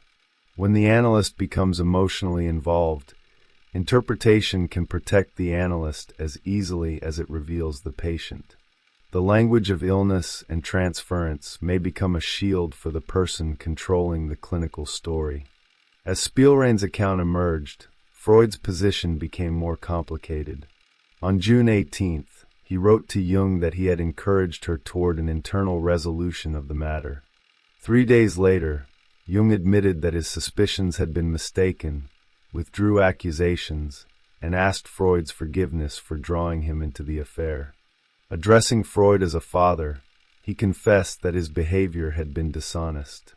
The confession restored the paternal arrangement, but couldn't erase what had happened. Freud had been turned into confidant, judge, and guardian of reputation. Jung's private conduct had become a problem for the movement because his authority now represented psychoanalysis publicly. Spielrein also disrupted the close symbolic family of Freud and Jung. She wasn't merely an object passing between two male authorities. Her later work would demonstrate an independent psychological intelligence, especially concerning the relation between destruction and transformation. The person treated as a problem within their correspondence would eventually produce ideas that neither man's account could contain. The bookcase incident and the Spielrein affair appear unrelated, but both challenged Freud's control over interpretation. In Vienna, Jung insisted that an event exceeded the father's explanatory limits. In Zurich, Spielrein insisted that her experience exceeded Jung's defensive account. Each conflict concerned who possessed the authority to name reality. By the summer of 1909, Freud and Jung had survived both episodes. Their alliance remained strong, and preparations for America drew them toward another public triumph. Yet intimacy had changed. Freud had seen Jung's capacity for secrecy and self-protection. Jung had encountered the boundary Freud placed around unexplained phenomena. The friendship continued, but neither man could entirely preserve the idealized image with which it had begun. Zurich, 21 June 1909. Dear Professor Freud, I have good news to report of my Spielrein affair. I took too black a view of things. After breaking with her, I was almost certain of her revenge, and was deeply disappointed only by the banality of the form it took. The day before yesterday, she turned up at my house and had a very decent talk with me, during which it transpired that the rumor buzzing about me does not emanate from her at all. My ideas of reference, understandable enough in the circumstances, attributed the rumor to her, but I wish to retract this forthwith. Furthermore, she has freed herself from the transference in the best and nicest way, and has suffered no relapse, apart from a paroxysm of weeping after the separation. Her intention to come to you was not aimed at any intrigue, but only at paving the way for a talk with me. Now, after your second letter, she has come to me in person. Although not succumbing to helpless remorse, I nevertheless deplore the sins I have committed, for I am largely to blame for the high-flying hopes of my former patient. So, in accordance with my original principle of taking everyone seriously to the uttermost limit, I discussed with her the problem of the child, imagining that I was talking theoretically, but naturally Eros was lurking in the background. Thus I imputed all the other wishes and hopes entirely to my patient without seeing the same thing in myself. When the situation had become so tense that the continued perseveration of the relationship could be rounded out only by sexual acts, I defended myself in a manner that cannot be justified morally. Caught in my delusion that I was the victim of the sexual wiles of my patient, I wrote to her mother that I was not the gratifier of her daughter's sexual desires, but merely her doctor, and that she should free me from her. In view of the fact that the patient had shortly before been my friend and enjoyed my full confidence, my action was a piece of knavery which I very reluctantly confessed to you as my father. I would now like to ask you a great favor. Would you please write a note to Sabina Spielrein, telling her that I have fully informed you of the matter, and especially of the letter to her parents, which is what I regret most. I would like to give my patient at least this satisfaction, that you and she know of my perfect honesty. I ask your pardon many times, for it was my stupidity that drew you into this imbroglio. But now I am extremely glad that I was not mistaken, after all, about the character of my patient. Otherwise I should have been left with a gnawing doubt as to the soundness of my judgment, and this would have been a considerable hindrance to me in my work. I am looking forward very much to America. I have booked a passage on the George Washington, a very expensive cabin, however. You have set my mind at rest about Marcinowski. I need no further documents. You will have received a letter from the studiosus Honegger, which will surely amuse you. The young man is very intelligent and subtle-minded, wants to take up psychiatry, once consulted me because of loss of reality sense, lasting a few days. Indirectly, I am nudging him towards analysis so that he can analyze himself consciously. In that way he may perhaps forestall the automatic self-disintegration of dementia praecox. Your letter has just arrived. Many thanks. Reality has already consoled me. All the same, I am grateful for your sympathetic interest. I look forward to your paper for the Farbouch. Adler has been kind enough to hold out hopes of something. Best regards. Gratefully yours, Jung. The father faints before the son. The invitation from G. Stanley Hall transformed the American journey into a public confirmation of everything Freud and Jung had built. Clark University was celebrating its 20th anniversary, and its president wanted the new psychology represented before an audience of prominent scholars. Freud would lecture on the origin and development of psychoanalysis. Jung would present his experimental and clinical work. Europe had resisted them. America offered recognition. Freud reached Bremen on August 20th, 1909, where Jung and Sandor Ferenczi were waiting. Before departure, the three men visited the city's preserved corpses. During lunch, Jung continued speaking about bodies discovered in northern peat bogs. Freud became increasingly agitated, interpreted Jung's fascination as evidence of hostile wishes, and fainted. The father collapsed in the presence of the son, just before their greatest shared triumph. The incident exposed the anxiety beneath Freud's confidence. Jung's interest in death could be heard as curiosity, but within their symbolic relationship it acquired another meaning.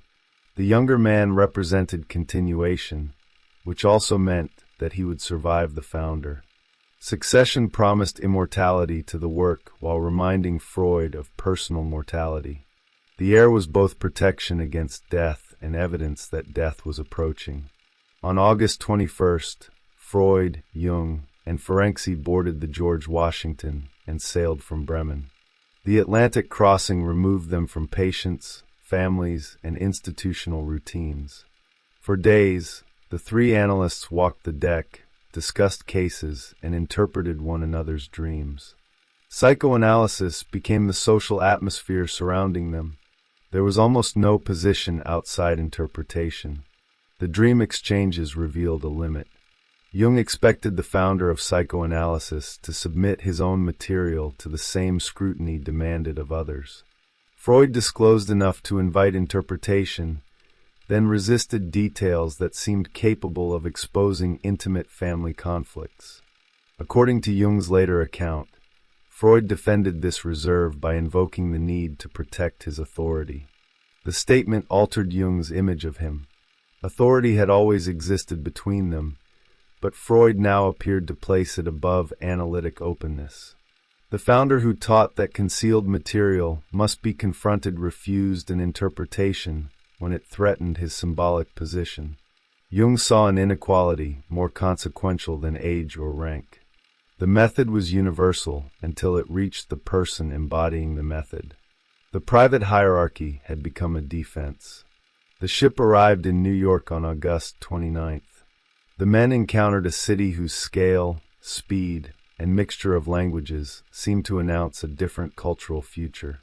On August 30th, Freud and Jung walked through Central Park, observing the diversity of the crowds and the signs written in several European languages. Psychoanalysis had crossed the ocean, but Europe was already present within America in altered form. They traveled to Worcester for Clark University's anniversary conference, held from 6 to September 19th. Freud delivered 5 lectures without a prepared manuscript, speaking in German about the development of psychoanalysis from its beginnings in the treatment of hysteria. The lectures translated a controversial body of work into an accessible historical narrative and presented psychoanalysis as a coherent scientific achievement. Jung lectured on his association experiments and the psychology of psychosis. His presence allowed the audience to see that psychoanalysis wasn't confined to Freud's personal authority. It had produced experimental research, clinical extensions, and a younger international representative. The alliance itself became part of the evidence.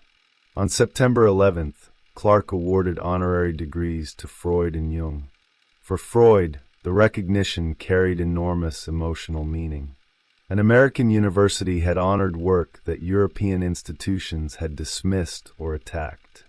He reportedly described the experience as the first official recognition of his efforts. The exile had entered the academy, yet the shared honor also confirmed Jung's growing equality in public life. At Clark, Both men appeared as major figures of the new psychology. Freud remained the founder, but Jung wasn't presented merely as a disciple. The institution recognized him under his own name and for his own contributions. Public success was slowly undoing the private hierarchy that held their friendship together. After Worcester, the travelers visited Niagara Falls and spent time with James Jackson Putnam at his family retreat in the Adirondacks. Putnam, a respected Harvard neurologist, offered psychoanalysis valuable American legitimacy. These encounters helped establish relationships that would later support organized psychoanalysis in the United States. The journey widened the movement's audience, but it also widened the difference between Freud and Jung. America responded to Jung's energy, scientific style, and willingness to connect psychology with broader questions. Freud valued these qualities because they opened doors. Yet every door Jung opened increased his authority beyond Freud's direct control. On September 21st, Freud, Jung, and Ferenczi sent Hall a farewell message before beginning the return to Europe. They left with honorary degrees, new allies, and the knowledge that psychoanalysis could become an international force. The voyage had fulfilled Freud's hope that Jung would carry the movement where he couldn't reach alone. But the journey also revealed that transmission changes what it carries. Freud crossed the Atlantic as founder and returned with his work publicly recognized. Jung crossed as successor and returned with an authority increasingly his own. Their alliance had reached its highest visibility. Beneath the photographs, lectures, and ceremonies, the father had fainted before the son, withheld a dream to preserve his position, and watched the heir receive the same academic honor. Triumph had not resolved the hierarchy. It had made its instability visible. Vienna, 18 June 1909. Dear friend, your being invited to America is the best thing that has happened to us since Salzburg. It gives me enormous pleasure for the most selfish reasons, though also, to be sure, because it shows what prestige you have already gained at your age. Such a beginning will take you far, and a certain amount of favor on the part of men and fate is a very good thing for one who aspires to perform great deeds. Of course, your joy is now beginning to be clouded by the same concerns as mine, culminating in the question, what am I to say to those people? On this score I have a saving idea, which I shall not keep secret from you. Here it is. We can think about it on shipboard, on our long walks round the deck. Otherwise, I can only refer you to the astute observation with which you yourself recently allayed my misgivings. That the invitation is the main thing, that the audience is now at our mercy, under obligation to applaud whatever we bring them. A most gratifying detail is that you two are sailing on the George Washington. We shall both be very nice to Ferenczi. About Marcinowski, I can set your mind at rest. He is a good, sincere man. His letters to me, which I may also enclose, are not lacking in warmth. If parts of his letter to you sound wooden, I think it is because the letter was dictated. His other communications give off a fine metallic ring. Perhaps he is a bit of a loner, which is explained by his difficult beginnings. In the matter he raises, I don't disagree with him. Long analyses like that of Little Hans or of Binswanger's Irma can easily become boring and lead the reader to resist their impact by not reading them. Essentially, after all, the Jarbuch is not only by us, but also for us, for our mutual edification. Short papers dispersed meander-like among all manner of publications in many different places can really exert a good deal of influence on outsiders. Fräulein Spielrein has admitted in her second letter that her business has to do with you. Apart from that, she has not disclosed her intentions. My reply was ever so wise and penetrating. I made it appear as though the most tenuous of clues had enabled me Sherlock Holmes-like to guess the situation, which of course was none too difficult after your communications, and suggested a more appropriate procedure, something endopsychic, as it were. Whether it will be effective, I don't know. But now I must entreat you, don't go too far in the direction of contrition and reaction. Remember Lassalle's fine sentence about the chemist whose test tube had cracked. With a slight frown over the resistance of matter, he gets on with his work. In view of the kind of matter we work with, it will never be possible to avoid little laboratory explosions. Maybe we didn't slant the test tube enough, or we heated it too quickly. In this way, we learn what part of the danger lies in the matter and what part in our way of handling it. I shall be working full-time for another week, then up to July 15th only half-time, during which period I shall complete the obsessional neurosis. Just remind me now, and then not to let it get too unwieldy. My wife is still in Hamburg with Sophie, detained by grandmother's illness, but is expected back next week. My second son is taking his final examinations quite painlessly. With kind regards to you and to the lady of the new house. Cordially yours, Freud.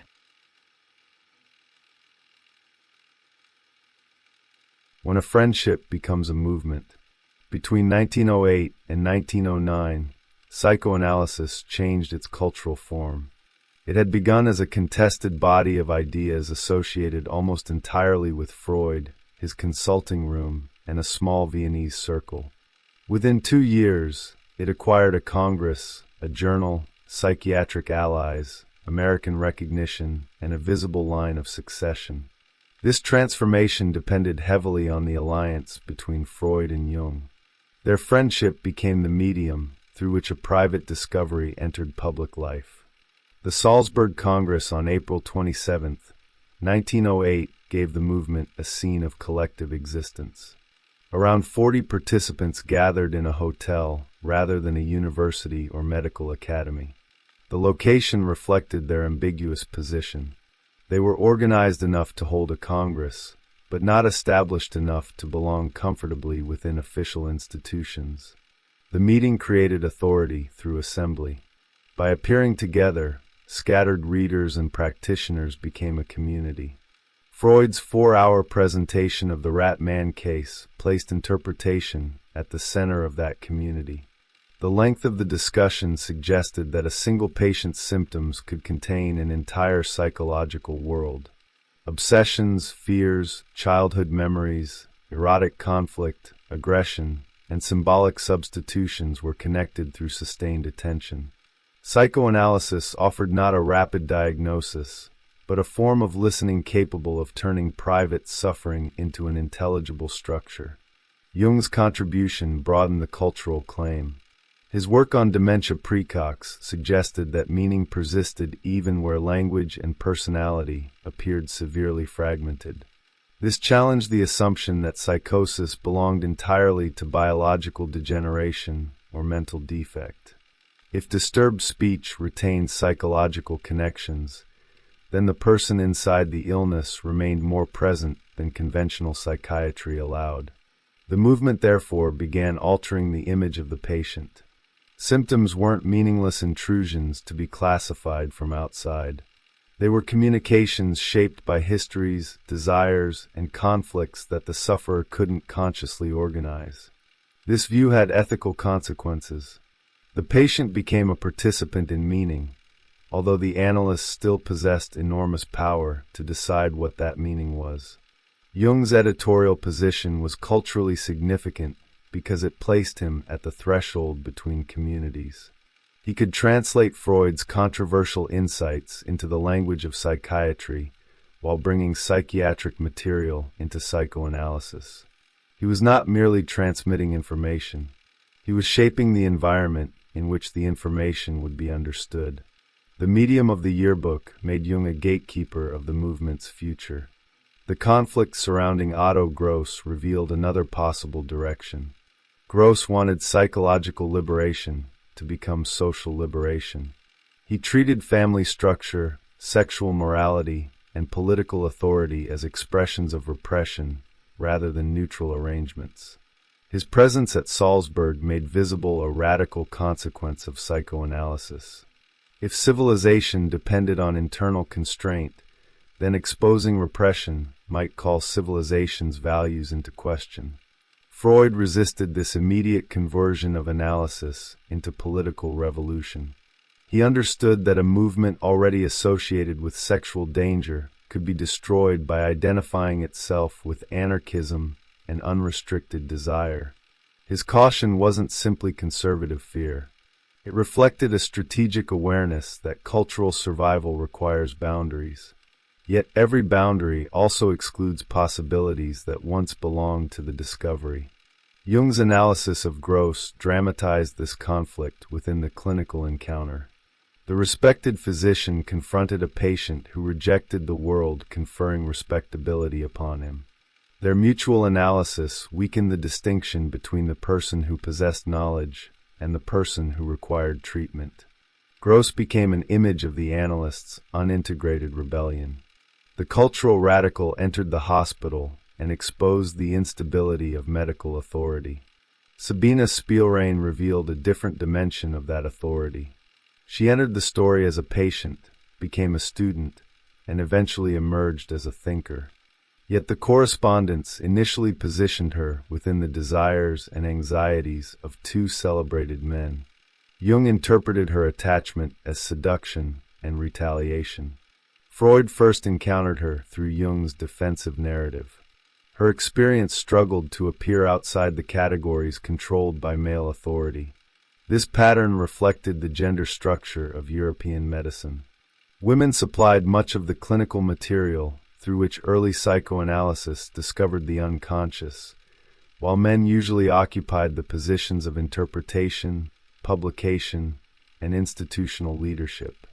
The patient's speech was considered essential, but the analyst decided how it entered theory. Spielrein's later intellectual development disturbed that division because the analyzed woman became capable of producing analysis herself. Her presence also exposed the gap between psychological insight and ethical conduct. Knowing that desire is shaped by transference doesn't prevent the analyst from becoming entangled in it. Understanding projection doesn't eliminate the wish to place responsibility on another person. Psychoanalysis could reveal self-deception while providing sophisticated language through which self-deception defended itself.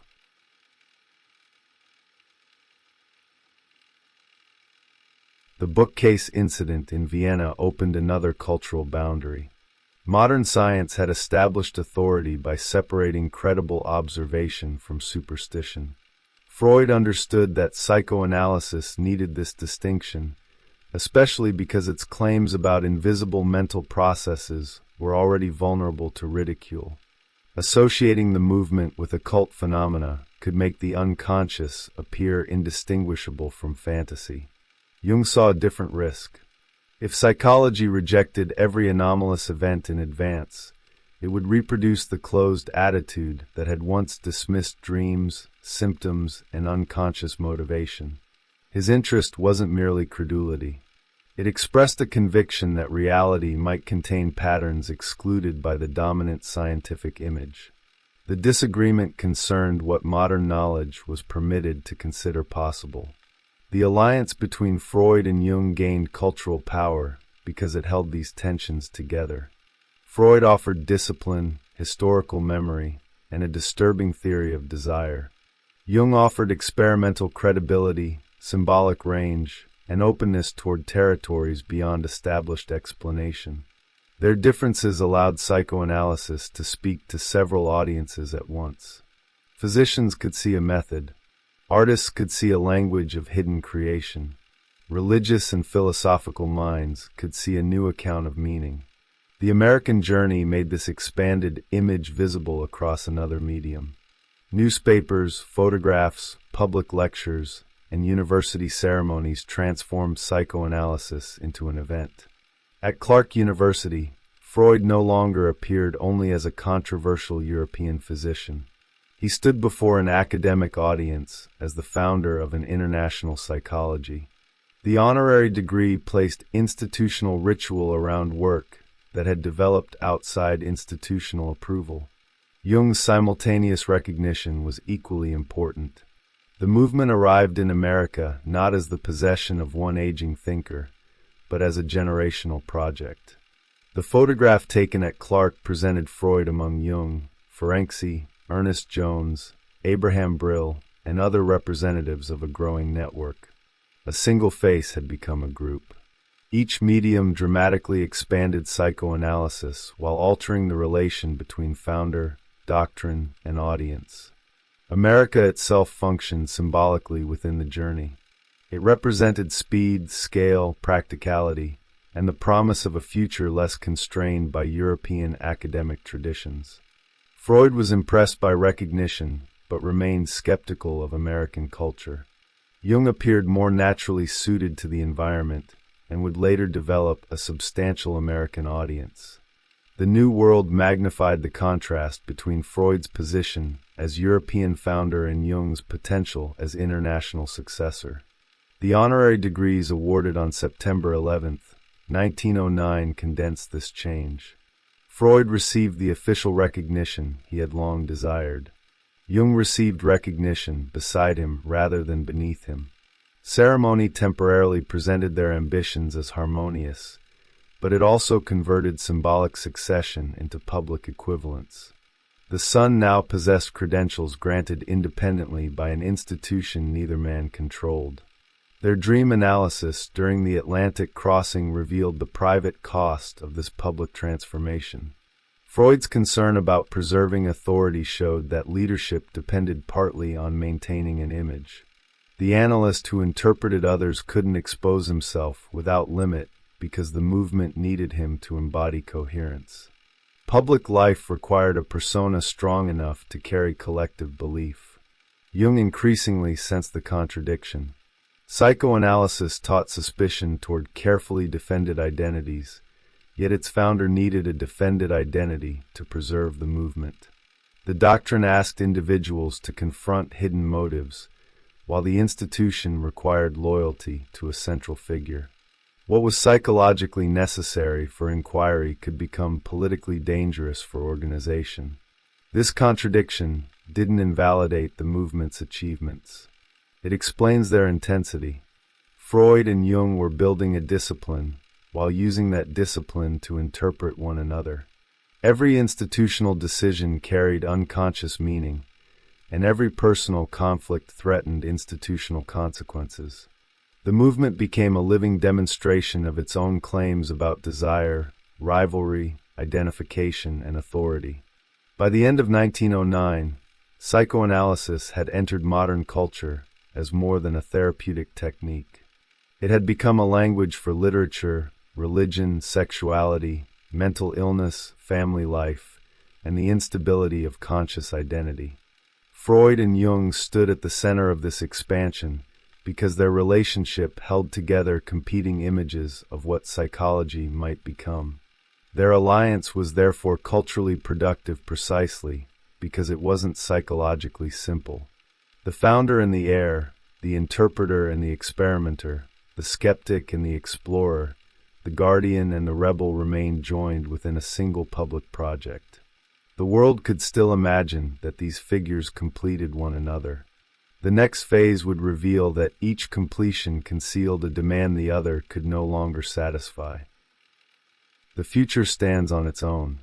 When Freud and Jung returned from America in the autumn of 1909, they carried evidence that psychoanalysis had escaped its enclosure.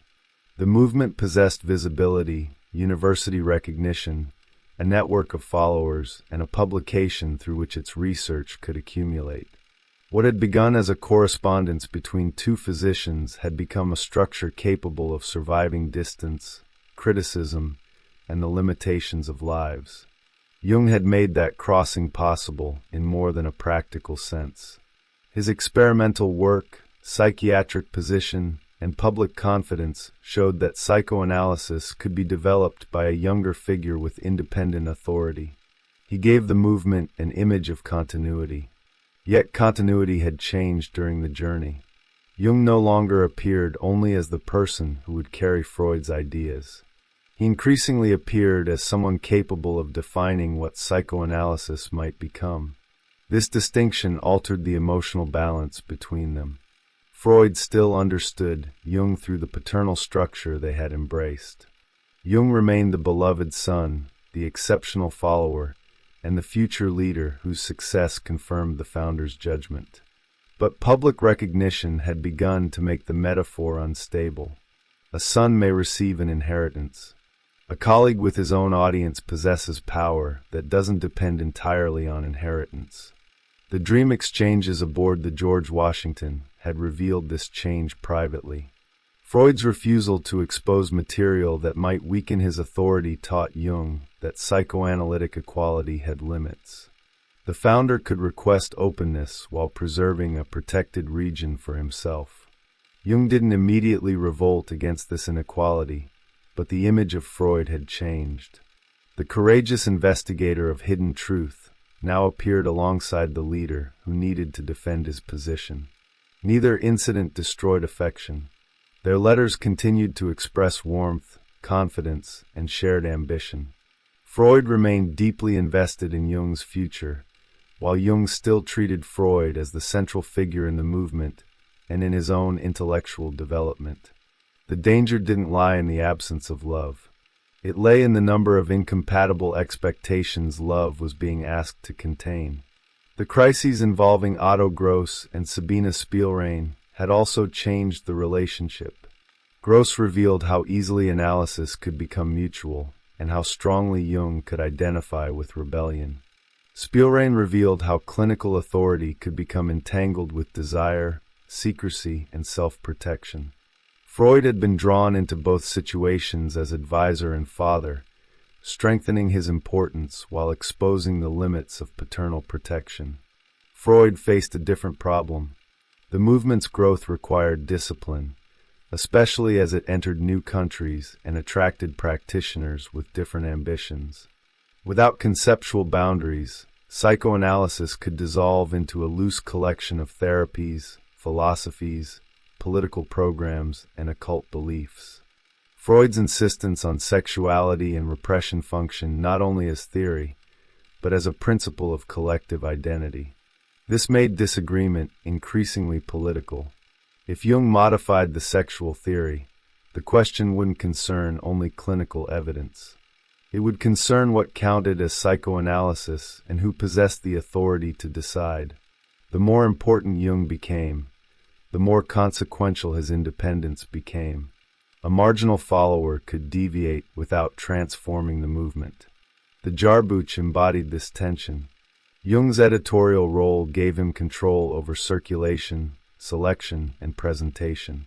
He stood between Freud's theoretical center and a wider psychiatric audience that often resisted the language of sexuality. To make psychoanalysis acceptable, Jung sometimes favored formulations capable of passing through institutional defenses. Freud could interpret such adaptation as strategic success or as dilution. The contradiction had no stable solution.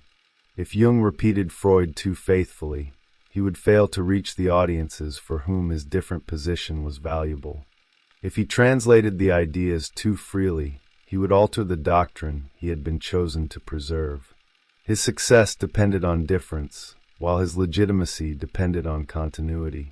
By the end of 1909, the movement needed formal international organization. Local groups had appeared in Vienna, Zurich, Berlin, and elsewhere. American interest promised further expansion. Congresses and journals required coordination. Leadership could no longer remain entirely informal or depend only on Freud's personal correspondence. The next major step would occur at Nuremberg in March 1910, where an international psychoanalytic association would be established and Jung would be elected its first president. The decision would complete the trajectory begun in 1906. Freud's most promising correspondent would become the public head of the movement. This elevation would appear to confirm the father and son arrangement. Freud would remain the origin and theoretical authority, while Jung would manage international growth. Yet formal power changes symbolic relationships. Once the son becomes president, obedience can no longer be assumed as a natural expression of gratitude. He must act, decide, represent, and sometimes contradict.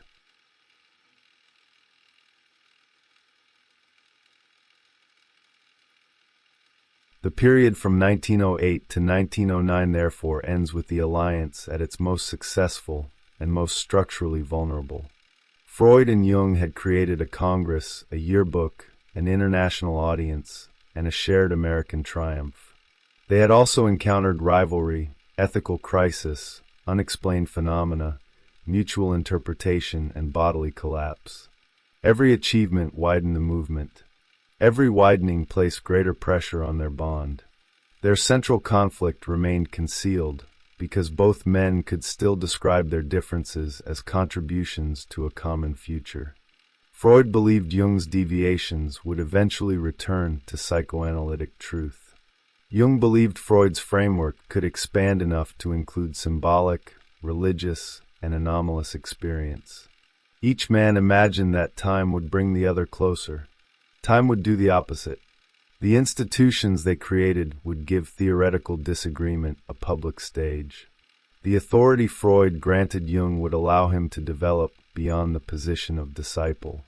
The movement designed to preserve Freud's discovery would become the arena in which Jung defined his independence. In 1909, however, separation still seemed unnecessary. The photographs from Clark preserved the image of a unified group, with Freud seated among the men who would carry psychoanalysis forward.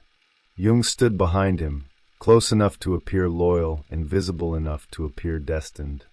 The arrangement seemed complete. What it concealed was that the future had already begun standing on its own. The inheritance takes a throne. On March 30th, 1910, in Nuremberg, a private bond entered public history. Freud opened the Second International Psychoanalytic Congress before a gathering small but ambitious enough to imagine a movement crossing borders. Jung arrived from America in time to witness the transformation. The correspondence that had begun as an exchange between a Viennese founder and a Swiss psychiatrist was becoming an institution with offices, journals, statutes, loyalties, and enemies. What had once moved through envelopes now required a hierarchy. Every hierarchy creates a question that friendship can postpone but never eliminate. Who will inherit the authority when admiration becomes power? The Congress met on the 30th and the 31st of March. Freud spoke about the future prospects of psychoanalysis. Jung reported on America, carrying the prestige of the Clark University journey back into Europe. Ferenczi addressed organization and propaganda. Beneath those subjects lay a more delicate design. The new International Psychoanalytic Association needed a president, and Freud wanted Jung. He regarded the younger man as gifted, credible, and capable of carrying the cause beyond the Jewish circle in Vienna. Jung represented expansion. He could enter universities and psychiatric clinics that still treated Freud as a dangerous outsider. To secure the future, Freud placed the symbolic crown on another man. Jung was elected president, with Ricklin as secretary, and Zurich became the association's headquarters. Jung and Ricklin also received control of its bulletin. The arrangement appeared practical, but its emotional meaning was immense. The son had not merely been acknowledged. He had been enthroned. Freud could imagine that his creation would survive through Jung, while Jung could understand the appointment as proof that his own vision had earned independent force. Their desires pointed in the same direction, though they no longer arose from the same place. Freud wanted continuity through a chosen successor. Jung wanted room to discover what succession might permit. After the Congress, they traveled together to Rothenburg, a walled town whose Gothic streets offered a theatrical setting for their alliance. They could walk as companions after acting as founder and heir. Yet the walls around them suggested another truth. Institutions protect a doctrine by defining who belongs inside it. Immediately, resistance appeared. Bleuler hesitated to join the new association, objecting to its narrowness and to the conduct of the Congress. Freud wondered whether his refusal concealed resentment at Jung's elevation. Jung fought to organize the Zurich group and described the atmosphere as war. The movement had acquired a body, and that body was already producing defenses. During 1910 and 1911, the letters remained affectionate, energetic, and crowded with plans. They discussed journals, patients, lectures, mythology, religion, symbols, and the spread of their work through Europe and America. Freud continued to address Jung as the man who could carry the cause forward. Jung continued to seek Freud's recognition while moving toward questions that exceeded the boundaries of sexual explanation. Their intimacy made this movement possible, then made it dangerous. Each man had invested the other with a role too large for disagreement. Freud saw the guarantor of his legacy. Jung saw the authority whose blessing could validate a broader psychology. By September 1911, at the Weimar Congress, the alliance displayed confidence before the public. Behind that confidence, their methods were diverging. Jung entered mythology from the outside, gathering symbols across cultures and allowing them to widen the meaning of energy. Freud proceeded from conflict, repression, and the hidden history of desire, insisting that myths required analysis before their surfaces could be trusted. In December, Jung admitted that Freud's discussion of the Schreiber case had revived every difficulty he had encountered in applying the established libido theory to dementia praecox. He was preparing a solution that would transform libido into a more general force. Freud answered with patience and encouragement. He welcomed the attack on the problem and expected illumination from Jung's efforts. Still, the exchange had crossed a threshold. The crown granted at Nuremberg had given Jung authority, but authority had strengthened the independence that inheritance was meant to contain. The movement now possessed a president who could revise its language. The father had secured a future. He had also created a rival future, still clothed as devotion, already gathering its own name. Vienna, 2 February 1910. Dear friend, although experience has taught me to harden myself against the anticipation of your letters, the one that came yesterday gave me great pleasure and even consoled me with its varied contents. Living so far apart, we are bound to have experience of all sorts that we cannot share. You are living on the high seas. While I often can't help thinking of our little Dalmatian islands where a ship puts in every second Monday. Ferenczi was a balm to me last Sunday. At last a chance to talk about the things closest to my heart. There is another man I am really sure of. Binswanger had taken up my 2 previous Sundays. He is a good sort, correct, and even intelligent, but he lacks the bit of afflatus I need to lift me up, and his wife, or rather their relationship, is not an unmingled pleasure. I should have thought it quite impossible to analyze one's own wife. Little Hans's father has proved to me that it can be done. In such analysis, however, it seems just too difficult to observe the technical rule whose importance I have lately begun to suspect. Surmount countertransference. I trust you will bring Honegger to Nuremberg with you. He has made a splendid impression on me too by an attempt to analyze me. Perhaps he will bring us Stekel's sensitivity in the interpretation of the unconscious without Stekel's brutality and uncritical approach. Your deepened view of symbolism has all my sympathy. Perhaps you remember how dissatisfied I was when, in agreement with Bleuler, all you had to say of symbolism was that it was a kind of unclear thinking. True, what you write about it now is only a hint, but in a direction where I too am searching, namely archaic regression, which I hope to master through mythology and the development of language. It would be wonderful if you could do a piece on the subject for the Jahrbuch. I have no intention whatever of contributing my paper on general method to the Jahrbuch. It can only benefit from being set aside for a while. I shall inform my Viennese of your appeal. Usually I want to restrain them. Adler is the only one who can be accepted without censorship, though not without criticism. Sadger's writing is insufferable. He would only mess up our nice book. Stekel read us a paper on obsessions. It was absolutely frivolous and faulty in method. He was thoroughly heckled, as Binswanger will confirm. The invitations arrived today. Thank you very much for the poem. The 3rd stanza fulfills all my expectations. It is still on my desk. It obsesses me.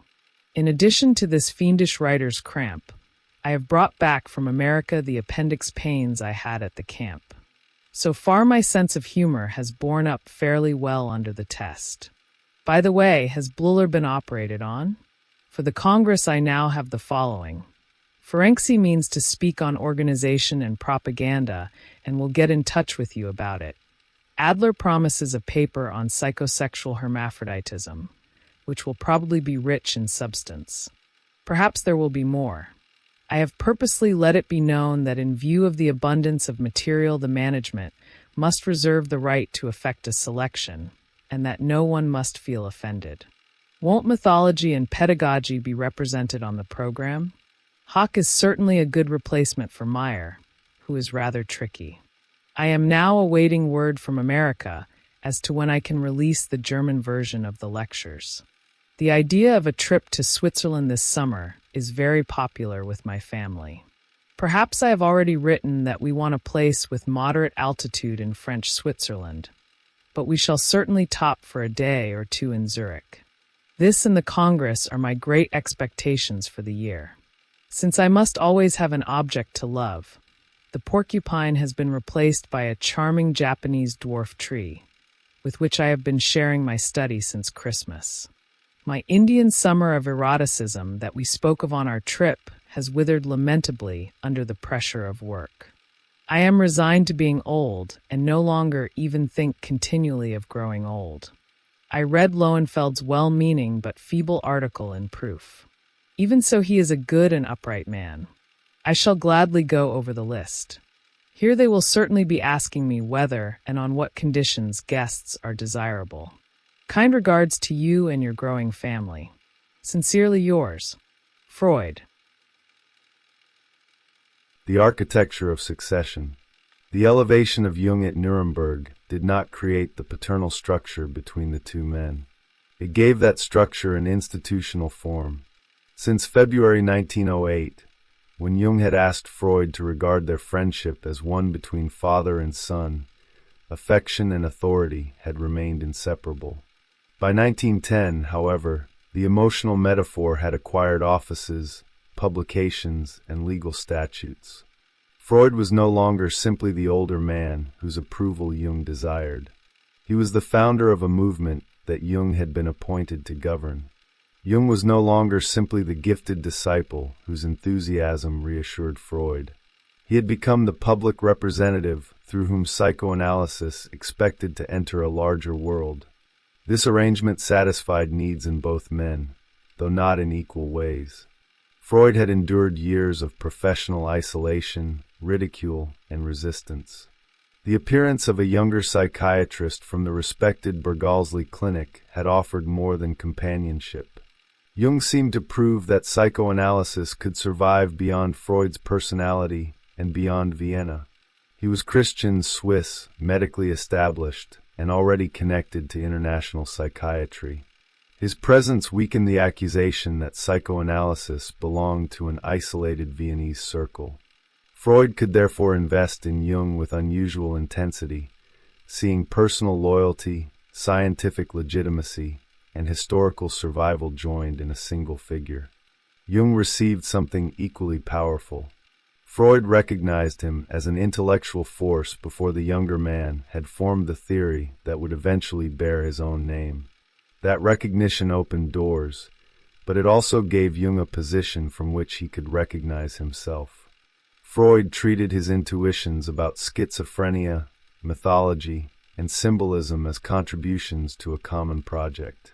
He did not initially demand mere repetition. On February 2, 1910, he encouraged Jung's deepening view of symbolism and acknowledged that both men were searching in the direction of archaic regression, mythology, and language. The father's approval did not silence the son's imagination.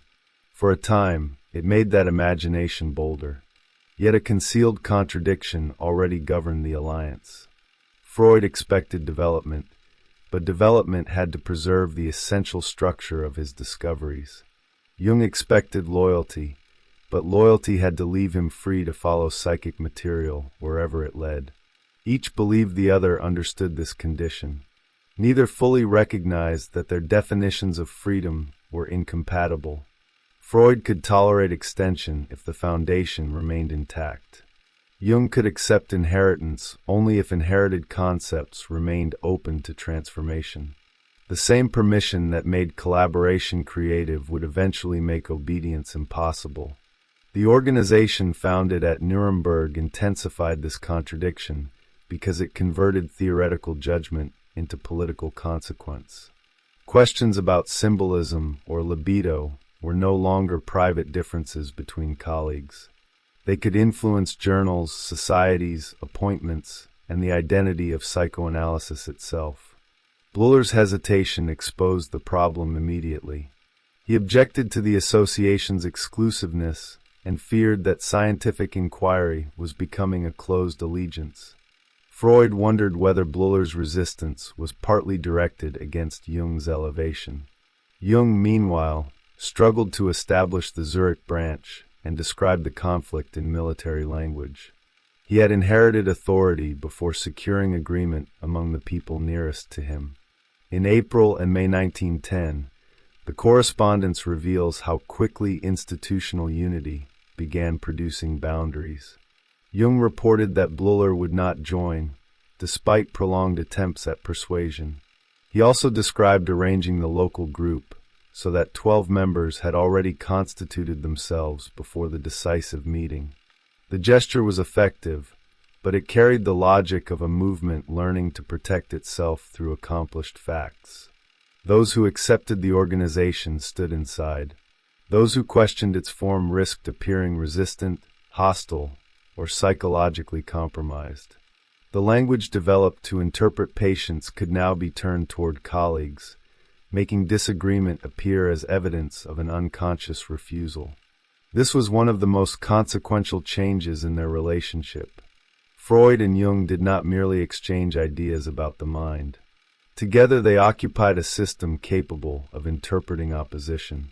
Criticism could be understood intellectually, but it could also be read as resentment, ambition, fear, or unresolved attachment. Such readings were not always mistaken. They were dangerous because they made neutrality almost impossible. Once every objection carried a concealed motive, authority became difficult to challenge without confirming the authority's suspicions. The movement promised liberation through the interpretation of hidden forces, yet its leaders were becoming enclosed within interpretations of one another. Jung adapted quickly to his presidential role. He organized societies, edited the Jahrbuch, managed contributions, cultivated contacts, and promoted psychoanalysis through lectures.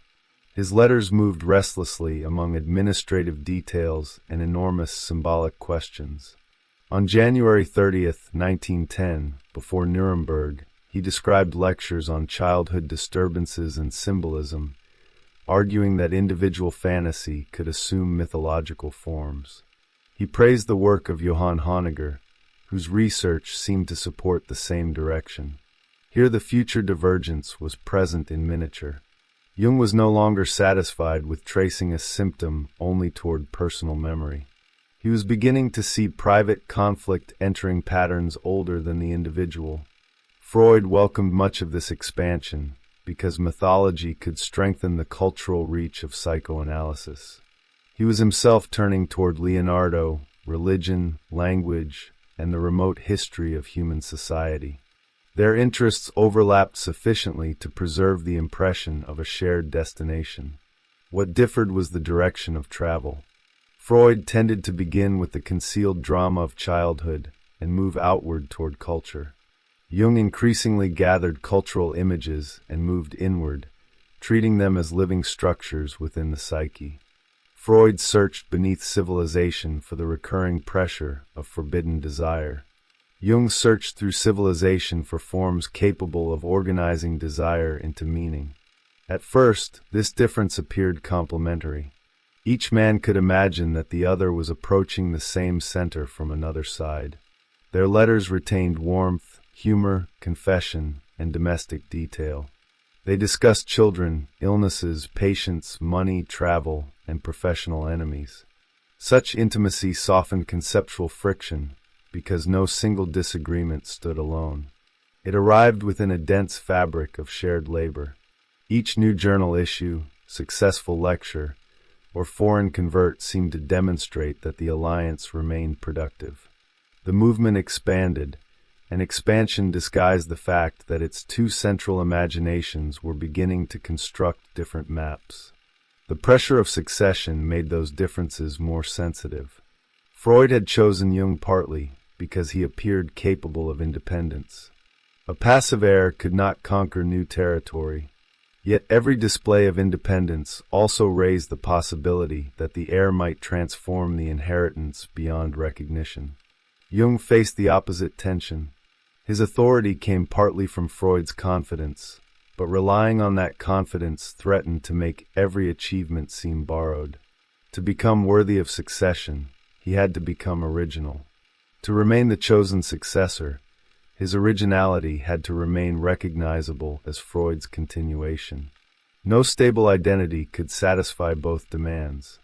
This conflict did not yet produce open rupture in 1910. Instead, it generated extraordinary productivity. Jung pursued symbolic material with growing confidence. Freud continued building the discipline and testing its reach beyond clinical practice. Their alliance functioned because its contradictions supplied energy. Admiration encouraged invention. Anxiety encouraged work. Each man became an audience inside the other's mind, an imagined judge whose response shaped what could be thought and how boldly it could be stated. The relationship was therefore not a background to their theories. It was one of the forces driving those theories forward. By 1911, the father and son metaphor had become too narrow for what they were creating. Jung possessed institutional authority, international prestige, and an emerging intellectual territory of his own. Freud still held the deeper authority of origin. He had named the field, endured its first isolation, and established the terms within which its disputes became meaningful. One man controlled the beginning. The other increasingly appeared to control expansion. Their bond could survive only while beginning and expansion seemed parts of a single historical movement. The coming struggle would begin when Jung's expansion appeared to Freud as alteration, and Freud's protection of the beginning appeared to Jung as confinement. Zurich, 6 April 1910. Dear Professor Freud, this time I'm settling down quickly to a letter, so as not to give the devil a chance to conduct his well-known time-extending experiments. I have reluctantly let Honegger go to his sanatorium in Territet. Now my libido is thrashing around for a suitable object. Ricklin will in some measure replace the temporary loss. Nuremberg did him a lot of good, and he is coming much closer to me than before. All the same, I won't let go of Honegger, and will do everything in my power to carry out this plan. Nothing new to report yet about the International Psychoanalytic Association. The notice for the Jahrbuch has gone off to Dudick. Proofs have begun to arrive, so we can hope for early publication. As soon as term begins, our local group will put itself in order. As a perseveration from America, I am still reading the interesting book by Maurice Lowe, The American People, a study in national psychology. He holds the climate largely responsible for the frequency of neurosis in America. There must be something in it, for it is really too weird that the Indians were unable to populate that fertile country more densely. Lowe thinks the colossal differences of temperature between summer and winter are to blame. Perhaps a harshly continental climate really is ill-suited to a race sprung from the sea. Something is wrong, as Lowe says. When I have fulfilled this duty, the reading of this book, I shall return to the overflowing delights of mythology, which I always reserve as dessert for the evening. I found wife, children, and house in good shape, and work aplenty. I forgot to ask whether Dudick has inquired about the separate publication of my child analysis. What do you think? I'd welcome it myself, but shall take account of business interests in your advice. Kindest regards, Jung. The movement learns to defend itself. After Nuremberg, The new association needed to prove that it could survive beyond the enthusiasm of its founding Congress. Jung returned to Zurich carrying the authority of the presidency, but he found no harmonious community waiting to recognize it. Bleuler remained doubtful. His objections concerned the narrowness of the organization, its separation from the broader medical world, and the danger that personal allegiance might replace scientific freedom. Jung attempted to persuade him, yet by April 1910 the disagreement had become a struggle over who could define the legitimate boundaries of psychoanalysis. On April 19th, Freud considered whether Bleuler's resistance might be a protest against Jung's elevation. The question revealed how rapidly scientific disagreement was becoming entangled with personal motive. Freud did not dismiss Bleuler's stated concerns, but he suspected that another conflict operated beneath them. Jung was now more than Bleuler's former subordinate at the Burghalsli. He had become president of an international organization whose authority could rival the clinic that had first given him professional standing. The younger psychiatrist had moved above his former chief within a new hierarchy, and Freud recognized that institutional rearrangements often awaken injuries that rational arguments conceal. Jung responded by consolidating the Zurich group. On April 27th, he reported that 12 members had constituted themselves before the meeting at which Bleuler's objections were discussed. This created a fact that resistance could no longer dissolve. Jung postponed the final decision and hoped Bleuler would eventually join, but his language showed little uncertainty about the direction of power. The association would proceed.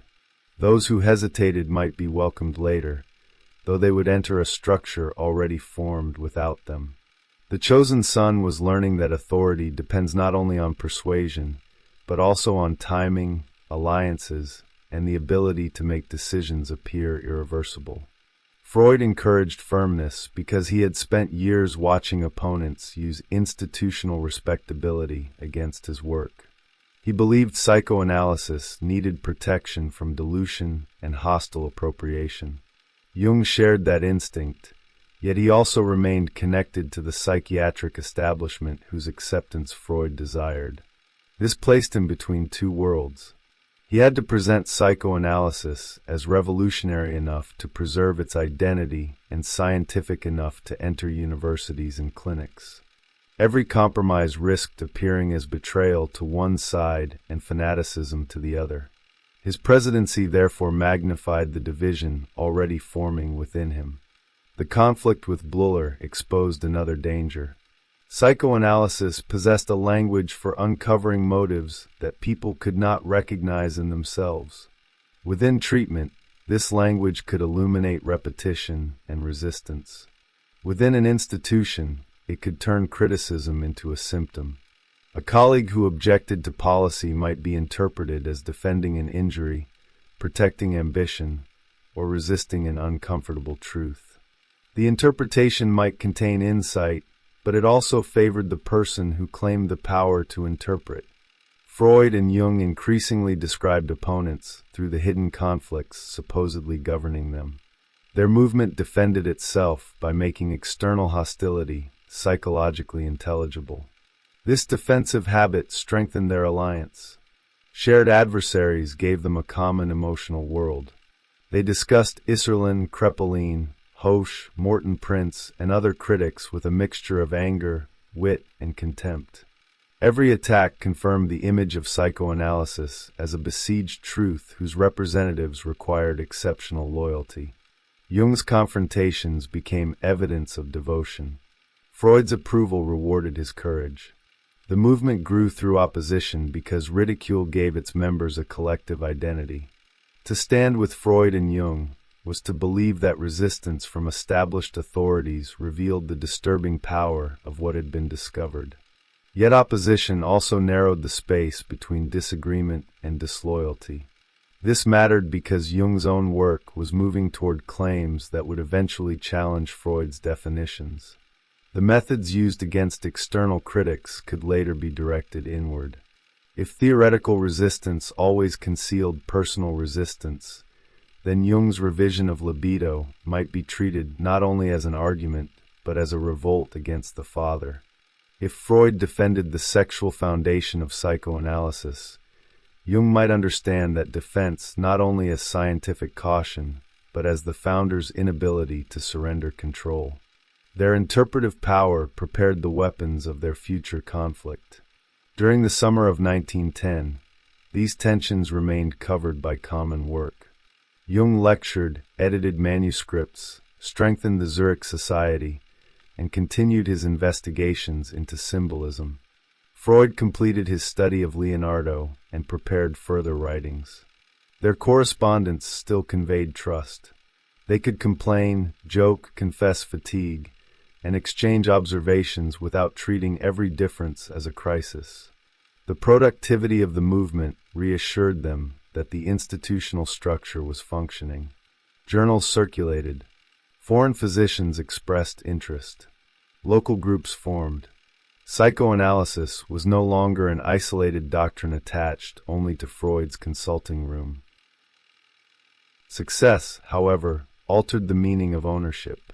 As psychoanalysis spread, it became less possible for Freud to control how its concepts would be translated into psychiatry, religion, education, and mythology. Jung represented this expansion more visibly than anyone else. He could speak to audiences that approached Freud's language with suspicion, but translation required adjustment. The more Jung made psychoanalysis culturally mobile, the more he discovered ideas that could not remain contained within its original vocabulary. His usefulness depended upon crossing boundaries. Freud's security depended upon knowing that those crossings would still return to the same center. By the end of 1910, the association had established itself, but the psychological cost of organization had become visible. Freud had protected his discovery by creating a collective body. Jung had gained authority by accepting leadership of that body. Bleuler's resistance had taught both men that institutions do not remove personal conflict. They give it procedures, offices, factions, and public consequences. The movement could now survive an individual's hesitation. It could also transform private differences into struggles over legitimacy. The alliance emerged stronger from its first organizational battles, though its strength had acquired rigidity. Freud and Jung had learned to identify the movement with their shared authority and to interpret opposition as a force requiring containment. For the moment, this mechanism protected them from enemies. Soon it would confront a more difficult object. The challenge would arise from inside the alliance, carried by the president Freud had chosen, expressed through the symbols Freud had encouraged him to explore. Zurich, 11 December 1911. Dear Professor Freud, again I have kept you waiting because I am unable to get the better of my bad habits. You will see from the letterhead in what manner I have replied to Bleuler's resignation. We won't let it dampen our spirits. We have accepted 5 new members in Bleuler's place. No one has followed his example. I suppose he said nothing to you about his co-directorship of the Jahrbuch. He knows how to keep his resistance to himself and is all affability with me. I have given Ricklin a piece of my mind. Everything seems to be all right now. He is badly organized in the head and will need Lord knows how many more years to mature. I'll gladly take Spielrain's new papers for the first number of Jahrbuch 1912. It demands a great deal of revision, but then the little girl has always been very demanding with me. However, she's worth it. I am glad you don't think badly of her. So far as possible, I shall take note of your objections to my method of dealing with mythology. I should be grateful for some detailed remarks so that I can turn your criticism to account in my second part. I know, of course, that Spielrain operates too much with biology, but she didn't learn that from me. It is homegrown. If ever I adduce similar arguments, I do so faute de mieux. I am all in favor of keeping her within its own boundaries, but I think it a good thing to make occasional incursions into other territories and to look at our subject through a different pair of spectacles. Naturally, I don't know how far Spielrein has gone in her new paper. If in my last letter I showed no apparent interest in your study of totemism, that is due solely to the Bleuler affair, which left me no time to breathe. Naturally, I am extremely interested in the progress of your work. It will be of extraordinary importance to me also, even though, unlike you, I am in the habit of proceeding from the outside in. As for the libido problem, I must confess that your remark in the Schreiber analysis has set up booming reverberations. This remark, or rather the doubt expressed therein, has resuscitated all the difficulties that have beset me throughout the years in my attempt to apply the libido theory to dementia praecox. The loss of the reality function in dementia praecox cannot be reduced to repression of libido, defined as sexual hunger. Not by me, at any rate. Your doubt shows me that in your eyes as well the problem cannot be solved in this way. I have now put together all the thoughts on the libido concept that have come to me over the years and devoted a chapter to them in my second part. I have got down to a fundamental discussion of the problem and arrived at a solution which I am afraid I cannot discuss in extenso here. The essential point is that I try to replace the descriptive concept of libido by a genetic one. Such a concept covers not only the recent sexual libido, but all those forms of it which have long since split off into organized activities. A wee bit of biology was unavoidable here. My motto to the first part will protect me. One must, after all, take some risks. I wanted to make up for my abstention from theory in my psychic conflicts in a child. You must let my interpretation work on you as a whole to feel its full impact. Mere fragments are barely intelligible. Congratulations on the new edition of Everyday Life. What other news I have from Germany is sickening. All is well with us. Kindest regards. Most sincerely yours, Jung. The symbols begin to move. While the association struggled to define its boundaries, Jung's research was carrying him toward a territory that no organizational decision could contain. His interest in mythology had existed before Nuremberg, but during 1910 it acquired greater structure and urgency. On January 30th, he told Freud that he had delivered a lecture on symbolism in which he tried to show that individual fantasy could assume forms that were mythologically typical. The evidence still seemed thin to him. The direction did not. Personal conflict appeared capable of arranging itself through images whose history reached far beyond the life of the patient. Freud responded with genuine interest on February 2nd. He recalled his dissatisfaction with Jung's earlier treatment of symbols as unclear thinking and welcomed the deeper approach. Freud himself was searching through mythology and language for traces of archaic psychic life. Their paths seemed parallel, and for a time the overlap concealed their different assumptions. Freud approached ancient material as something requiring interpretation, a surface transformed by concealed wishes and historical distortion. Jung increasingly approached it as evidence that the psyche spontaneously produced recurring forms.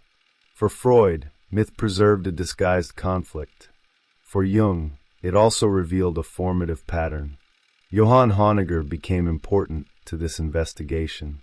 A young psychiatrist associated with the Burghalsli, he studied the fantasies of a patient diagnosed with dementia praecox and compared them with mythological material.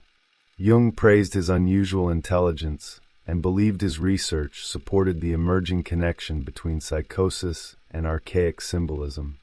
Honegger presented his findings at the Nuremberg Congress in March 1910. His material suggested that images appearing in severe mental disturbance might resemble religious and mythic motifs unknown to the patient through ordinary education. Such evidence offered Jung a bridge between clinical observation and cultural history. The bridge was promising, but its ownership was unstable. Jung supervised the work, encouraged its direction, and incorporated related material into his larger project. Honegger remained an individual researcher with his own ambitions and vulnerability. When Honegger died by suicide on March 28, 1911, the loss carried both personal and intellectual consequences. Jung had admired him as the most gifted of his pupils. Now the younger man's work became part of a developing theoretical inheritance, surrounded by grief, unfinished questions, and later disputes about how his contribution had been absorbed.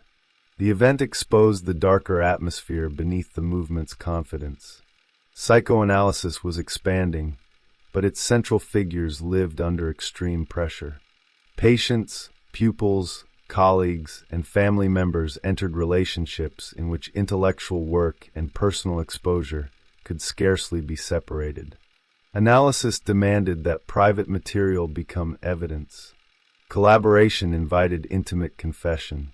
Ambition operated inside a community that interpreted ambition. Honegger's death could not be reduced to this environment, yet it revealed how little distance existed between the study of psychic crisis and the lives of those conducting it. Jung continued working.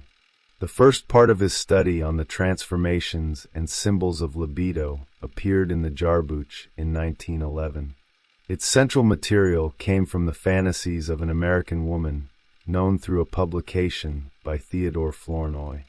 Jung followed her images across religious traditions, heroic legends, sacrificial motifs, and patterns of rebirth. The method allowed a single imaginative sequence to open into a vast cultural landscape. The patient's fantasy no longer appeared merely as a private disguise. It became a meeting place where personal desire and inherited symbolic forms shaped one another. Freud could admire the range of Jung's scholarship while remaining cautious about the method. Mythological parallels could become seductive because resemblance creates an immediate sense of revelation. An image from a modern fantasy and an image from an ancient ritual may look connected, yet the connection does not explain how either acquired its meaning. Freud feared that comparison without reconstruction might mistake the visible form for the hidden process. Jung believed that the recurrence itself demanded a broader account of psychic energy. Their disagreement concerned evidence, but beneath it lay opposing instincts about depth. Freud descended through concealment. Jung expanded through correspondence. The Third International Psychoanalytic Congress, held in Weimar on the 21st and the 22nd of September 1911, displayed the strength of the movement at the moment when these differences were becoming substantial.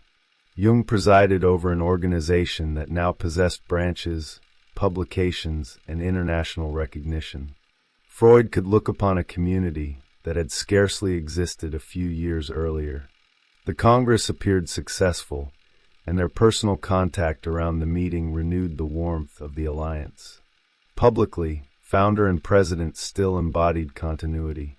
Their intellectual differences had not yet become factions. Weimar nevertheless marked a threshold. Jung presented ideas connected to his developing study of libido and mythology. The cultural scale of his project made him more than an interpreter of Freud's discoveries. He was constructing an account of the psyche in which symbols could transform instinct rather than merely conceal it. Religious images, heroic journeys, and sacrificial dramas seemed to perform psychic work. They redirected energy, organized conflict, and offered forms through which a life might change. This implied that libido could not remain limited to sexual hunger without leaving too much unexplained.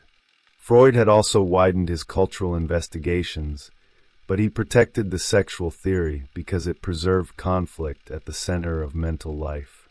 If libido became a general energy, its explanatory sharpness might dissolve.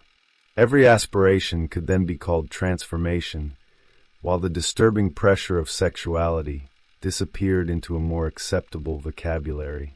Freud had fought too long against precisely that retreat. He suspected that culture preferred symbols when symbols allowed it to forget the body. Jung suspected the opposite danger. A theory that returned every symbolic creation to sexuality might explain its origin while destroying its future meaning.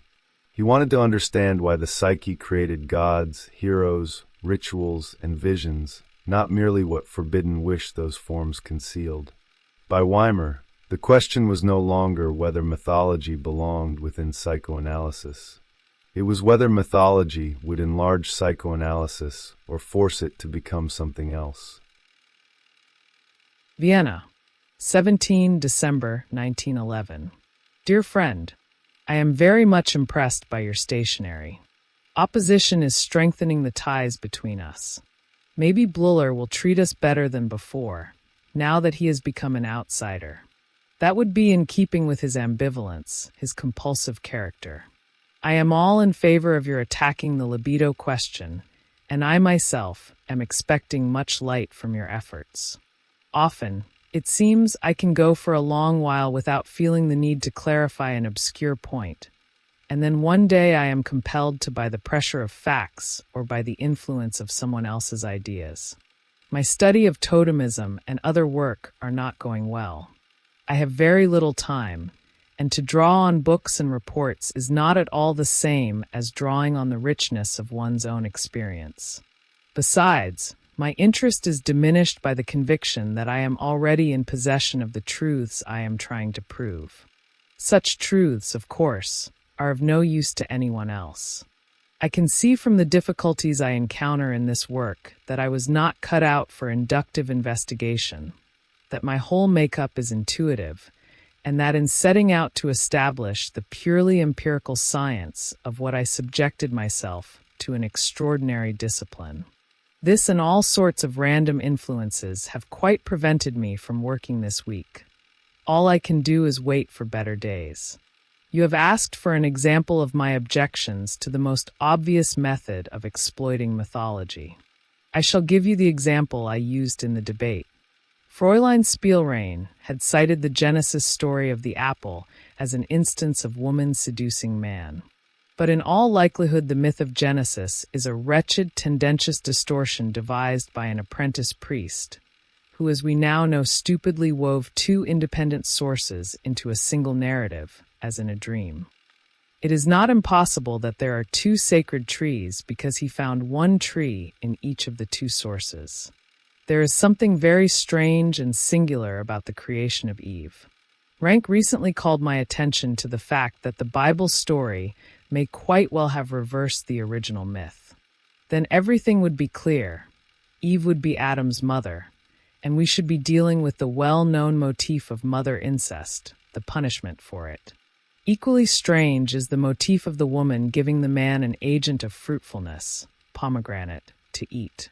But if the story is reversed, we again have something familiar. The man giving the woman a fruit to eat is an old marriage rite. Consequently, I hold that the surface versions of myths cannot be used uncritically for comparison with our practical findings. We must find our way back to their latent, original forms by a comparative method that eliminates the distortions they have undergone in the course of their history. The little Spielrein girl has a very good head, and I can corroborate the fact that she is very demanding. The stream of patients from all over the world that made me feel so secure last year, because it enabled me to keep all our Vienna analysts supplied, has failed to materialize. I am almost entirely dependent on Vienna and the Austrian provinces. If the wolves go hungry, I'm afraid they will soon begin to howl. So let us go on toiling. We too have a destiny to fulfill. I greet you and your whole family most warmly. Yours ever, Freud. The first crack in the inheritance. After Weimar, the alliance seemed publicly secure. Freud and Jung had spent time together before and during the Congress, and the gathering confirmed that psychoanalysis had become an international movement.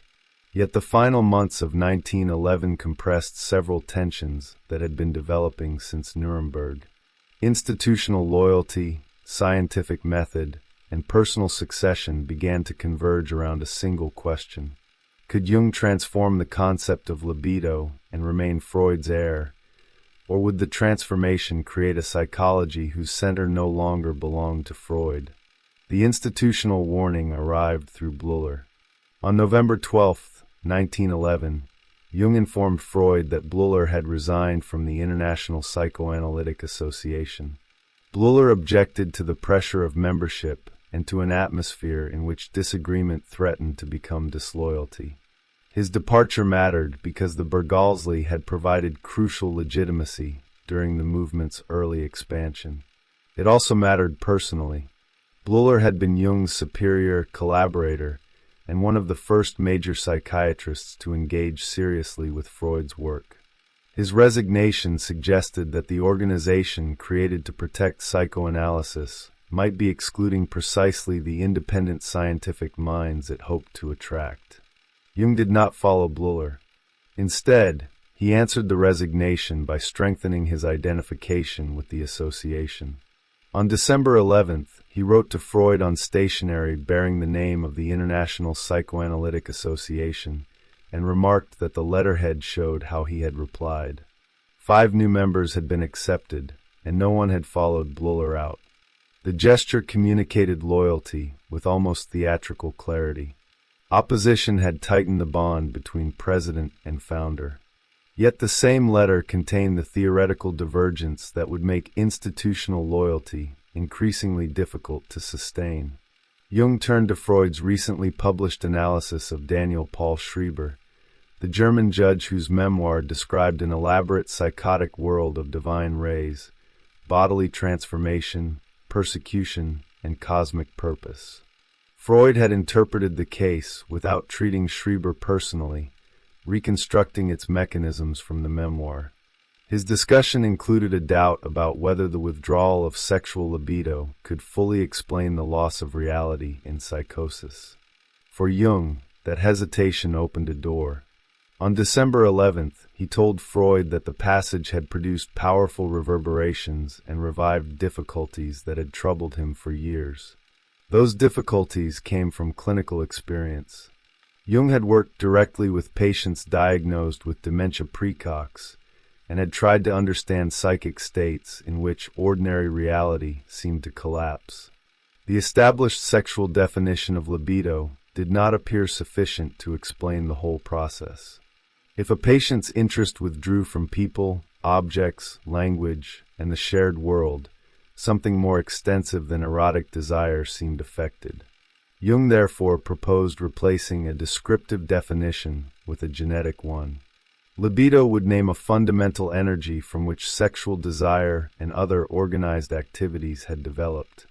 The change might sound technical, but its consequences were enormous. Freud's theory preserved a distinction between sexual drives and other forces of self-preservation. Conflict arose because desire met prohibition, reality, and competing demands. Jung's proposal moved toward a more unified energy capable of taking many forms. Sexuality remained important, but it no longer possessed the same privileged explanatory position.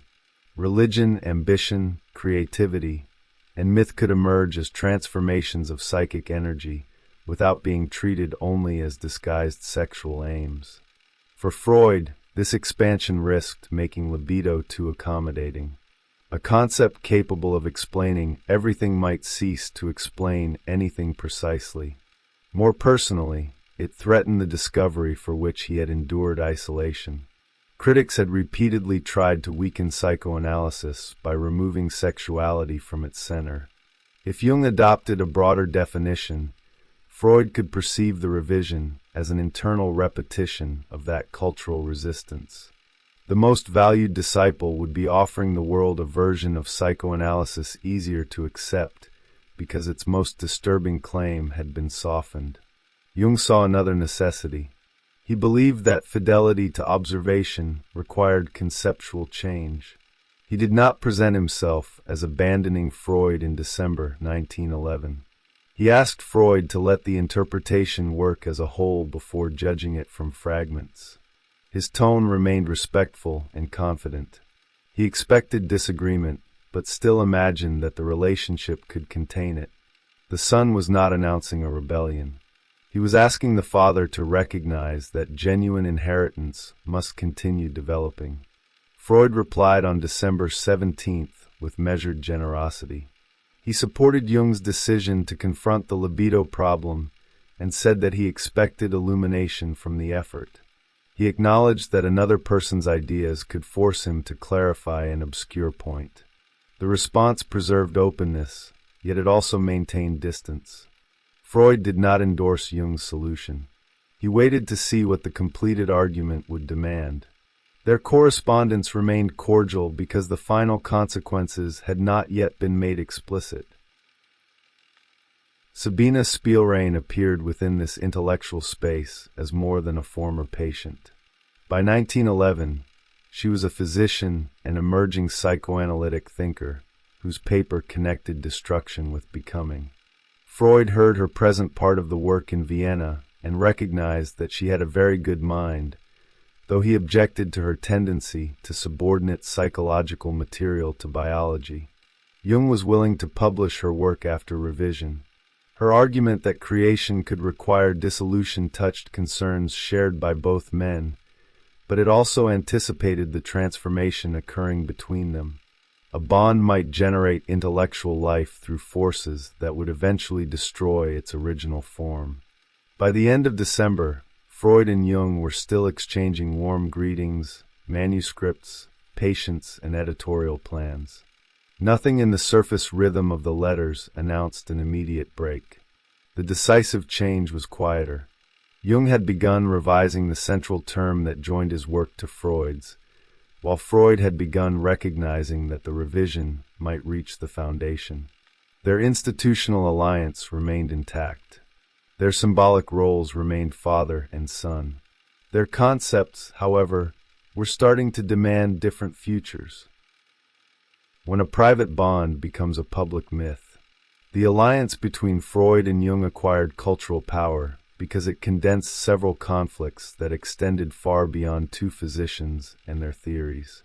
It joined age and youth, origin and expansion, authority and invention, Jewish Vienna and Protestant Switzerland, clinical discipline and mythic imagination. Their correspondence gave these oppositions a human form.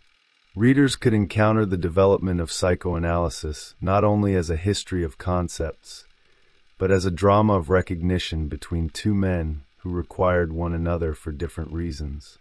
The movement became visible through their bond, and their bond became meaningful through the movement. Freud represented the authority of the beginning.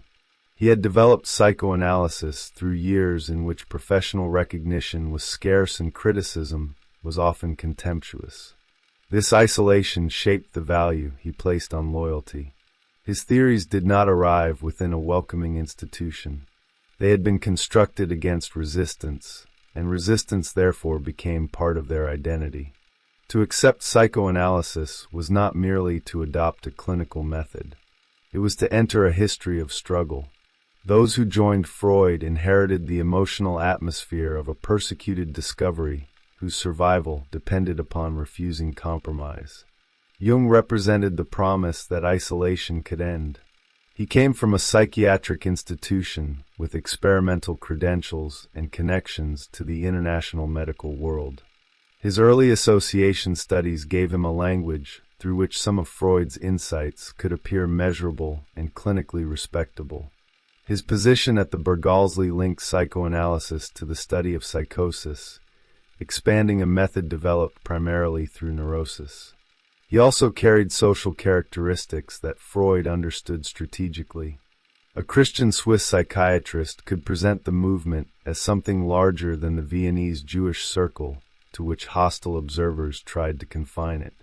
The choice of Jung as president in March 1910 therefore communicated a cultural message. Psychoanalysis intended to become universal. Its leadership would not remain organized by nationality, religion, or personal proximity to Freud. At the same time, the decision exposed the compromises required by universal ambition. Jung was chosen partly because his identity could reassure audiences prejudiced against Freud and his earliest followers. The movement sought freedom from cultural exclusion by adapting itself to the exclusions of European society. Its international future was placed upon a man who could cross doors that remained partly closed to its founder. This arrangement gave Jung symbolic importance before his own psychology had fully emerged. He became the image of psychoanalysis reaching outward, His presidency, lectures, travels, and publications turned him into a medium through which Freud's ideas entered new environments. Yet a medium never transports a message without altering its form. The language appropriate to a Viennese consulting room changed when it entered a Swiss psychiatric hospital, an American university, a theological discussion, or a comparative study of mythology. Each environment emphasized different possibilities. Jung's growing independence was not simply personal ambition. It was also the consequence of psychoanalysis moving through him into territories that demanded translation. The journey to America in 1909 had already revealed this process. At Clark University, Freud and Jung received public recognition from an academic institution far from the European centers that had resisted them. The event elevated both men, but it affected their roles differently. Freud arrived as the founder whose work had finally crossed the Atlantic. Jung arrived as a younger figure whose career seemed to open directly onto international prestige. When the invitation to Jung became known in June 1909, Freud celebrated it as evidence that the younger man would go far. By Nuremberg, that prestige helped justify the presidency. America also introduced a subtle change in the scale of the movement. Psychoanalysis was becoming inseparable from its circulation through lectures, translations, journals, Congress reports, and personal networks. The content of the theory mattered, but so did the forms that carried it. A private letter could influence an editorial decision. A Congress could convert personal trust into official authority. A university ceremony could transform controversial physicians into cultural figures.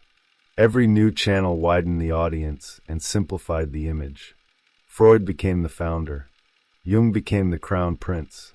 Such roles could travel more easily than the complexities of their actual relationship.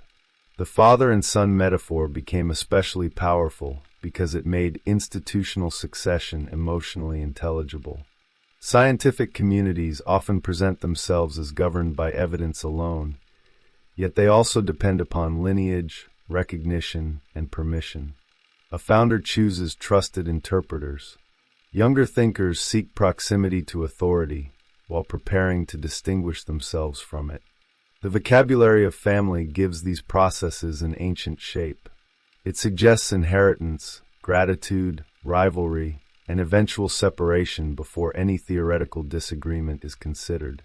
Freud and Jung consciously used this vocabulary, allowing a familiar cultural drama to enter the center of their scientific collaboration. The metaphor strengthened the alliance because it promised continuity across difference.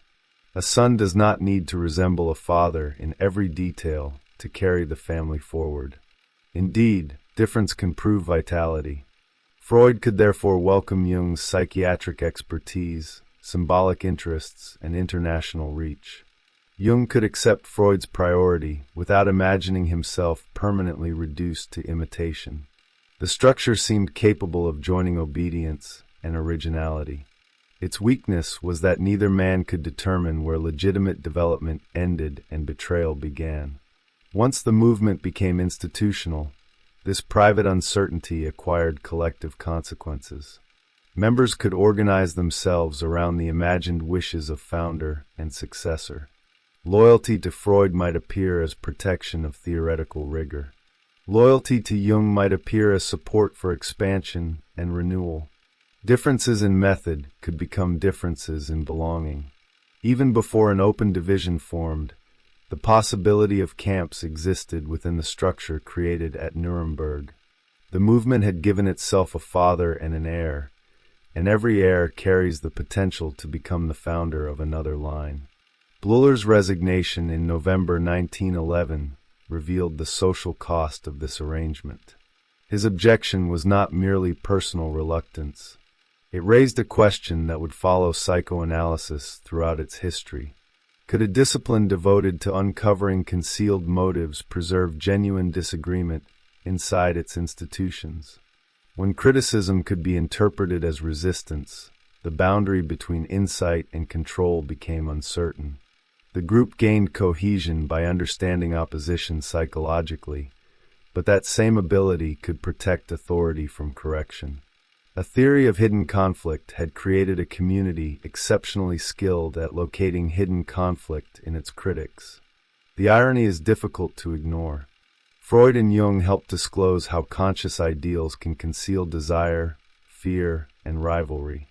Their movement then developed ideals of scientific unity that could conceal its own desire, fear, and rivalry. Members spoke about truth, method, and the future of psychoanalysis, but beneath those concerns operated the need for recognition and the anxiety of exclusion. This did not make their scientific arguments false. It made them human in precisely the way their work had taught Europe to suspect. Jung's mythology intensified the cultural stakes because it offered a different relationship between modern individuals and the past. Freud often treated civilization as a fragile achievement built over persistent instinctual conflict. Ancient stories preserved wishes and prohibitions that modern consciousness had disguised but not overcome. Jung increasingly treated mythic images as active forms through which psychic life organized transformation. The past was not only a repository of repressed desire, it was also a symbolic vocabulary that continued creating meaning. This difference affected how each man understood religion.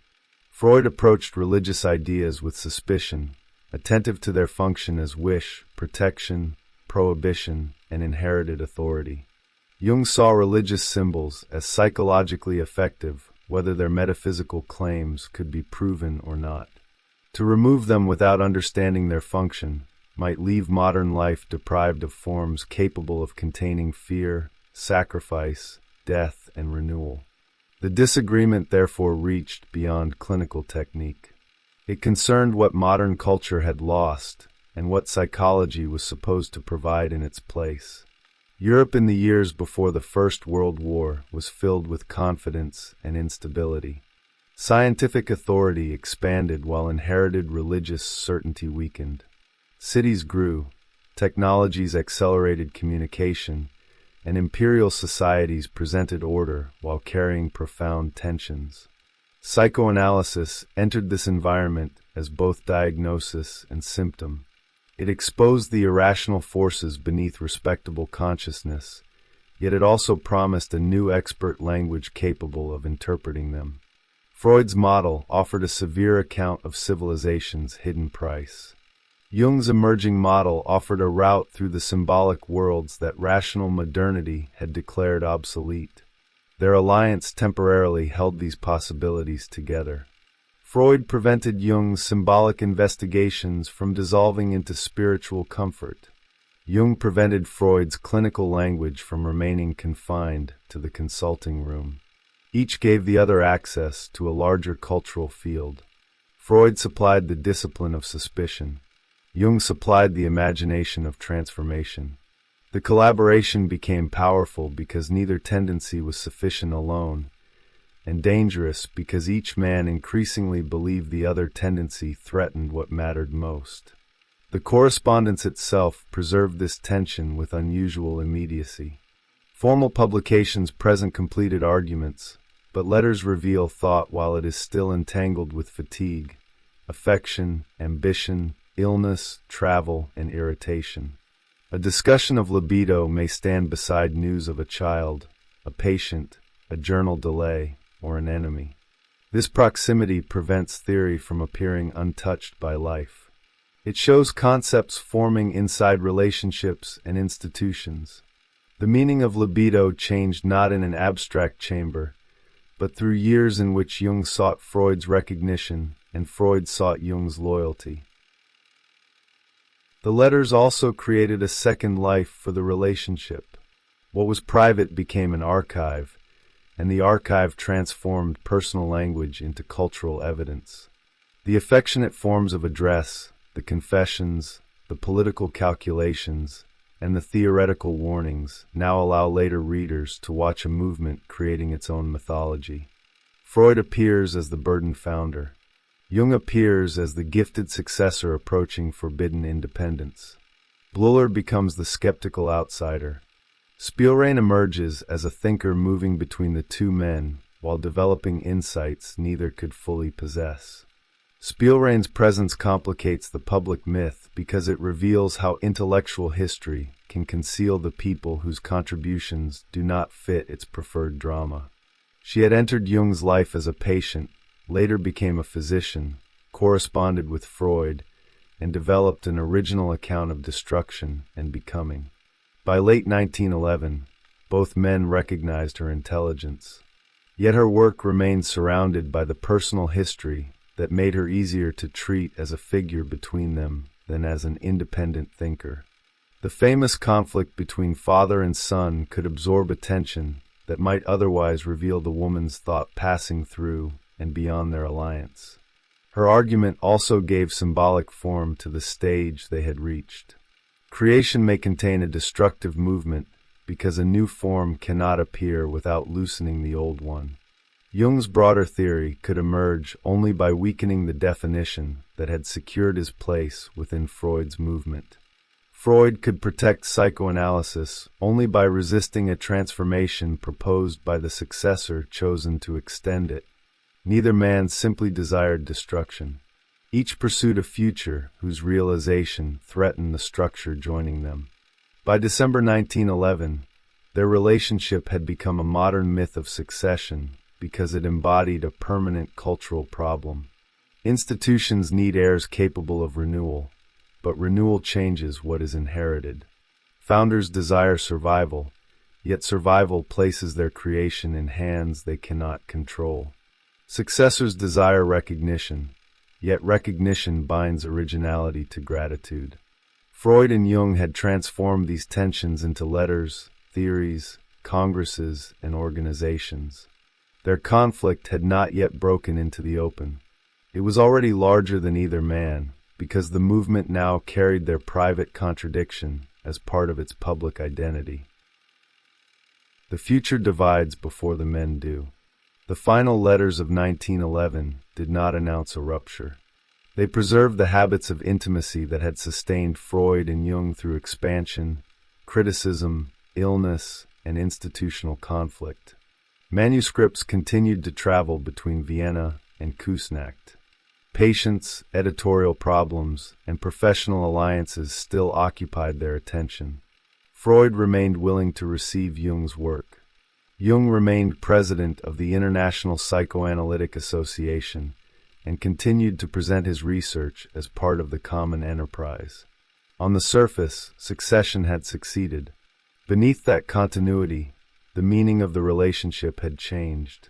At Nuremberg in March 1910, Freud had placed Jung at the center of the movement because he believed the younger man could carry psychoanalysis into its future. By December 1911, Jung had begun defining that future in terms Freud could not easily accept. The disagreement over libido was not one subject among many. It determined how dreams, psychosis, religion, mythology, and culture would be interpreted. Altering the concept changed the path connecting them all. Jung's proposal arose from a real explanatory problem. His work with psychosis had convinced him that a strictly sexual definition of libido did not adequately describe the withdrawal of interest from reality.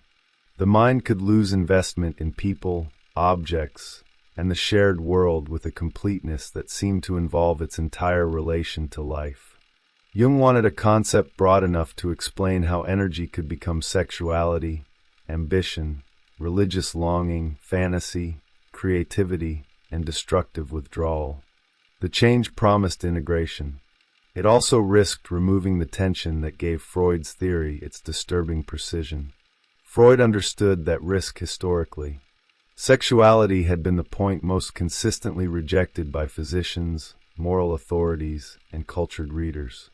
They could accept unconscious symbolism more readily if its bodily and erotic foundation were weakened. A generalized libido might therefore appear as intellectual development while performing a cultural retreat. Freud could not separate Jung's proposal from the long campaign to make psychoanalysis more respectable by making it less sexual. What Jung experienced as fidelity to clinical evidence, Freud could experience as surrender to resistance. Their personal roles made calm disagreement almost impossible. If another psychiatrist had proposed the revision, Freud might have treated it as an external theoretical error. From Jung, it carried the weight of inheritance. Freud had declared him the successor, defended him, celebrated his rise, and entrusted him with the presidency. Jung's revision could therefore seem like the movement turning against its origin through the very person chosen to preserve it. Scientific disagreement became inseparable from the fear that the future would survive by forgetting what the founder considered essential. Jung faced an opposing danger. If he abandoned his conclusions to protect Freud's approval, the presidency would become an empty honor. He would govern an international association while remaining intellectually dependent upon its founder. His symbolic investigations had reached a scale that demanded conceptual freedom. The more seriously he took Freud's invitation to explore, the less possible it became to stop where Freud wished. Loyalty had helped create his independence. Independence now threatened to redefine loyalty as obedience.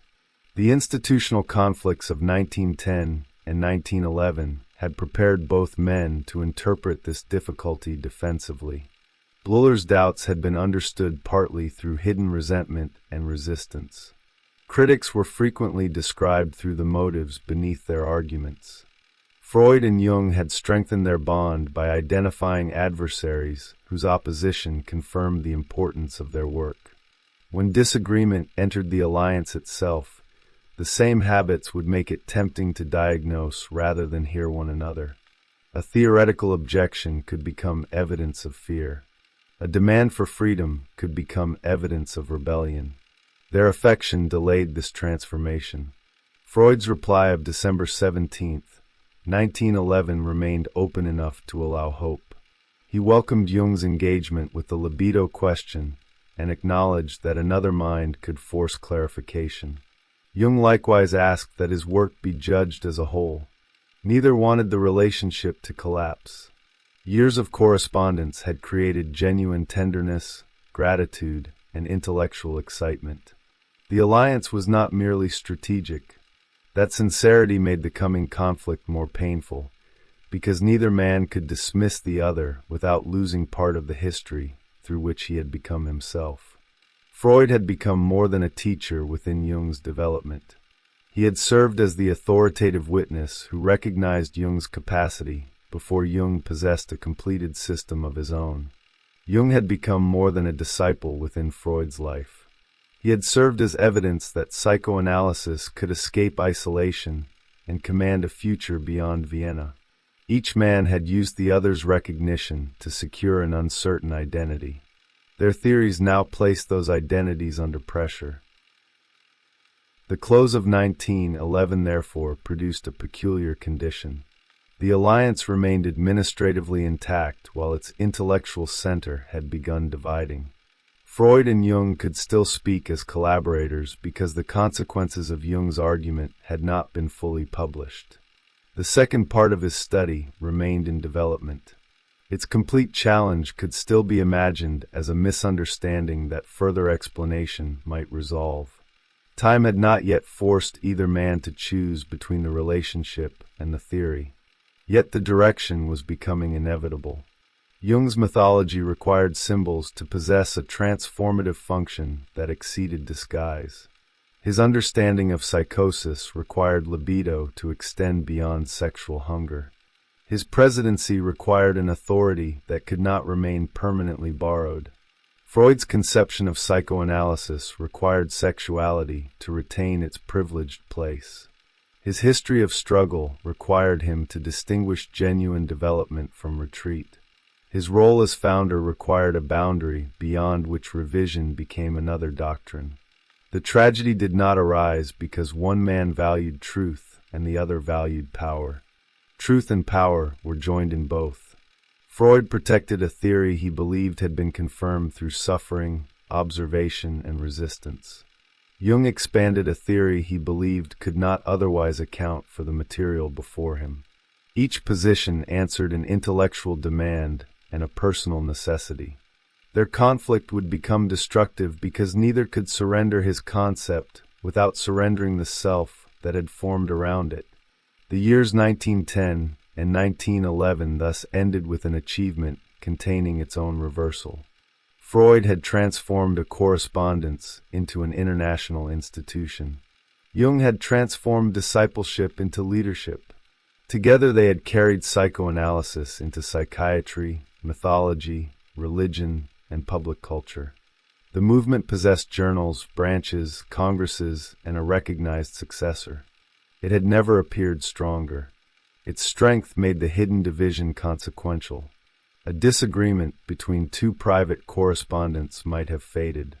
A disagreement between the founder and president of an international movement would reorganize loyalties, concepts, and historical memory. Nuremberg had given their bond a public body. Weimar had displayed that body at its height. The debate over libido placed two futures inside it. At the end of December, Freud wished Jung and his family well. Jung remained the chosen son, the president, and the most powerful representative of psychoanalysis outside Vienna. The language of devotion still covered the emerging separation. Nothing had formally broken. Still, the inheritance had divided. The next phase would not create that division. It would force both men to name it. The father begins to lose the son. On December 18, 1912, Jung wrote to Freud with a directness that years of devotion had made almost unthinkable. He accused Freud of treating colleagues as patients, reducing independent men to obedient sons while preserving his own position as the unquestioned father. The language was no longer tentative. Jung declared that he would continue supporting Freud publicly, but would privately say exactly what he thought. What had begun as discipleship was becoming insurrection, though neither man was ready to abandon the institution their alliance had created. The year had opened under the sign of authority. On January 1st, Freud advised Jung that analysts should remain reserved and receptive, warning against excessive emotional involvement with patients. He called himself the Venerable Old Master, partly in humor, though the title exposed the hierarchy between them. Jung answered on 2 January from St. Moritz. He defended his conduct carefully and insisted that his concern for a troubled patient had not been intended as criticism. Their disagreement still wore the language of professional technique. Beneath it stood a more intimate question: who possessed the authority to interpret the other? Throughout early 1912, Freud and Jung continued exchanging manuscripts, patients, editorial judgments, and plans for the movement. Their correspondence remained productive, but every collaboration now carried a second meaning. Freud wanted Jung's expanding work to remain connected to psychoanalysis. Jung wanted recognition that connection did not require submission. Each believed he was protecting scientific freedom. Each increasingly experienced the other's protection as control. The tension sharpened after Freud traveled to Kreuzlingen on May 24th to visit Ludwig Binswanger, who had undergone surgery. Jung lived within reachable distance at Küsnacht, yet Freud did not visit him. Freud regarded the omission as a practical consequence of limited time and demanding circumstances. Jung experienced it as a personal slight. The incident became the Kreuzlingen gesture, a small event that gathered the weight of every uncertainty already present between them. Distance had become interpretable. Silence had become evidence. During July, Jung traveled to the United States to deliver lectures at Fordham University in New York. There he presented his developing account of psychoanalysis to an American audience, revising the sexual theory of libido and describing psychic energy in broader terms. The lectures demonstrated that Jung could now speak internationally in his own intellectual voice. He still placed his work within the psychoanalytic movement, but the framework had changed. The successor was no longer merely extending the founder's language. He was translating it into a system Freud might not recognize as his own.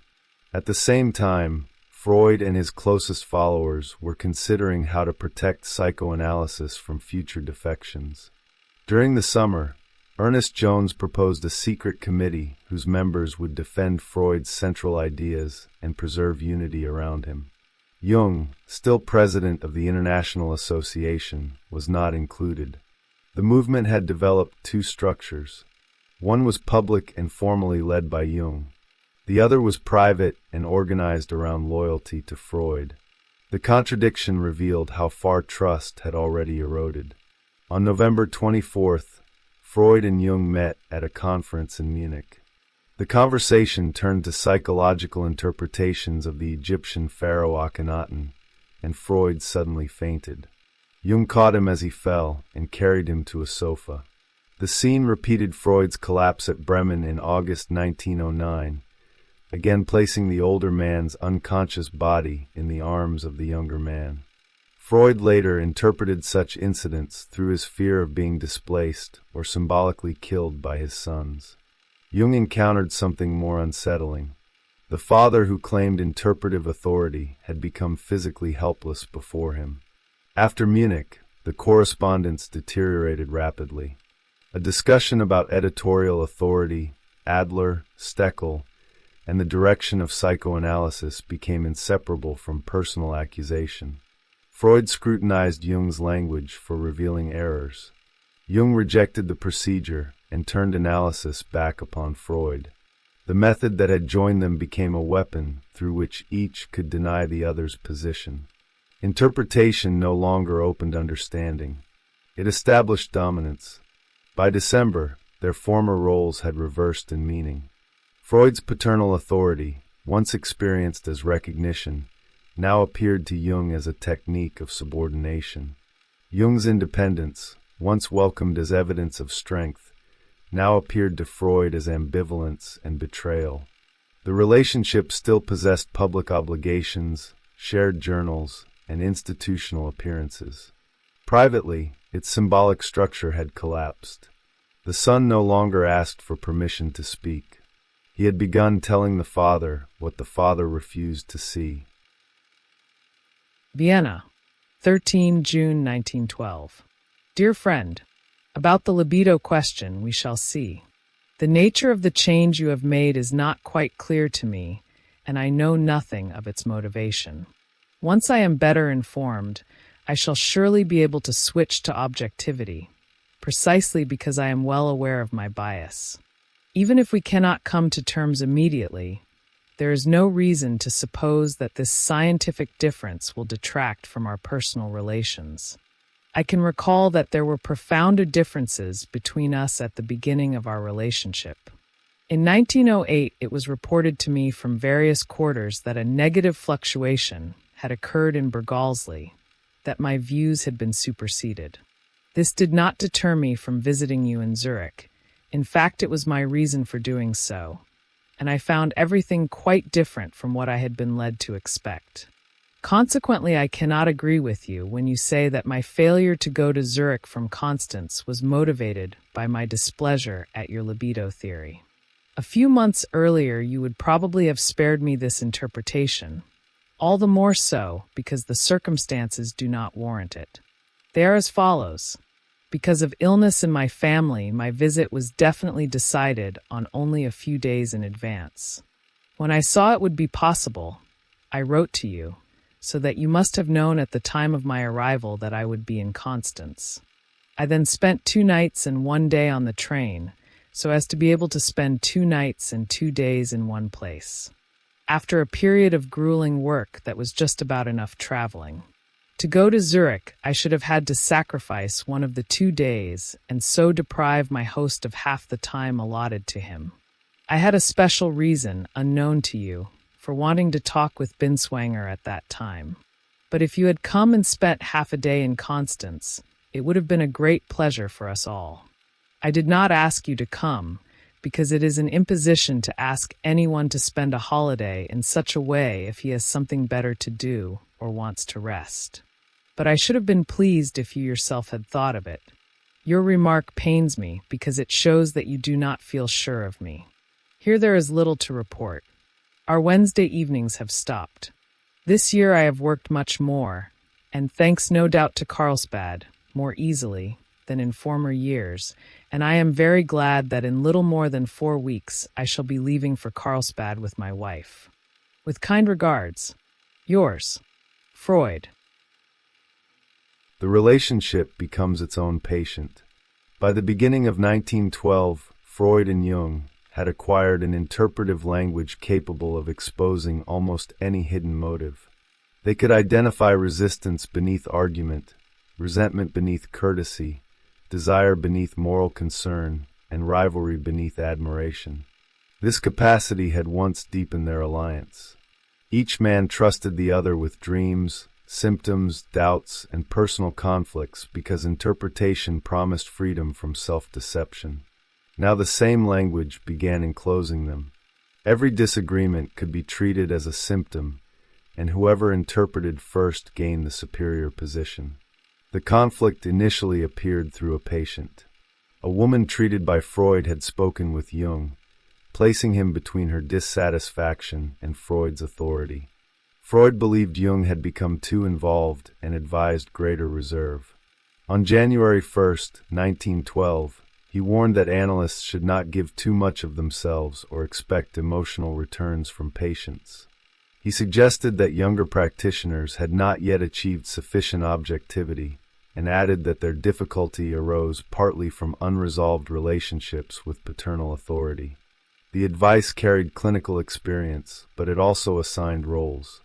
Freud spoke as the venerable old master correcting a younger colleague whose emotional involvement had compromised judgment. Jung could accept practical criticism, yet the paternal framing touched the central uncertainty of their relationship. Was Freud evaluating a technique or interpreting the man who used it? Could Jung disagree without his disagreement becoming proof that he had failed to resolve the very conflict Freud attributed to him? On January 2nd, Jung responded from St. Moritz. He described his conversation with the patient and explained that compassion had drawn him into an uncomfortable position. His tone remained respectful. He emphasized that his experience could not be measured against Freud's and hoped that the outcome would justify his intervention. At this stage, Jung still attempted to preserve the hierarchy while defending his conduct. He could question an action without openly challenging the authority behind it. A week later, however, he clarified his own approach. Jung agreed that an analyst should not demand emotional repayment from a patient. Yet he argued that the analyst must possess the same freedom the patient was expected to acquire. Otherwise, the analyst would be forced to conceal himself or become overwhelmed by the relationship. The distinction was subtle but important. Freud emphasized reserve as protection against emotional entanglement. Jung emphasized inner freedom as the condition for entering that entanglement without being controlled by it. Their technical disagreement reflected different temperaments and different visions of psychological authority. Freud protected the analytic situation by limiting what the physician offered. The patient needed a relatively stable surface upon which hidden desires could appear. Jung was more willing to understand treatment as an encounter between two personalities, each affected by the other. He did not imagine that the analyst could remain untouched behind a professional mask. The question was not whether influence occurred, but whether the analyst had confronted enough of his own conflict to use that influence honestly. This difference could have remained productive. Freud himself recognized the dangers created by the analyst's emotional responses and believed the subject required careful discussion. Jung did not reject restraint. Their positions overlapped considerably. The conflict became personal because each method also described how the two men related to one another.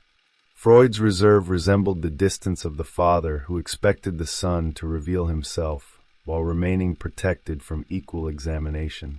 Jung's demand for mutual freedom resembled the successor's effort to escape a relationship in which only one man possessed the right to interpret. The letters of early 1912 therefore operated on two levels. They discussed patients, publications, and theory while continuously testing whether the relationship remained safe. A delayed answer could awaken suspicion. A correction could feel like judgment. A request for explanation could sound like surveillance. Neither man was merely exchanging information. Each was reading the emotional pressure surrounding the other's words. The correspondence had become a chamber in which every phrase produced echoes. At the same time, their scientific work was moving in parallel directions that made divergence harder to define. Freud was preparing studies comparing the mental life of ancient peoples with that of neurotic patients. His investigations into incest prohibitions, ambivalence, magical thinking, and totemic society carried psychoanalysis deep into anthropology and religion. Jung was developing his study of libido through mythology, heroic narratives, sacrifice, and symbolic transformation. Both men were leaving the conventional limits of clinical medicine. Both believed the unconscious preserved forms extending beyond an individual's conscious memory. This resemblance intensified rivalry because the intellectual territory could not be divided cleanly. Freud and Jung were not pursuing unrelated subjects. They were approaching the same cultural materials with different methods. Freud traced collective customs toward prohibited desire and the conflict between impulse and law. Jung followed symbols toward recurring patterns of transformation within psychic life. Each could recognize part of his own ambition in the other's work. The rival was compelling precisely because he desired the same territory. Freud could not treat Jung's mythology as an external curiosity. It touched the future of psychoanalysis and potentially altered its central concepts. Jung could not treat Freud's cultural writings as separate from his own project. Freud's movement into religion and anthropology threatened to occupy fields Jung increasingly regarded as essential to his emerging psychology. Their intellectual expansion produced overlap, and overlap sharpened the struggle for priority. They were no longer father and son exploring different rooms of the same house. They were drawing incompatible plans for the house itself. Sabina Spielrein again stood near the point where their ideas crossed. Her work on destruction and becoming proposed that transformation could involve the dissolution of an existing form. She drew upon biological, psychological, and mythological material, moving between approaches favored by both men. Freud respected her intelligence while criticizing her tendency to subordinate psychological evidence to biology. Jung supported publication of her work, though he also demanded revision. Her position revealed that the emerging conflict was not a simple opposition between two complete systems.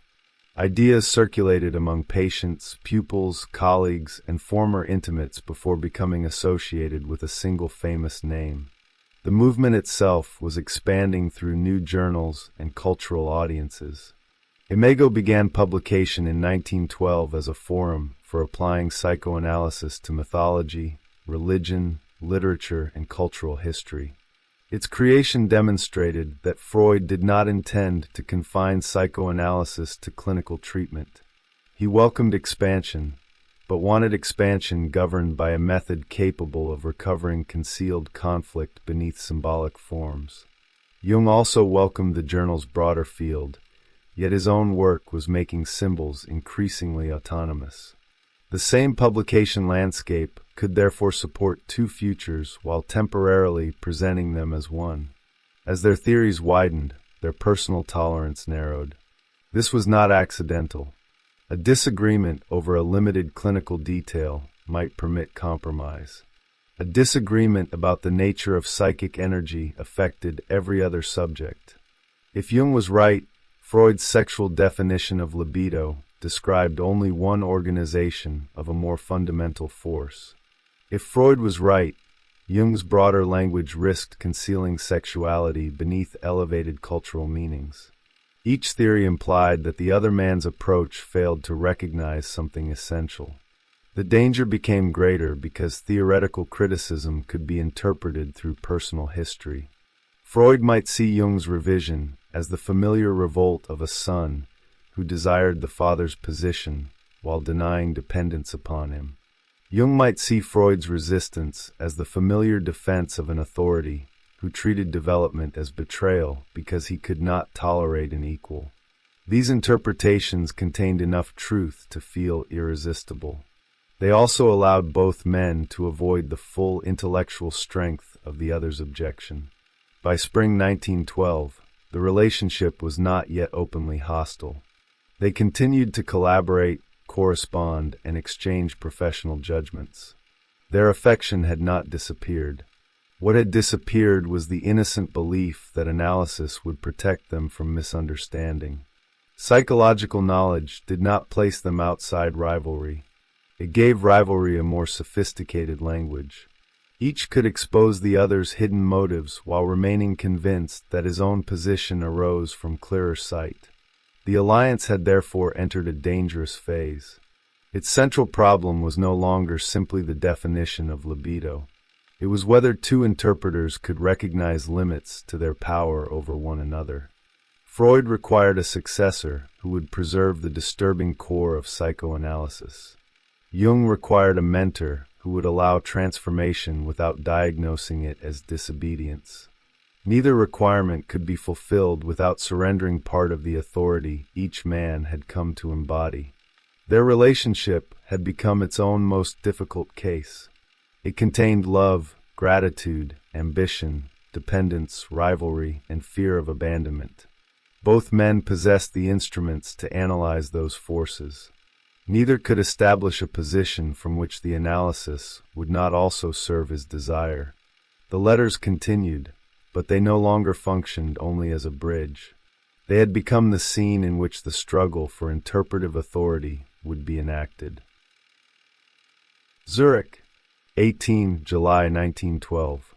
Dear Professor Freud, until now I didn't know what to say to your last letter. Now I can only say, I understand the Kreuzlingen gesture. Whether your policy is the right one will become apparent from the success or failure of my future work. I have always kept my distance, and this will guard against any imitation of Adler's disloyalty. Yours sincerely, Jung. The gesture at Kreuzlingen. In May 1912, an absence became more powerful than an encounter. Ludwig Binswanger had undergone surgery in Kreuzlingen, and Freud traveled from Vienna to visit him. Jung lived across Switzerland at Küsnacht, and had once imagined that proximity would naturally bring Freud to his home. No visit occurred. Freud returned without seeing the man he had chosen as president and successor. The omission was practical in Freud's mind. In Jung's, it became a gesture. The event acquired meaning because the relationship was already saturated with uncertainty. Had the journey occurred during the earlier years of their friendship, Jung might have accepted the explanation of limited time. By 1912, however, he was waiting for evidence of withdrawal. Freud had responded cautiously to his theoretical work. Their exchanges about patience had produced irritation. The broader definition of libido was moving toward publication. Jung could no longer assume that affection remained untouched by disagreement. Freud's route through Switzerland began to resemble a map of emotional avoidance. Jung referred to the episode as the Kreuzlingen gesture. The phrase transformed an itinerary into a symbolic act. Freud had visited another younger psychiatrist while passing near the chosen son. Binswanger occupied a special position because he remained loyal to Freud without threatening to replace him theoretically. He could receive paternal warmth without claiming the inheritance.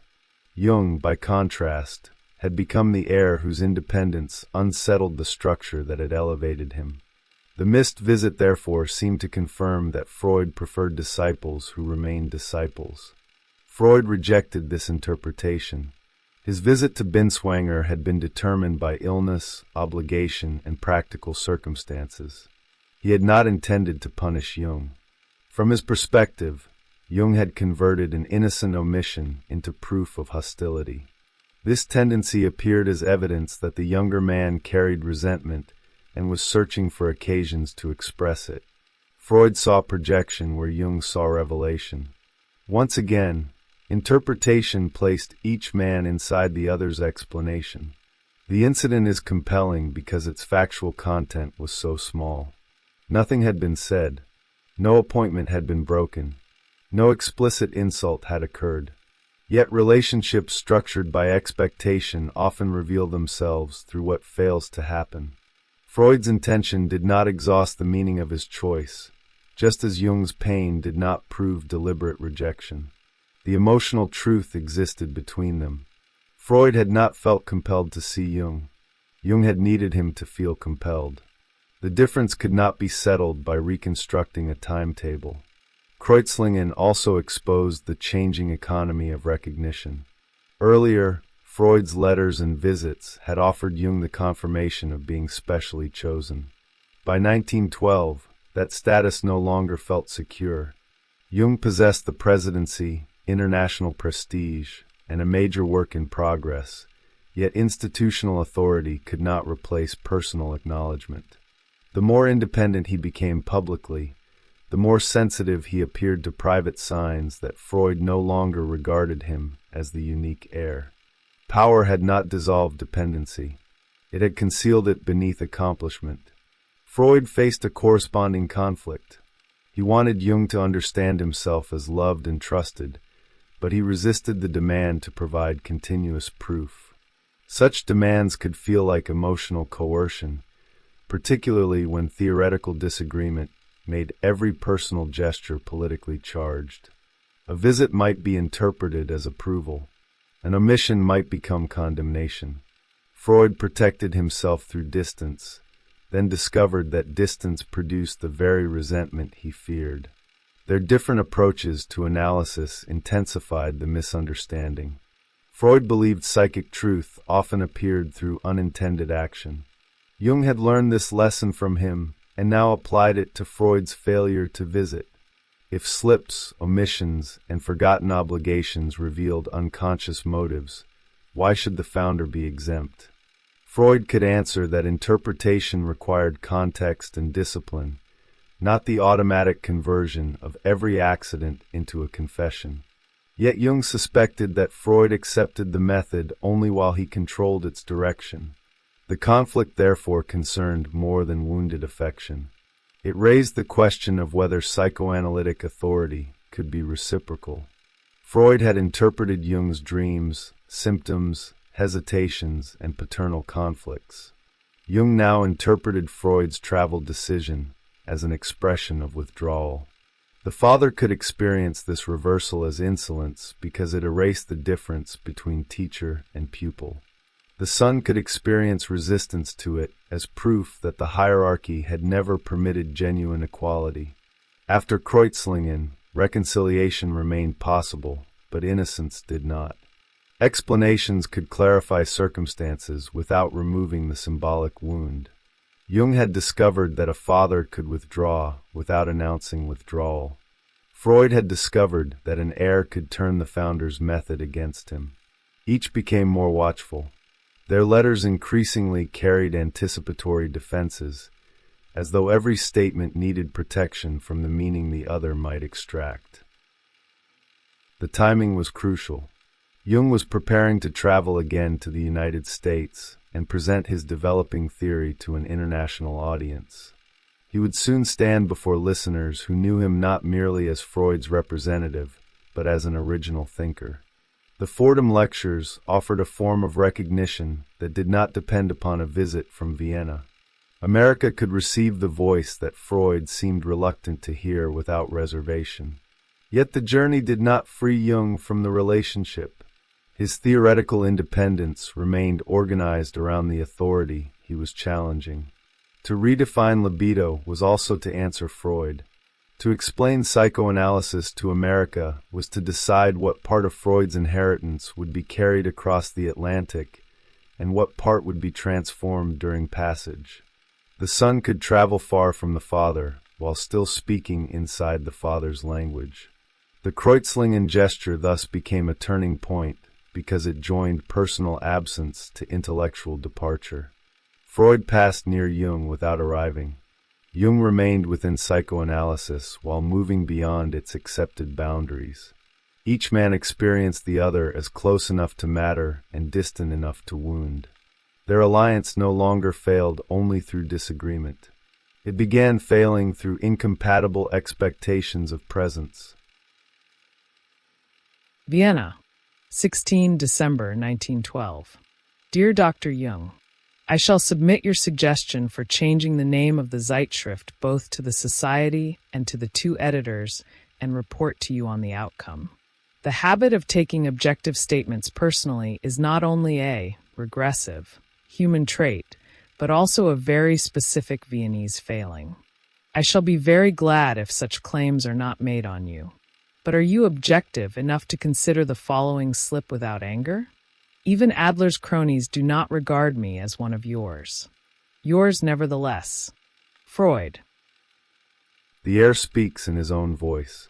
During the summer of 1912, Jung crossed the Atlantic carrying a theory that had begun within psychoanalysis, but could no longer remain inside Freud's definitions.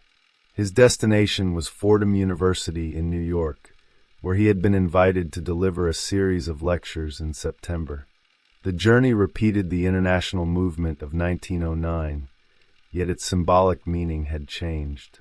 3 years earlier, Jung had traveled beside Freud as the brilliant younger representative of a shared discovery. Now he traveled without him and prepared to explain psychoanalysis through a framework increasingly his own. The lectures offered Jung an unusual opportunity. He could present the history, methods, and achievements of psychoanalysis while revising its foundations before an audience not governed by the internal loyalties of Vienna and Zurich. He described the development of analytic thought, acknowledged Freud's decisive discoveries, and treated the sexual theory as a necessary historical achievement. Yet he also argued that the concept of libido had to be widened. Psychic energy could assume sexual forms without being reducible to sexuality in every expression. This formulation allowed Jung to appear both faithful and independent. He did not reject Freud's work as mistaken. He placed it within a developmental sequence whose next stage required his own correction. The rhetorical movement was elegant and dangerous. Freud remained the founder who had opened the field, while Jung became the thinker capable of carrying that field beyond its original limitations. The father's authority was preserved as history. The son's authority claimed the future. For American listeners, the broader theory offered intellectual advantages. It connected psychoanalysis to religion, mythology, philosophy, psychosis, and cultural transformation, without requiring every symbolic form to return directly to erotic conflict. It could speak to ministers, educators, physicians, and scholars who found Freud's insistence upon sexuality difficult to accept. Jung's version widened the possible audience because it reduced the distance between psychoanalysis and existing cultural ideals. What Freud regarded as the theory's most disruptive truth became one manifestation within a more encompassing account of energy.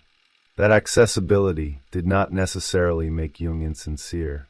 His revision grew from years of clinical work with psychotic patients and sustained investigation of symbolic material. He believed the broader concept explained phenomena that Freud's definition left unresolved. Yet theories also acquire social force through the environments that receive them. America offered Jung recognition precisely, whereas divergence made him more acceptable. Intellectual conviction and cultural reward began supporting one another. Freud understood this danger. He had repeatedly watched critics praise the unconscious while rejecting the sexual conflicts that gave his theory its severity. A psychology of symbols could be admired as profound, spiritual, and humane if it no longer forced respectable audiences to confront infantile desire. Jung's lectures risked presenting a softened psychoanalysis under the prestige of Freud's name. The greater Jung's success, the more difficult it became to distinguish expansion from substitution. The trip also altered the balance of visibility between them. Jung was younger, energetic, and able to lecture before audiences that associated him with modern psychiatry and international innovation. He no longer needed Freud physically beside him to authorize his appearance. The medium of the public lecture transformed the relationship. Letters allowed hesitation, correction, and intimate qualification. A lecture required a coherent voice. Before an audience, Jung could not remain a son asking whether his thoughts had gone too far. He had to become the authority who determined how far thought should go. While Jung prepared for and undertook this journey, Freud's circle was considering a different response to the instability of succession. Ernest Jones proposed creating a private committee of men whose loyalty to Freud and his central ideas could be trusted. The plan developed during July and the following months, with Ferenczi, Rank, Sachs, Abraham, and Jones forming the intimate nucleus. Each member would promise to protect the movement from distortions and personal defections. Their unity would remain largely concealed from the wider association. The committee arose from anxiety created by the departures of Adler and Steckel and by the growing uncertainty surrounding Jung. Freud had learned that formal offices could not guarantee theoretical loyalty. Adler had developed an independent school. Steckel's conflicts had become increasingly disruptive. Jung, the international president, was revising libido at the center of the movement. Freud therefore sought security not through public hierarchy, but through a private circle bound by personal trust. This produced a remarkable division. Jung remained the visible president of the International Psychoanalytic Association, yet Freud's most trusted followers were organizing behind another center. Public legitimacy and private confidence no longer belonged to the same structure. The president represented unity before the world. The committee prepared for the possibility that his leadership might become a danger to what unity was supposed to preserve. Jung was not initially included in the committee's plans. His exclusion revealed that Freud no longer treated him as the unquestioned guarantor of the future. The crown given at Nuremberg remained on Jung's head, but the inheritance it symbolized was being transferred into collective custody. Freud could not easily remove Jung without risking institutional crisis. He could create another body whose loyalty did not depend upon Jung. The contrast between Fordham and the committee captured the psychological movement of 1912. Jung sought authority through public explanation, international recognition, and theoretical development. Freud sought security through intimate allegiance, protected doctrine, and a circle of trusted men. One moved outward, the other drew inward. Each response strengthened the force the other feared. Jung's public independence confirmed Freud's need for protection. Freud's private defenses confirmed Jung's suspicion that the father could not tolerate autonomous sons. Their conflict was therefore becoming structural. It no longer depended upon a single misunderstanding that affection might repair. Journals, lectures, committees, and international offices now carried different versions of authority. Jung could speak in America with the confidence of a founder while remaining president of Freud's association. Freud could preserve control over psychoanalysis through a loyal inner circle while publicly recognizing Jung's leadership. When Jung returned to Europe, the disagreement had acquired an audience and an organization. His revised theory was no longer an unfinished idea described privately to Freud. It had been spoken before listeners and shaped into a coherent account. Freud's mistrust was no longer a passing emotional reaction. It had contributed to a durable network prepared to survive the possible loss of the heir. Both men had begun building futures beyond one another. Their next meeting would place those futures in the same room. Zurich, 18 December 1912. Dear Professor Freud, may I say a few words to you in earnest? I admit the ambivalence of my feelings towards you, but am inclined to take an honest and absolutely straightforward view of the situation. If you doubt my word, so much the worse for you. I would, however, point out that your technique of treating your pupils like patients is a blunder. In that way you produce either slavish sons or impudent puppies like Adler, Steckel, and the whole insolent gang now throwing their weight about in Vienna. I am objective enough to see through your little trick.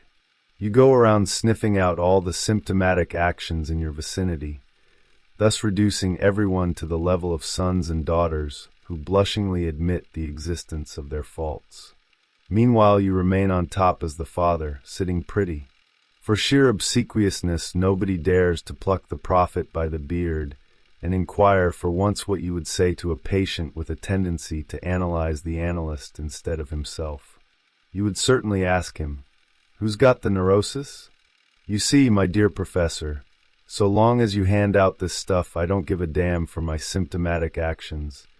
They shrink to nothing in comparison with the formidable beam in my brother Freud's eye. I am not in the least neurotic. Touch wood. I have submitted leg artists et tout humblement to analysis and am much the better for it. You know, of course, how far a patient gets with self-analysis, not out of his neurosis, just like you.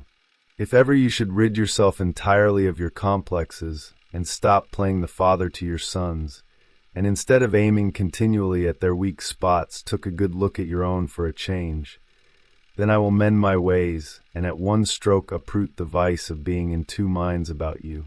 Do you love neurotics enough to be always at one with yourself? But perhaps you hate neurotics. In that case, how can you expect your efforts to treat your patients leniently and lovingly not to be accompanied by somewhat mixed feelings? Adler and Steckel were taken in by your little tricks and reacted with childish insolence. I shall continue to stand by you publicly while maintaining my own views, but privately shall start telling you in my letters what I really think of you. I consider this procedure only decent. No doubt you will be outraged by this peculiar token of friendship, but it may do you good all the same. With best regards, most sincerely yours, Jung. The father falls in Munich. On November 24th, 1912, Freud and Jung met in Munich with several colleagues to discuss the future of the psychoanalytic movement. The meeting occurred after months of growing tension. Jung had returned from America with his revised account of libido publicly articulated. Freud had accepted the formation of a private committee around his authority. Adler had already separated from the Vienna group, and the conflict with Steckel was approaching its end. The institution appeared international and active, yet its center was becoming unstable. Freud arrived carrying frustration about Steckel and anxiety about Jung. Steckel had become increasingly difficult to manage as editor of the Zentralblatt, the movement's central clinical publication. His independence, editorial decisions, and personal conduct had produced conflict with Freud. Jung was drawn into negotiations because his position as president gave him responsibility for the association's official relationship with the journal. What appeared to be publishing administration was another struggle over who controlled the public voice of psychoanalysis. The discussion in Munich also turned toward religion and ancient history. Freud had become absorbed in questions surrounding Akhenaten, the Egyptian pharaoh associated with a revolutionary form of monotheistic worship. Jung reportedly connected Freud's fascination with the theme to the founder's relation with his followers. The suggestion touched the most sensitive point in the room. A solitary religious authority, a new doctrine, and uncertain heirs could not remain distant historical material when Freud sat among the men expected to preserve his creation. During the conversation, Freud suddenly lost consciousness. Jung caught him as he fell and carried him to a sofa. For a moment, the hierarchy between them became physical. The father who claimed authority over meaning lay helpless in the arms of the son whose independence he feared. Jung held the body of the man whose intellectual presence had once seemed immovable. The scene was intimate, alarming, and almost unbearably symbolic. It repeated an earlier event. On August 20th, 1909, shortly before their voyage to America, Freud had fainted in Bremen during an atmosphere of tension involving Jung. Freud later connected these collapses with a fear of death associated with his younger followers. The repetition in Munich gave the pattern greater force. The body appeared to enact what conscious conversation could not resolve. Freud feared displacement by the men he had chosen to continue his work. Jung encountered the father's vulnerability at the very moment he was becoming capable of replacing him. No single interpretation can contain such an event. Exhaustion, physical condition, anxiety, and emotional pressure all belonged to the circumstances. Yet the fainting mattered because both men lived within a world where bodily accidents demanded meaning. They could not treat the collapse as merely physiological. Freud's own method had taught them to read the body as a stage upon which forbidden conflict appeared. Munich therefore became an image that neither could easily forget. The founder fell when succession was being discussed without being named. After recovering, Freud remained dependent upon Jung's immediate care. The episode might have restored tenderness. Jung had caught him rather than allowed him to fall. The son had protected the father at the point of greatest helplessness.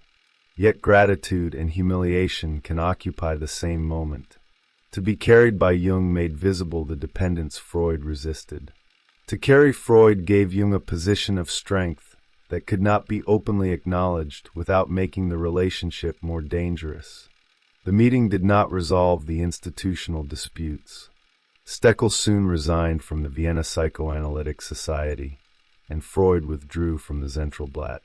Jung had to negotiate the consequences for the International Psychoanalytic Association, whose members were connected to the publication through an existing agreement.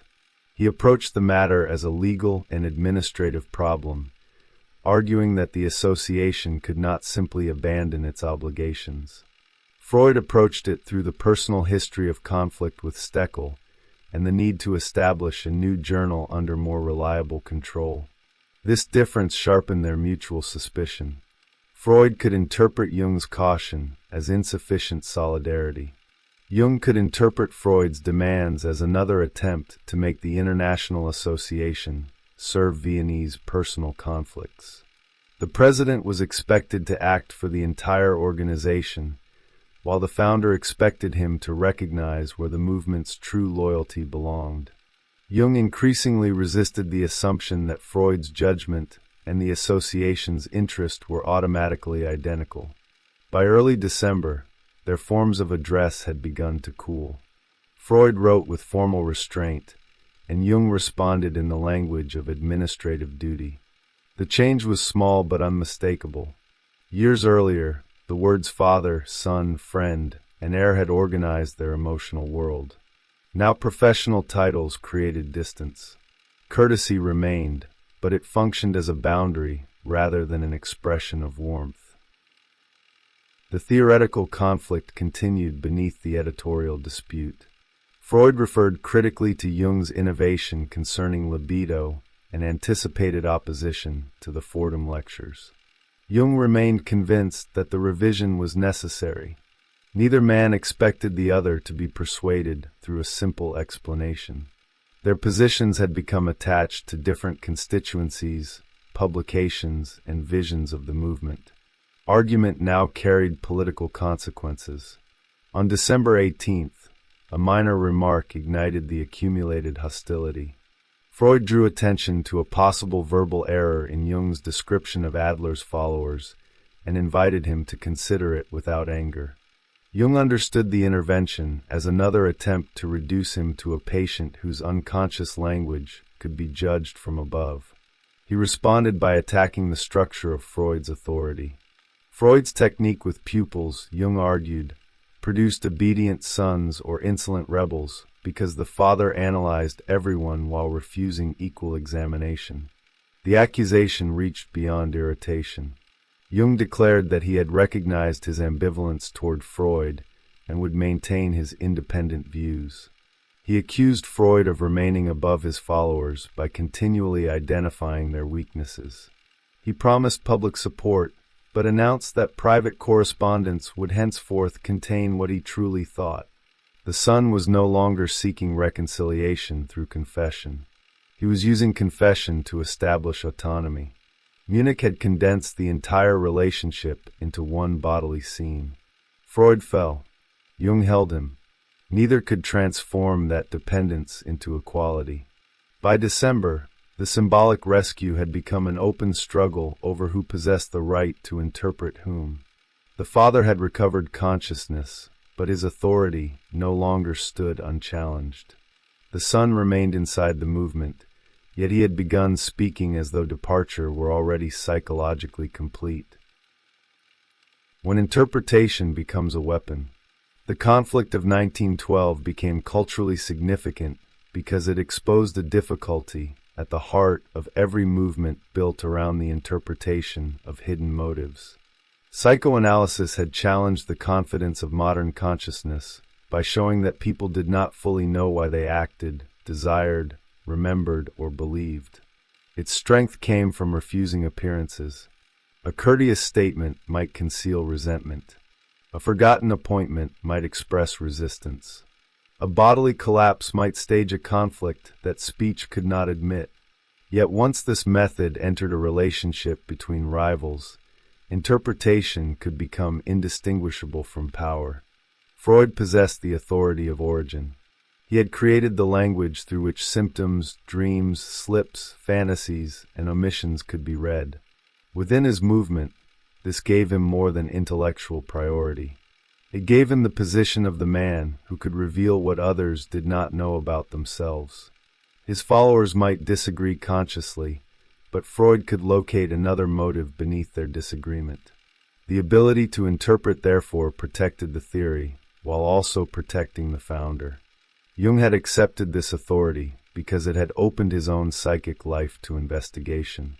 He had shared dreams, intimate conflicts, professional anxieties, and family difficulties with Freud. The relationship offered recognition through exposure.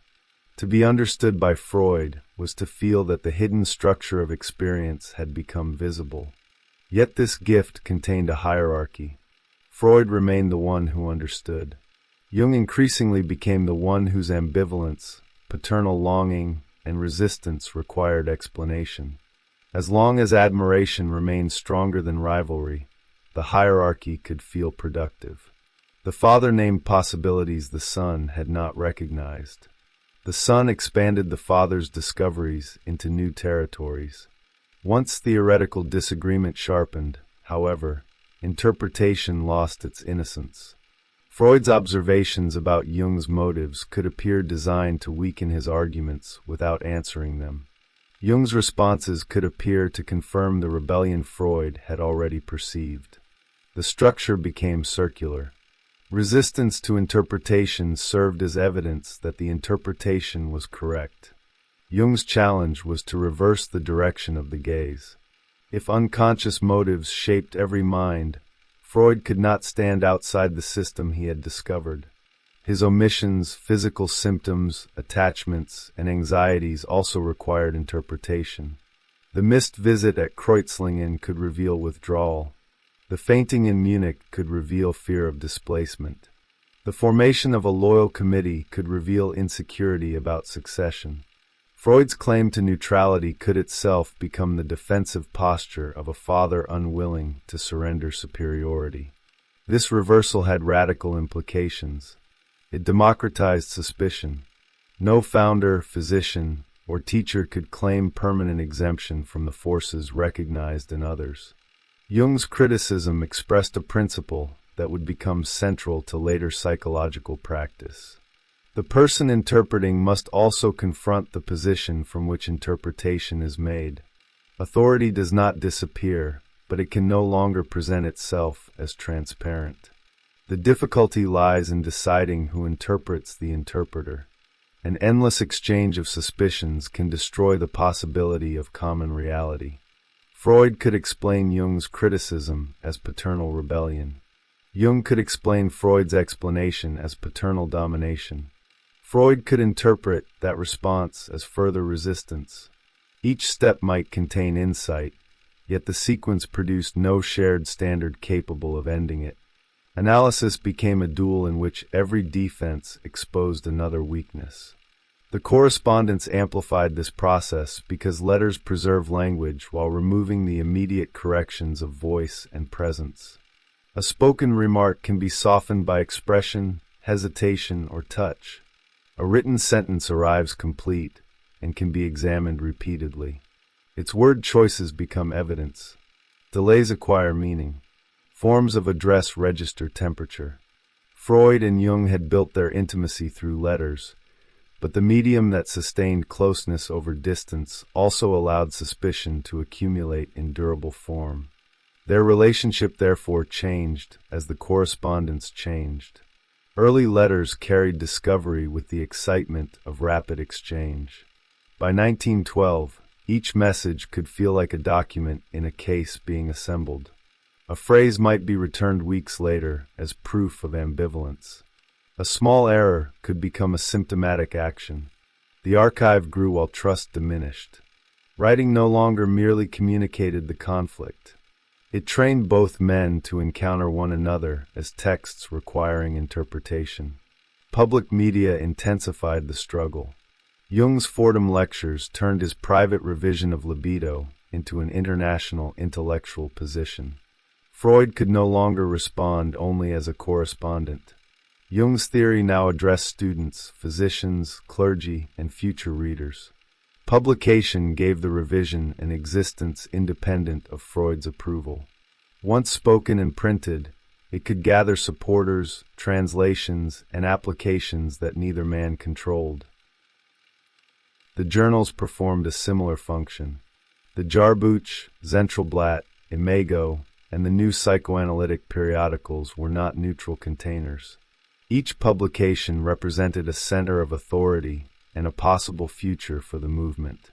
Editorial control determined whose work appeared, which disagreements became visible, and what counted as psychoanalysis. The conflict with Steckel demonstrated that a journal could become the site where personal rivalry, institutional legitimacy, and theoretical identity converged. Freud's private committee answered the problem of circulation through a different medium. Rather than relying upon public office, it created a hidden network of loyalty. The committee was intended to preserve the central discoveries of psychoanalysis against future distortions. Its members would communicate closely, support Freud, and maintain unity during crises. The structure recognized that ideas survive through relationships, not through arguments alone. Yet the committee also divided the movement into visible and invisible authority. Jung remained international president, but another circle possessed Freud's deeper trust. The public organization suggested constitutional order. The private committee operated through devotion to the founder. This duplication made the movement resemble the psyche it studied. An official structure appeared on the surface, while another system organized its responses from below. Jung's exclusion from this intimate circle gave institutional form to his changing symbolic position. He still wore the title of heir, but the inheritance was being guarded against him. Freud had chosen Jung because one man seemed capable of carrying the movement beyond its original cultural limits. When that man became unpredictable, Freud distributed trust among several followers. The singular son was replaced by a brotherhood whose collective loyalty could restrain individual ambition. This response reflected a broader cultural anxiety about charismatic succession. Movements founded through personal revelation often struggle when authority must pass from originator to inheritor. A successor strong enough to preserve the movement is also strong enough to transform it. If he repeats the founder perfectly, he offers no renewal. If he creates, he threatens continuity. Institutions arise to solve this contradiction, but they frequently reproduce it through offices, councils, doctrines, and exclusions. Freud and Jung embodied both sides of this problem. Freud needed a future that would remain recognizably his. Jung needed a future in which recognition did not depend upon remaining Freud's. Neither desire was inherently unreasonable. Their incompatibility became destructive because both men had invested scientific truth in personal roles. Freud was not only defending a concept of libido, he was defending the historical meaning of his struggle. Jung was not only broadening a concept, he was establishing the right to become the author of his own psychology. Their cultural differences sharpened the divide. Freud's imagination remained marked by the experience of an outsider confronting respectable European institutions. He distrusted reconciliations that made difficult truths acceptable by removing their scandal. Sexuality had to remain central because culture's desire to deny it was part of the evidence. Jung, formed within Swiss psychiatry and drawn toward religious symbolism, perceived another crisis. Modern consciousness had severed itself from images that once organized suffering, sacrifice, and renewal. Psychology had to recover their function without simply restoring belief. Both projects addressed the instability of modern Europe. Freud exposed the instincts beneath civilized appearances. Jung sought forms through which those instincts might acquire symbolic transformation. Freud feared that symbolic elevation would conceal the body. Jung feared that reduction to the body would empty culture of meaning. Their disagreement endured because each recognized a real danger in the other's direction. The fainting in Munich acquired lasting symbolic force within this larger conflict. A modern scientific movement had organized itself around rational inquiry into a rational life. At its center, the founder's body collapsed during a conversation charged with succession, religion, and rivalry. The event disturbed any clean separation between theory and myth. Freud and Jung were interpreting ancient fathers, sons, gods, and rebels while unconsciously enacting a drama of their own. Jung catching Freud prevented physical injury, but the scene could not restore symbolic trust. The son saved the father whose authority he was accused of threatening. The father depended upon the son whose independence he feared. Their bodies briefly acknowledged mutual dependence more honestly than their institution could. Once Freud recovered, the hierarchy returned. The moment of helpless equality could not be integrated. By December, even friendship had become a contested form of power. Jung described his harsh criticism as honesty and a peculiar token of friendship. He would support Freud publicly while confronting him privately.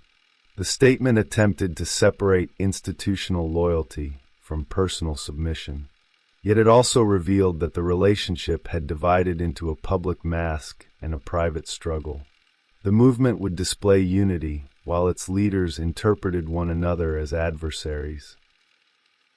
This division shaped how later generations remembered them. Freud became the founder betrayed by a favored disciple, or the authoritarian father who could not tolerate creative independence. Jung became the courageous thinker escaping reductionism, or the ambitious heir who weakened psychoanalysis to secure a broader audience. Each image selects a truth and turns it into a verdict. The correspondence resists such simplicity because it shows both men creating the conflict together. The deeper cultural meaning lies in that reciprocity. Freud's authority helped produce Jung's independence. Jung's independence activated Freud's need to defend authority. Freud's defenses strengthened Jung's conviction that liberation required opposition. Jung's opposition confirmed Freud's fear that sons become rivals. Their actions formed a closed sequence in which each man became the evidence supporting the other's anxiety.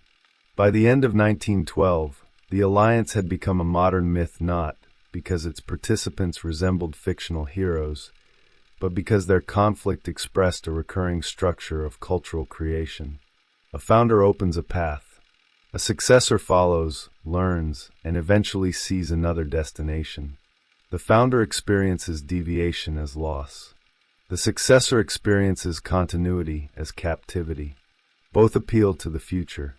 The institution built to unite them becomes the stage on which their futures separate. Freud and Jung had not yet completed the break, but they had created the symbolic language through which it would become inevitable. The alliance survives only in public. By the final days of 1912, Freud and Jung had not formally ended their relationship. Jung remained president of the International Psychoanalytic Association. Freud still recognized his public importance. Editorial agreements required cooperation, and the movement continued presenting itself as a unified international body. Yet the emotional structure that had once animated these arrangements had been overturned. The father and son still occupied their offices. They no longer believed in the family those offices represented.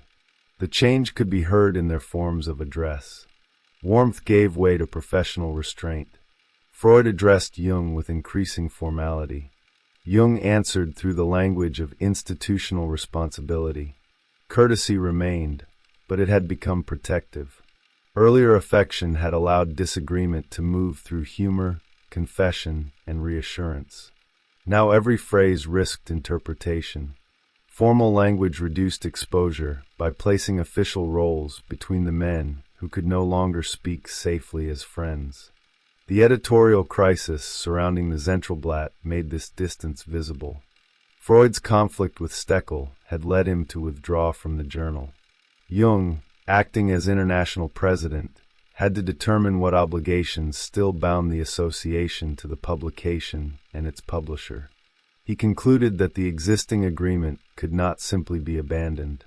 The association could withdraw its official bulletin, but members remained financially committed under the terms already accepted. Freud eventually approved Jung's handling of the matter and thanked him for the successful negotiation. Their cooperation functioned because both men could still perform their institutional duties. This is what makes the period so revealing. A relationship may collapse emotionally while remaining administratively competent. They could agree about contracts even when they no longer agreed about the meaning of loyalty. Procedure continued where trust had failed. The new journals also demonstrated how rapidly the movement was reorganizing around the coming division. Freud wanted publications capable of preserving psychoanalytic identity after the loss of the Zentralblatt. Jung remained connected to the Jahrbuch and proposed titles broad enough to include therapeutic, educational, and theological interests. The disagreement over naming was not trivial. A journal's title defined the audience it imagined and the boundaries of the knowledge it carried. Jung resisted treating science as a profession of faith. The statement expressed his growing discomfort with a movement organized around doctrinal allegiance. He wanted enough conceptual openness to permit findings that altered existing assumptions. Freud wanted openness as well, but not at the price of erasing discoveries he regarded as fundamental. For him, a discipline without boundaries could be absorbed by the very cultural forces it had exposed. For Jung, boundaries enforced through personal loyalty could prevent the discipline from developing. Their debate over Adler clarified the unstable political field. Adler had already departed from Freud and constructed a psychology centered upon inferiority, compensation, and striving for power. Rumors suggested that Jung might be moving toward him because both men had challenged Freud's emphasis on sexuality. Jung rejected this alignment. Similarity on selected points did not make him an Adlerian. He insisted upon his own direction, positioned between established schools but belonging completely to neither. Freud welcomed Jung's intention to criticize Adler because it promised political clarity. If Jung publicly opposed Adler, his difference from Freud might still remain an internal development rather than another defection. Yet Jung understood the demand for alignment as part of the problem. The intellectual world around him was being arranged into camps. To disagree with Freud created suspicion of allegiance to Adler. To criticize Adler could be read as proof of loyalty to Freud. Independent judgment became difficult because every statement was treated as a declaration of belonging. The private committee reinforced this atmosphere. Freud now possessed a small circle whose members pledged themselves to the preservation of psychoanalysis. The arrangement reduced his dependence upon Jung, but it also made reconciliation less necessary. If the chosen heir departed, collective loyalty could maintain continuity. The movement no longer required a single successor. It had developed an inner guardianship capable of surviving the symbolic death of the son. Jung likewise possessed alternatives. His American lectures had shown that his ideas could command attention outside Freud's immediate network. His writings on symbols and libido were developing into a recognizable psychology. He retained influence in Zurich, connections across Europe and America, and the authority of the international presidency. Separation would carry professional costs, but it would not return him to obscurity. Both men had built structures capable of continuing after the alliance. This made rupture survivable and therefore more likely. The exchange of December 18th revealed that psychological separation had already occurred. Jung no longer asked Freud to correct a misunderstanding. He challenged the arrangement through which Freud interpreted his followers while resisting interpretation himself. He described Freud's pupils as trapped between submission and rebellion. The accusation recast the movement's recent history. Adler and Steckel no longer appeared merely as unstable defectors. They became possible products of a paternal system unable to permit equality. Jung distinguished public conduct from private truth. He promised to stand by Freud before the world while expressing his criticism directly in letters. The promise contained loyalty, calculation, and contradiction. Public solidarity protected the association and Jung's presidency. Private opposition protected his developing identity. Yet a relationship divided in this manner could not remain stable. The public mask required the concealment of a conflict already shaping every official decision. Freud's silence after the accusation carried its own force.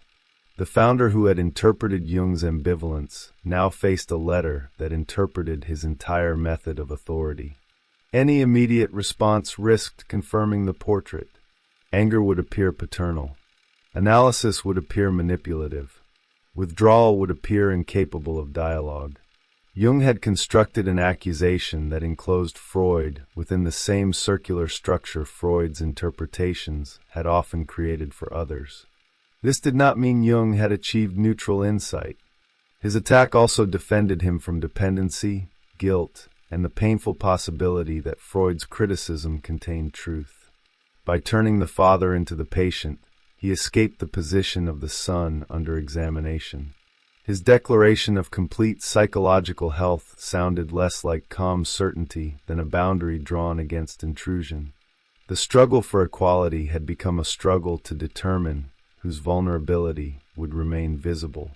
The year ended without resolution because resolution would have required both men to surrender the roles through which they understood the conflict. Freud would have needed to become an authority capable of being analyzed without experiencing analysis as revolt. Jung would have needed to acknowledge dependence without experiencing acknowledgement as submission. Their history made both movements difficult. The founder's isolation had taught him that compromise threatened truth. The successor's elevation had taught him that originality justified recognition.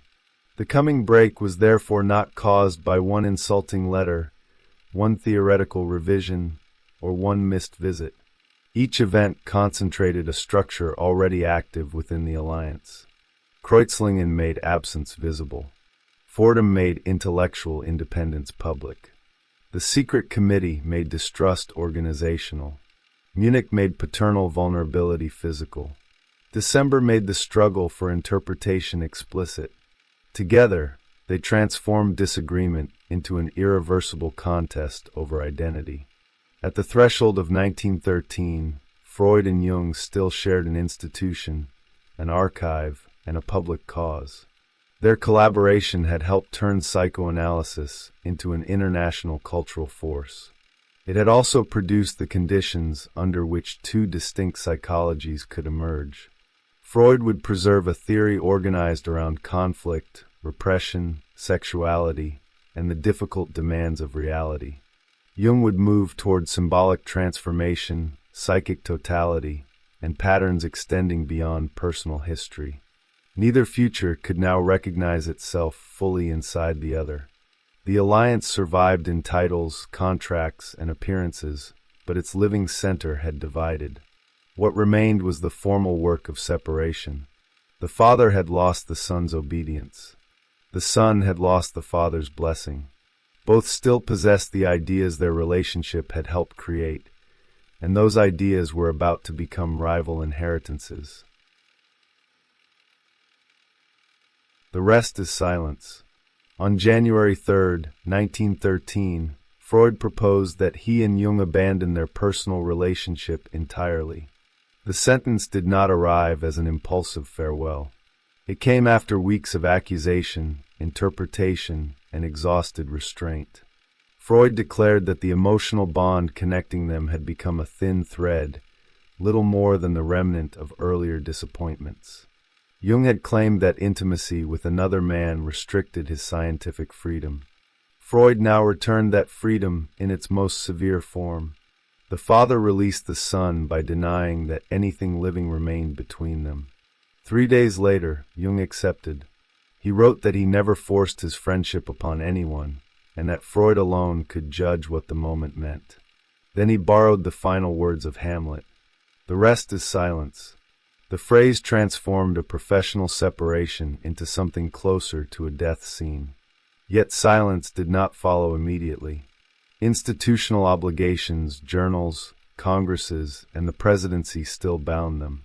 Their private bond had ended, but its public body continued moving. The rupture had become inevitable during 1912. Jung had broadened libido into a more general conception of psychic energy and presented that revision at Fordham University in September. Freud regarded the change as a retreat from the sexual foundation of psychoanalysis. Jung regarded Freud's resistance as evidence that the founder confused theoretical disagreement with personal betrayal. By December, they were no longer debating only the nature of the psyche. They were disputing who possessed the authority to interpret the dispute itself. Freud's response in January intensified the problem it attempted to end. He described Jung's behavior as abnormal and suggested that the younger man lacked insight into his own condition. Jung answered by insisting upon the right to extend the same analytical scrutiny toward Freud. Each man believed the other had used psychological knowledge to avoid self-examination. Their method had become a closed mirror. Wherever one looked, he found confirmation of the other's blindness. Still, they behaved correctly in public. Freud thanked Jung for supporting the new psychoanalytic journal. Jung continued administering the International Psychoanalytic Association and preparing the next Congress. Contracts were discussed. Manuscripts were evaluated. The language became official, precise, and cold. This division between private hostility and public cooperation gave the movement an uncanny appearance. Its leaders could maintain procedure after losing trust, as though the institution had become capable of surviving without the relationship that created it. On the 7th and the 8th of September 1913, the Fourth International Psychoanalytic Congress met in Munich. 87 members and guests attended. Jung presented his developing theory of psychological types and stood for re-election as president. 22 of the 52 voters abstained, ensuring that his victory would not appear unanimous. The association renewed his authority while publicly displaying its refusal to trust him. The crown remained, but almost half the room withheld recognition. The Congress unfolded in an atmosphere later remembered as disagreeable and exhausting. Freud's followers increasingly treated Jung's psychology as a departure from psychoanalysis. Jung increasingly described his work as analytical psychology, a new science no longer confined by Freud's sexual theory. On October 27th, after learning that Freud doubted his good faith, Jung resigned as editor of the Jahrbuch. A journal that had once embodied their collaboration became another monument to separation. In April 1914, Jung resigned from the presidency of the International Association. On July 10th, the Zurich Society voted to withdraw from the organization altogether. The institutional break was complete just as Europe approached a greater catastrophe. Within weeks, war would interrupt congresses, divide countries, and transform the intellectual world in which their alliance had risen. The correspondence had begun with recognition and expanded through the dream of inheritance. It ended through formal notices, disputed loyalties, and offices surrendered one after another. Freud preserved psychoanalysis by drawing its boundaries more sharply. Jung secured his independence by leaving those boundaries behind. Neither man emerged unchanged. The father lost the successor chosen to carry his name. The son gained freedom only after losing the witness whose recognition had helped create him. Silence did not erase their bond. It became its final form. Vienna, 3 January 1913. Dear Doctor, I can answer only one point in your previous letter in any detail. Your allegation that I treat my followers like patients is demonstrably untrue. In Vienna, I am reproached for the exact opposite. I am held responsible for the misconduct of Steckel and Adler. In reality, I have not said one word to Steckel about his analysis, since it was concluded some 10 years ago, nor have I made any use of analysis with Adler, who was never my patient. Any analytical remarks I have made about them were addressed to others, and for the most part at a time when we had ceased to associate with one another. In building your construction on this foundation, you have made matters as easy for yourself as with your famous Kreuzlingen gesture. Otherwise, your letter cannot be answered. It creates a situation that would be difficult to deal with in a personal talk and totally impossible in correspondence. It is a convention among us analysts that none of us need feel ashamed of his own bit of neurosis. But one who, while behaving abnormally, keeps shouting that he is normal gives ground for the suspicion that he lacks insight into his illness. Accordingly, I propose that we abandon our personal relations entirely. I shall lose nothing by it, for my only emotional tie with you has long been a thin thread, the lingering effect of past disappointments, and you have everything to gain, in view of the remark you recently made in Munich, to the effect that an intimate relationship with a man inhibited your scientific freedom. I therefore say, take your full freedom and spare me your supposed tokens of friendship. We are agreed that a man should subordinate his personal feelings to the general interests of his branch of endeavor. You will never have reason to complain of any lack of correctness on my part where our common undertaking and the pursuit of scientific aims are concerned. I may say, no more reason in the future than in the past. On the other hand, I am entitled to expect the same from you. Regards. Yours sincerely, Freud. The separation before the separation. The personal relationship ended before the institutions acknowledged it. This interval shaped the final phase because Freud and Jung were forced to continue acting together after intimacy had become intolerable. Their correspondence in January 1913 separated into two voices. One voice handled contracts, journals, Congress dates, manuscripts, and financial obligations. The other carried resentment, wounded authority, and the remains of affection. The official voice survived. The personal voice was deliberately silenced. Freud's decision on January 3rd followed Jung's accusation that he treated followers as patients and preserved his superiority by interpreting their weaknesses. Freud answered by denying the factual basis of the charge.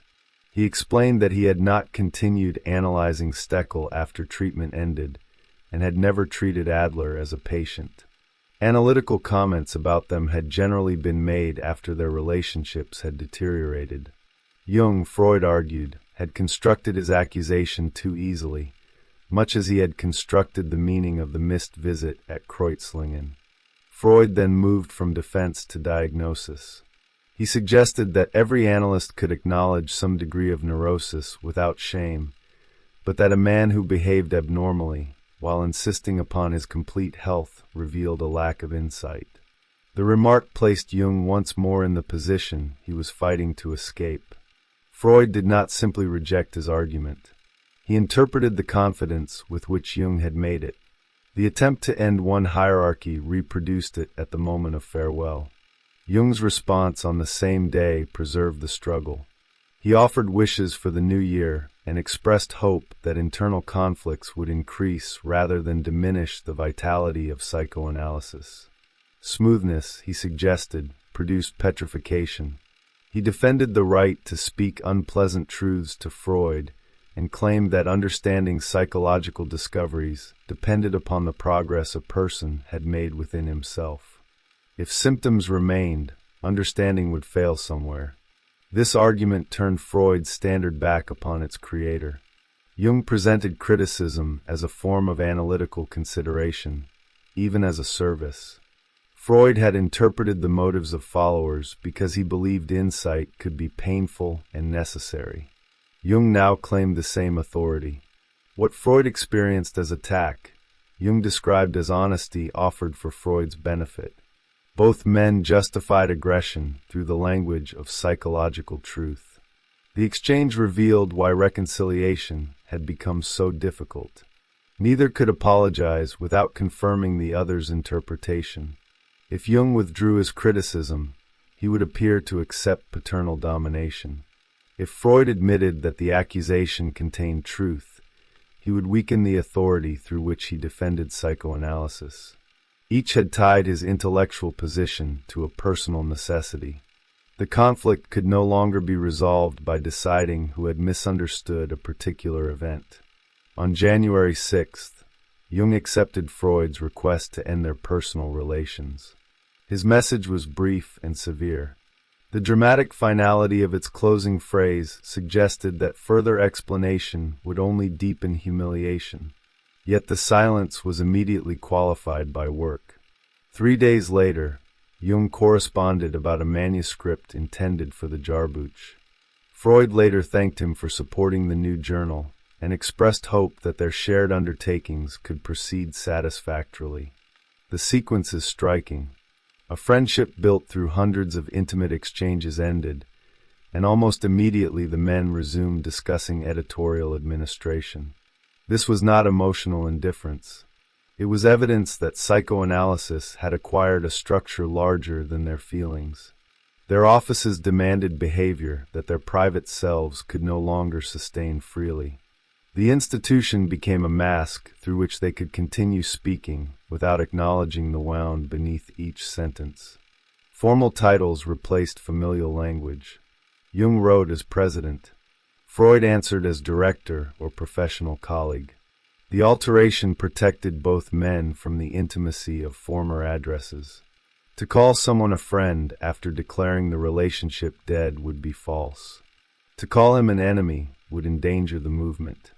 Official language offered a neutral corridor between those possibilities. Yet neutrality was impossible because every administrative decision carried symbolic meaning. The new journal represented Freud's effort to preserve an authoritative psychoanalytic publication after the break with Steckel. Jung's support could demonstrate institutional fairness, but it could also be examined for signs of insufficient loyalty. Reviews of Jung's writings could appear as legitimate criticism or organized attack. Decisions about Congress dates could become tests of influence.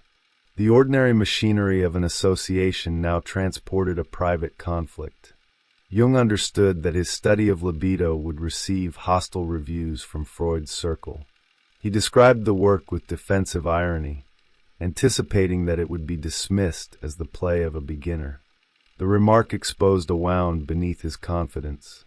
Jung had published a vast study of symbolism and spoken before international audiences, yet Freud's judgment still possessed the power to return him psychologically to the position of an inexperienced pupil. Freud likewise remained emotionally invested despite declaring the bond reduced to a thin thread. Complete indifference would not have required diagnostic judgment, detailed correction, or insistence upon the history of their relationship. His effort to deny attachment revealed the depth of disappointment. Jung had represented a solution to Freud's fear that psychoanalysis might remain isolated or die with him. Losing Jung meant losing the future he had once imagined. The separation therefore involved mourning, though neither man could mourn openly while the struggle over legitimacy continued. Freud transformed loss into doctrinal defense. Jung transformed loss into intellectual liberation. These responses protected them from helplessness. If the relationship had ended because Jung betrayed psychoanalysis, Freud could preserve meaning through boundaries. If it had ended because Freud could not tolerate independence, Jung could preserve meaning through creation. Their theories absorbed the emotional force of this division. Freud's insistence upon sexuality became inseparable from fidelity to the difficult truth that others repeatedly tried to evade. Jung's broader psychic energy became inseparable from freedom from a system experienced as restrictive. Theoretical language offered both men a dignified form for personal necessity. This did not reduce theory to biography. It showed how intellectual conviction becomes stronger when it organizes a life. During 1913, the widening distance appeared in Jung's terminology. He increasingly used analytical psychology to describe the emerging field. The change of name marked more than branding. It allowed him to retain methods and insights developed through psychoanalysis while refusing Freud's ownership of their future use. A new name created conceptual territory in which Jung could become founder rather than successor. Freud responded by clarifying what counted as psychoanalysis. The movement could survive disagreement only if some propositions remained foundational. Otherwise, any psychology using dreams or unconscious processes might claim the name while rejecting the discoveries that made it distinctive. Freud's boundary drawing was therefore both defensive and intellectually coherent. A discipline requires limits.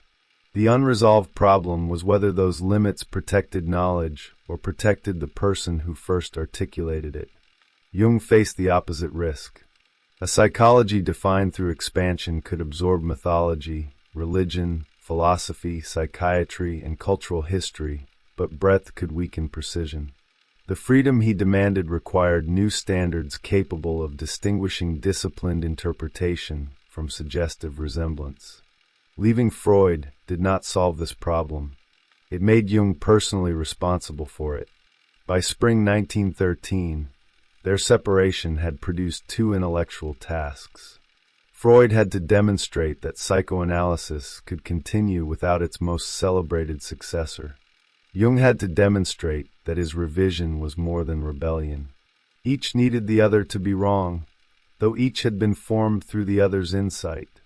The conflict gained permanence because success on either side would reinterpret their entire shared history. The movement approached the Munich Congress carrying this divided inheritance. Publicly, Jung remained its president and Freud its founder. Privately, they had abandoned personal relations. The Congress would force members to confront a contradiction that official correspondence had temporarily concealed. They would have to decide whether Jung could lead an association whose central doctrine he was transforming, and whether Freud could tolerate a president who no longer accepted the founder's authority over meaning. Zurich, 6 January 1913. Dear Professor Freud, I accede to your wish that we abandon our personal relations, for I never thrust my friendship on anyone. You yourself are the best judge of what this moment means to you. The rest is silence. Thank you for accepting Burroughs' paper. Yours sincerely, Jung. The new psychology claims its name. During the first months of 1913, Jung continued performing his duties as president while developing a psychology that increasingly required a separate identity. His American lectures had already revised libido into a broader form of psychic energy. The next step was not merely to repeat that argument, but to demonstrate that the revision changed how neurosis, dreams, religion, and personality should be understood. The successor was becoming a founder, though he still occupied an office within Freud's movement. The transformation appeared first through vocabulary. Jung began using the name analytical psychology for the emerging field. A name creates a boundary before the boundary is fully understood. It gathers scattered differences into a recognizable position and allows others to speak about them as parts of one system. By naming his approach, Jung made it possible to imagine a psychology derived from psychoanalysis, but no longer governed by Freud's definitions. The new name also answered the problem of ownership. Psychoanalysis carried Freud's intellectual signature. Jung could revise its concepts, but every revision would be judged as fidelity or betrayal because the field remained identified with its founder. Analytical psychology gave Jung another ground upon which to stand. What looked like deviation from inside psychoanalysis could appear as construction from inside the new framework. The same argument changed meaning when spoken under another name. Freud recognized the significance of this movement. Jung's divergence was not limited to a technical disagreement about terminology. A generalized concept of libido altered the architecture of the mind. Sexuality remained one expression of energy, but it no longer governed every path of explanation. Symptoms might reveal not only repressed wishes from the past, but also unsuccessful attempts to create a future form of life. The psyche could be driven by what had happened and drawn by what had not yet become possible. This orientation gave Jung's theory a distinct emotional atmosphere. Freud's method uncovered the concealed history beneath conscious intention.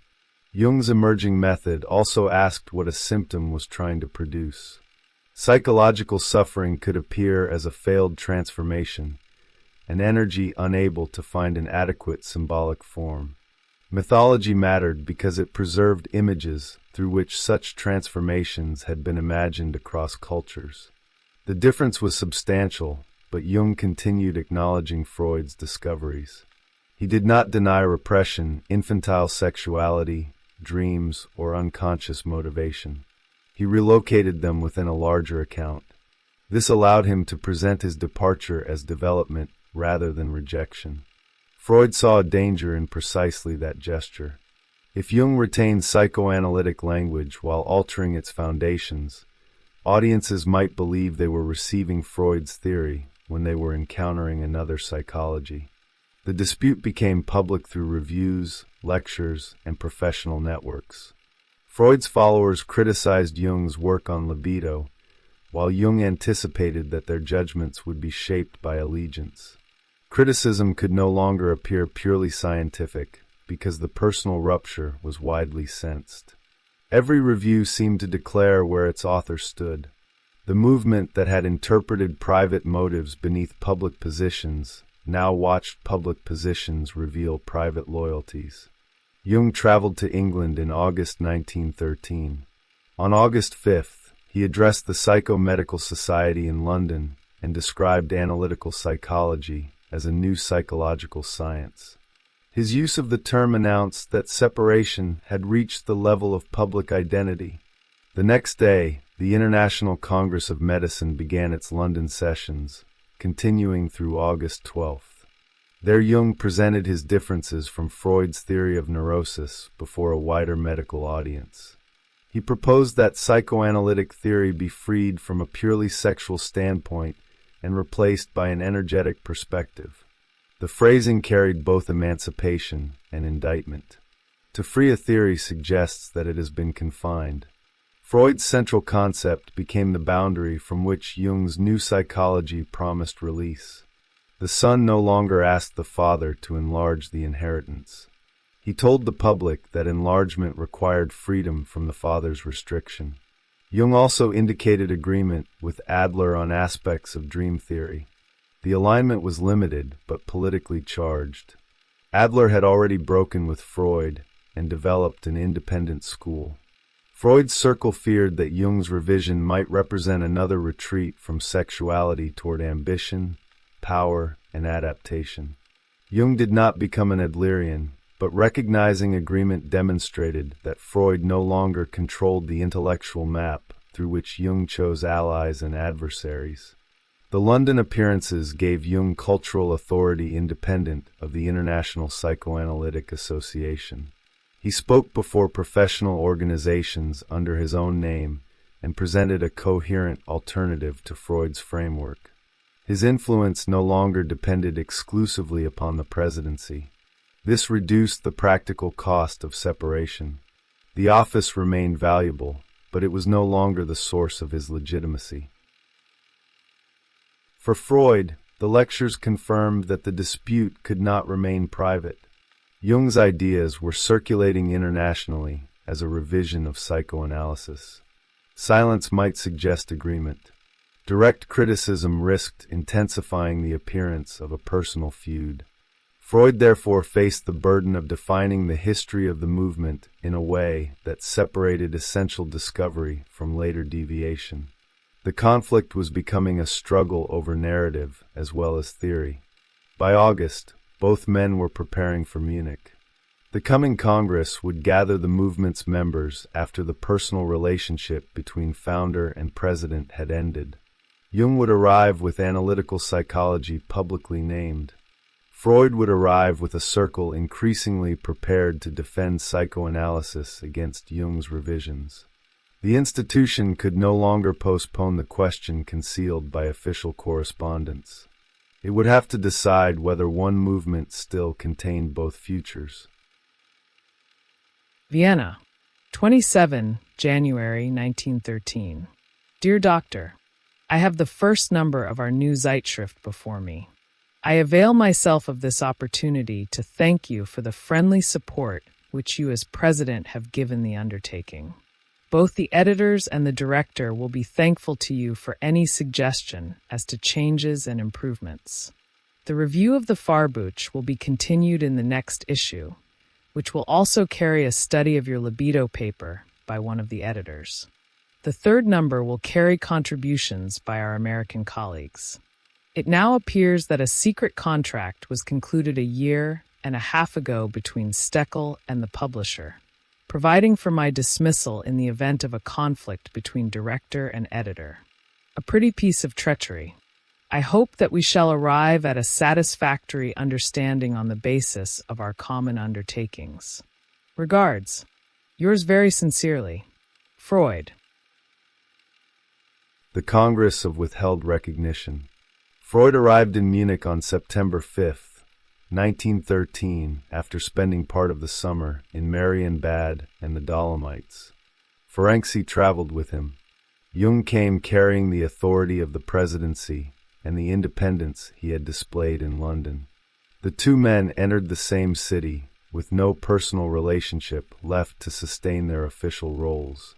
Their separation, previously contained within letters and private alliances, was about to become visible before the movement they had built together. The Fourth International Psychoanalytic Congress opened on September 7th and continued the following day.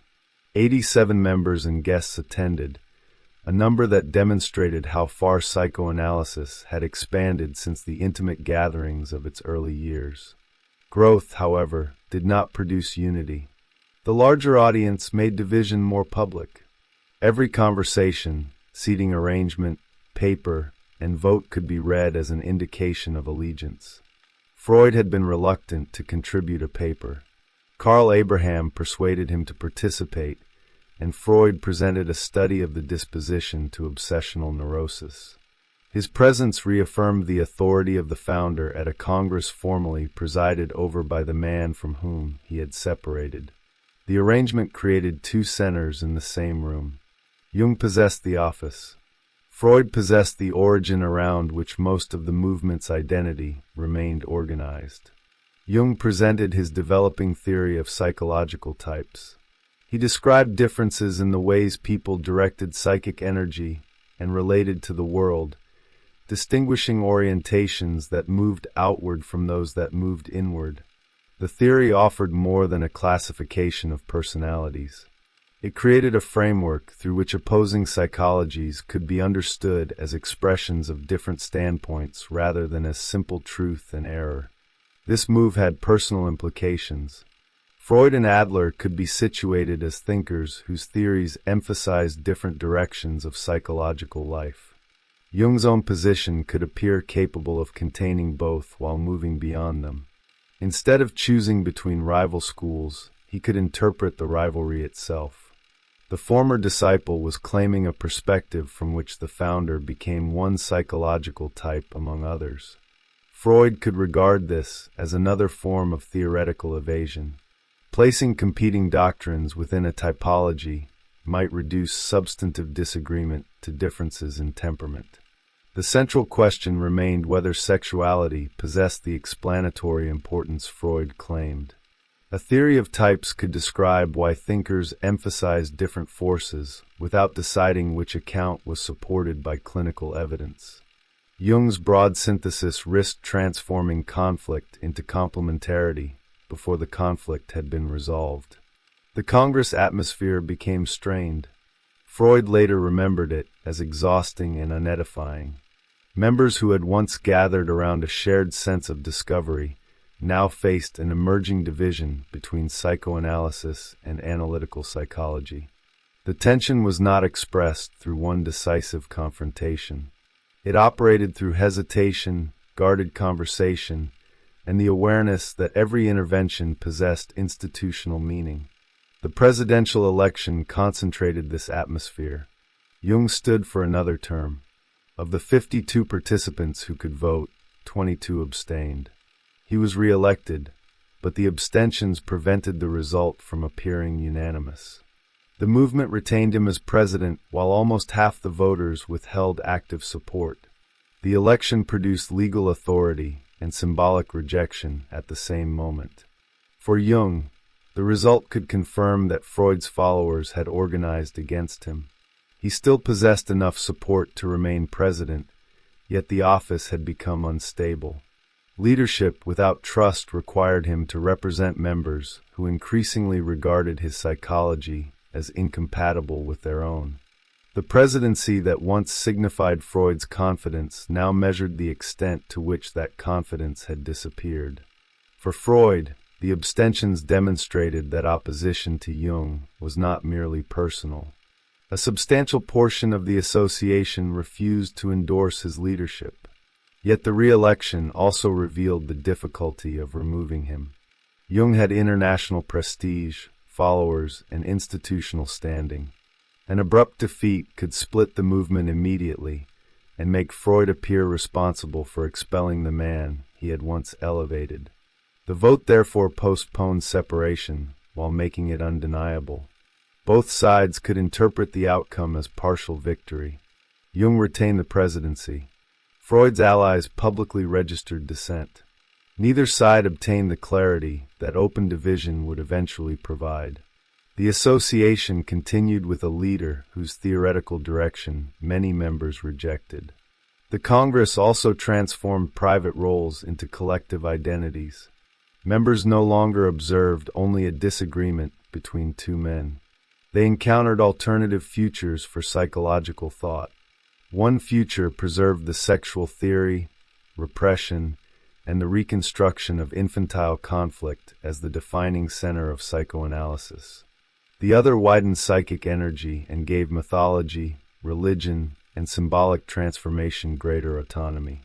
Choosing a leader increasingly meant choosing how the mind itself would be imagined. Jung left Munich formally victorious, but psychologically isolated within the institution he led. Freud left without controlling the presidency, but with a consolidated circle prepared to defend his definition of psychoanalysis. The public structure remained intact. Its emotional and theoretical unity had disappeared. The result contained a final irony. Jung had been selected at Nuremberg in 1910 to make psychoanalysis international and protect it from appearing confined to Freud's immediate circle. At Munich in 1913, the international authority he had acquired enabled him to resist that circle. The qualities that made him the ideal heir made him impossible to contain as a successor. The institution had fulfilled Freud's strategy, then turned the success of that strategy into a threat. After Munich, cooperation could continue only through increasingly empty form. Jung still held the title of president, but the abstentions had revealed that the movement no longer imagined him as its common future. Freud still avoided direct institutional rupture, but his followers had demonstrated where their loyalty stood. The Congress did not end the alliance. It removed the last illusion that the alliance could be restored. Zurich, 27 October 1913. Dear Professor Freud, it has come to my ears through Dr. Meter that you doubt my bona fides. I would have expected you to communicate with me directly on so weighty a matter. Since this is the gravest reproach that can be leveled at anybody, you have made further collaboration impossible. I therefore lay down the editorship of the Jahrbuch with which you entrusted me. I have also notified Bleuler and Dudek of my decision. Very truly yours, Jung. The journal closes its door. The Munich Congress left Jung with the presidency, but without a believable mandate.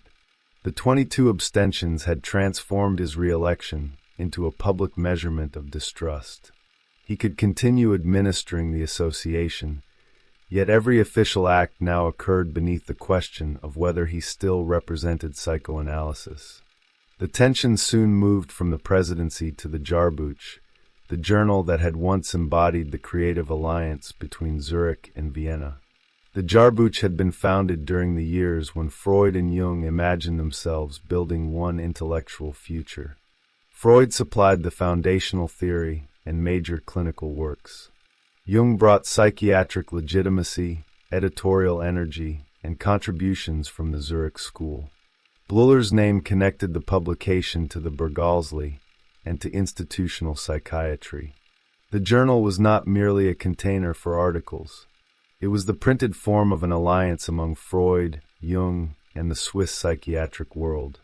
By 1913, that structure had become unsustainable. Jung's writings appeared within the same publication as works by Freud and his followers, but the shared space no longer represented a shared framework. Reviews of Jung's theory carried the hostility of the personal dispute.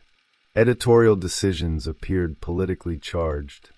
The journal could publish both futures, yet it could not make them parts of one discipline simply by binding them in the same volume. On October 27, 1913, Jung learned through Alphonse Meter that Freud questioned his good faith. The accusation reached him indirectly, which intensified its force. Jung believed that a charge of such seriousness should have been addressed to him personally. Good faith concerned more than theoretical correctness. To doubt it was to suggest that Jung's public conduct concealed dishonest intentions, that his leadership and editorial work could no longer be trusted. Jung responded by declaring further collaboration impossible and resigning as editor of the Jahrbuch. The decision severed one of the last practical bonds connecting him to Freud. He also informed Bleuler and the publisher. His resignation notice stated that the reasons were personal and would not be discussed publicly. The wording preserved dignity, while making the existence of the conflict unmistakable. Silence became another form of disclosure. Bleuler also resigned as director. The publisher announced that Freud would continue the journal under a revised title, with Karl Abraham and Eduard Hitchman as editors. The transformation revealed the new institutional order. Zurich withdrew from the publication that had once represented its partnership with Vienna. Freud reclaimed the journal under editors whose loyalty was secure. A collaborative organ became an explicitly Freudian one. The change repeated the pattern created by the private committee.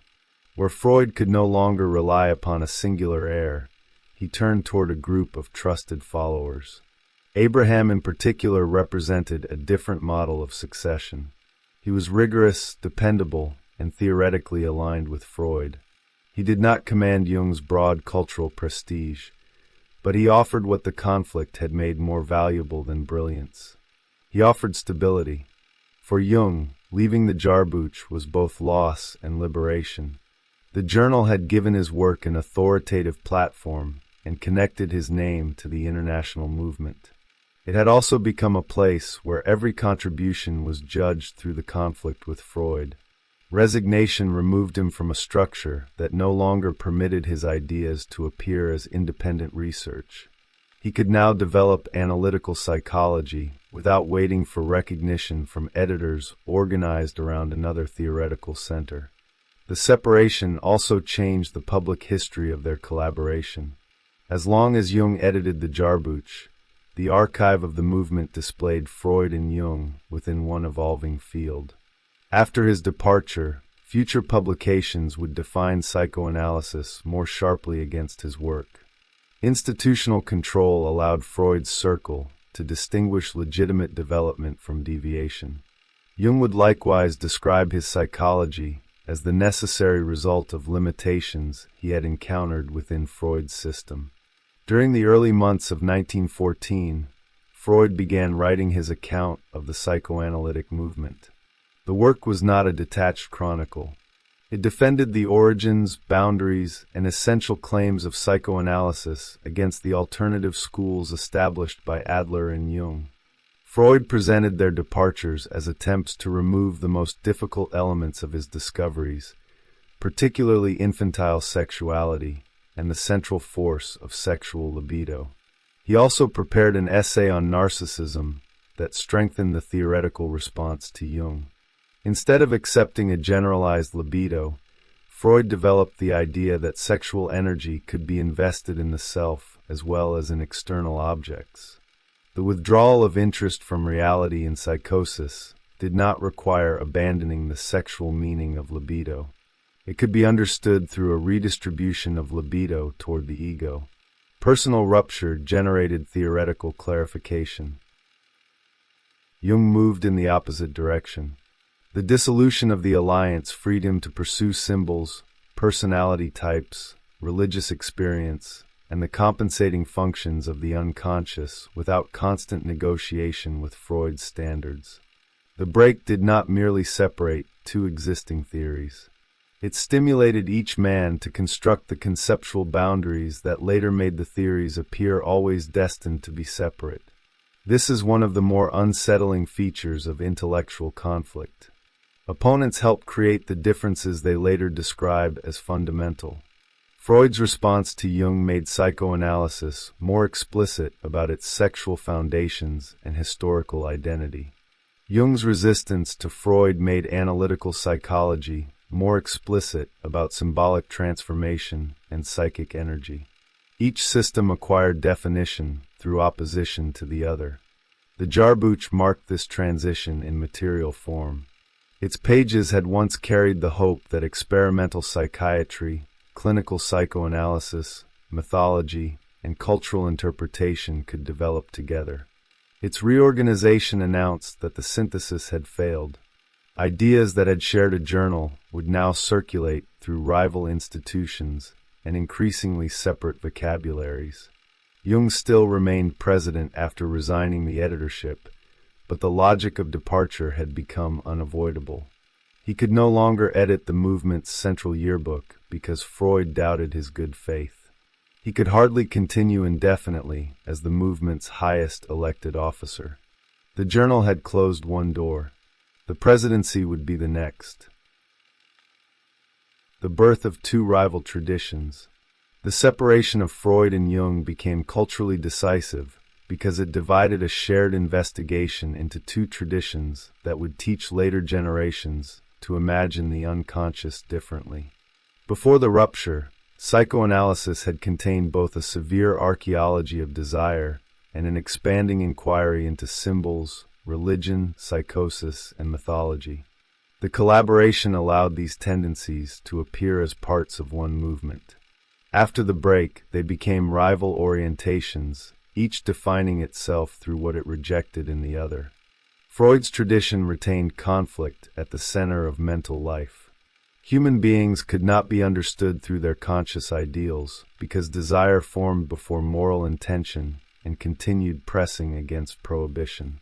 Childhood did not disappear when adulthood arrived. Its wishes, fears, rivalries, and forbidden attachments survived through symptoms, dreams, fantasies, and repeated choices. Civilization depended upon controlling these forces, but control never transformed them completely.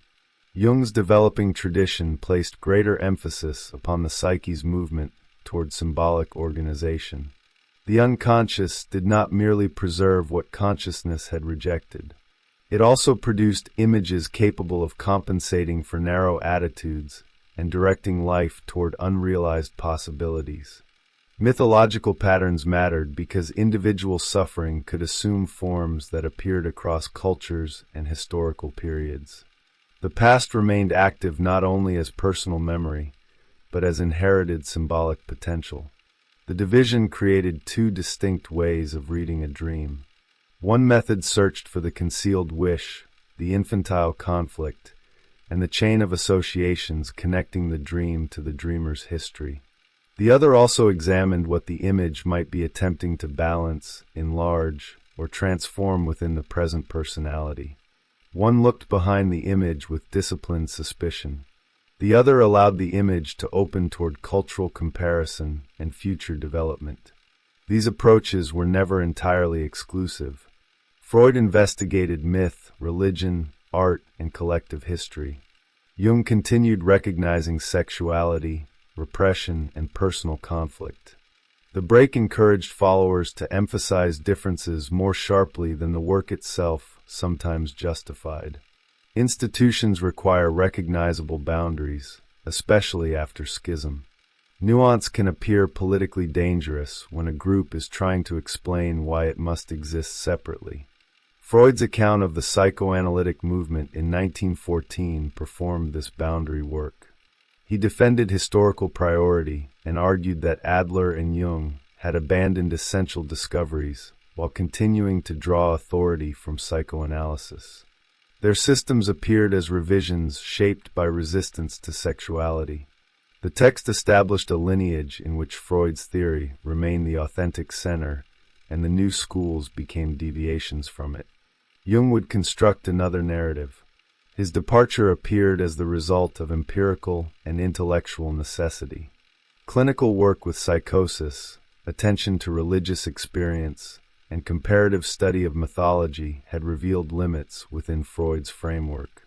Analytical psychology emerged as an enlargement demanded by psychic material itself. Within this history, Freud became the indispensable discoverer whose theory remained confined by its own greatest insight. Each narrative contained truth and self-protection.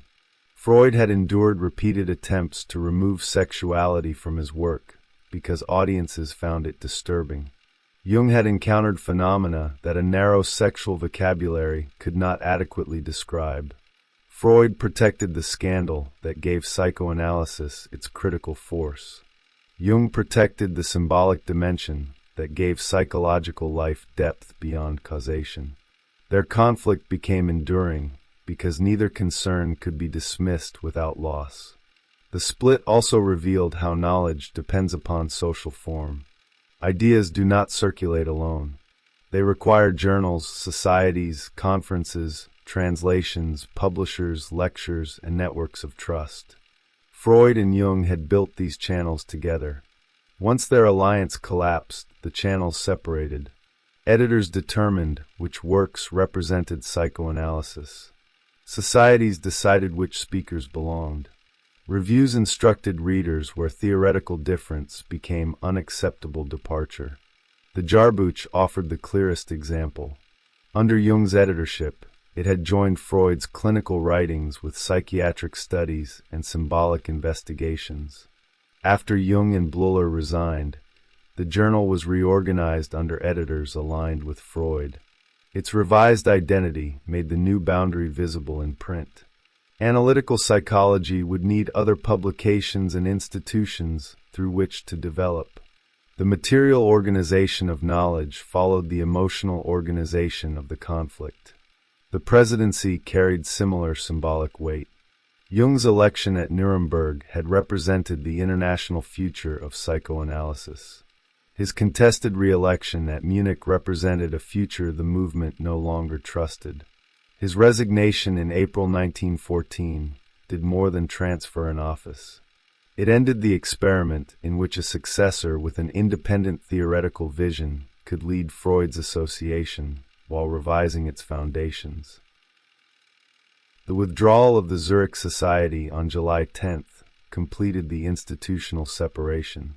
A local group that had helped give psychoanalysis psychiatric legitimacy now left the international body formed partly through its influence. Vienna and Zurich ceased functioning as complementary centers. They became geographical symbols of distinct psychologies. The split acquired followers, publications, training traditions, and eventually separate professional identities. The timing gave the event a darker historical resonance. Europe was approaching war. On June 28, 1914, Archduke Franz Ferdinand was assassinated in Sarajevo. The diplomatic crisis intensified during July. The same month Zurich withdrew from the association. By August, the continent had entered a conflict that shattered the international networks through which psychoanalysis had expanded. The war interrupted congresses, divided colleagues by nationality, and transformed the psychological atmosphere of Europe. The private language of aggression, paternal authority, sacrifice, and destruction acquired public scale. Freud and Jung had spent years analyzing the forces beneath civilized consciousness. Europe now displayed those forces through armies, propaganda, mass loyalty, and industrial death. The cultural world that had housed their debate was entering its own breakdown. Jung had experienced disturbing visions before the war, including images of flood, blood, cold, and devastation across Europe. He initially feared that these images revealed a personal psychological collapse. When war began, he understood them as connected to a collective catastrophe. The interpretation strengthened his conviction that the unconscious could produce images exceeding the individual's private history.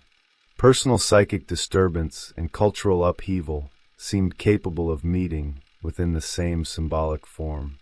Freud approached the war through another path. He observed the rapid collapse of civilized restraint and the power of collective identification. The conflict confirmed how thin the achievements of culture could become when aggression, loyalty, and authority were mobilized. His later writings would examine war, death, group psychology, and destructive forces with increasing severity.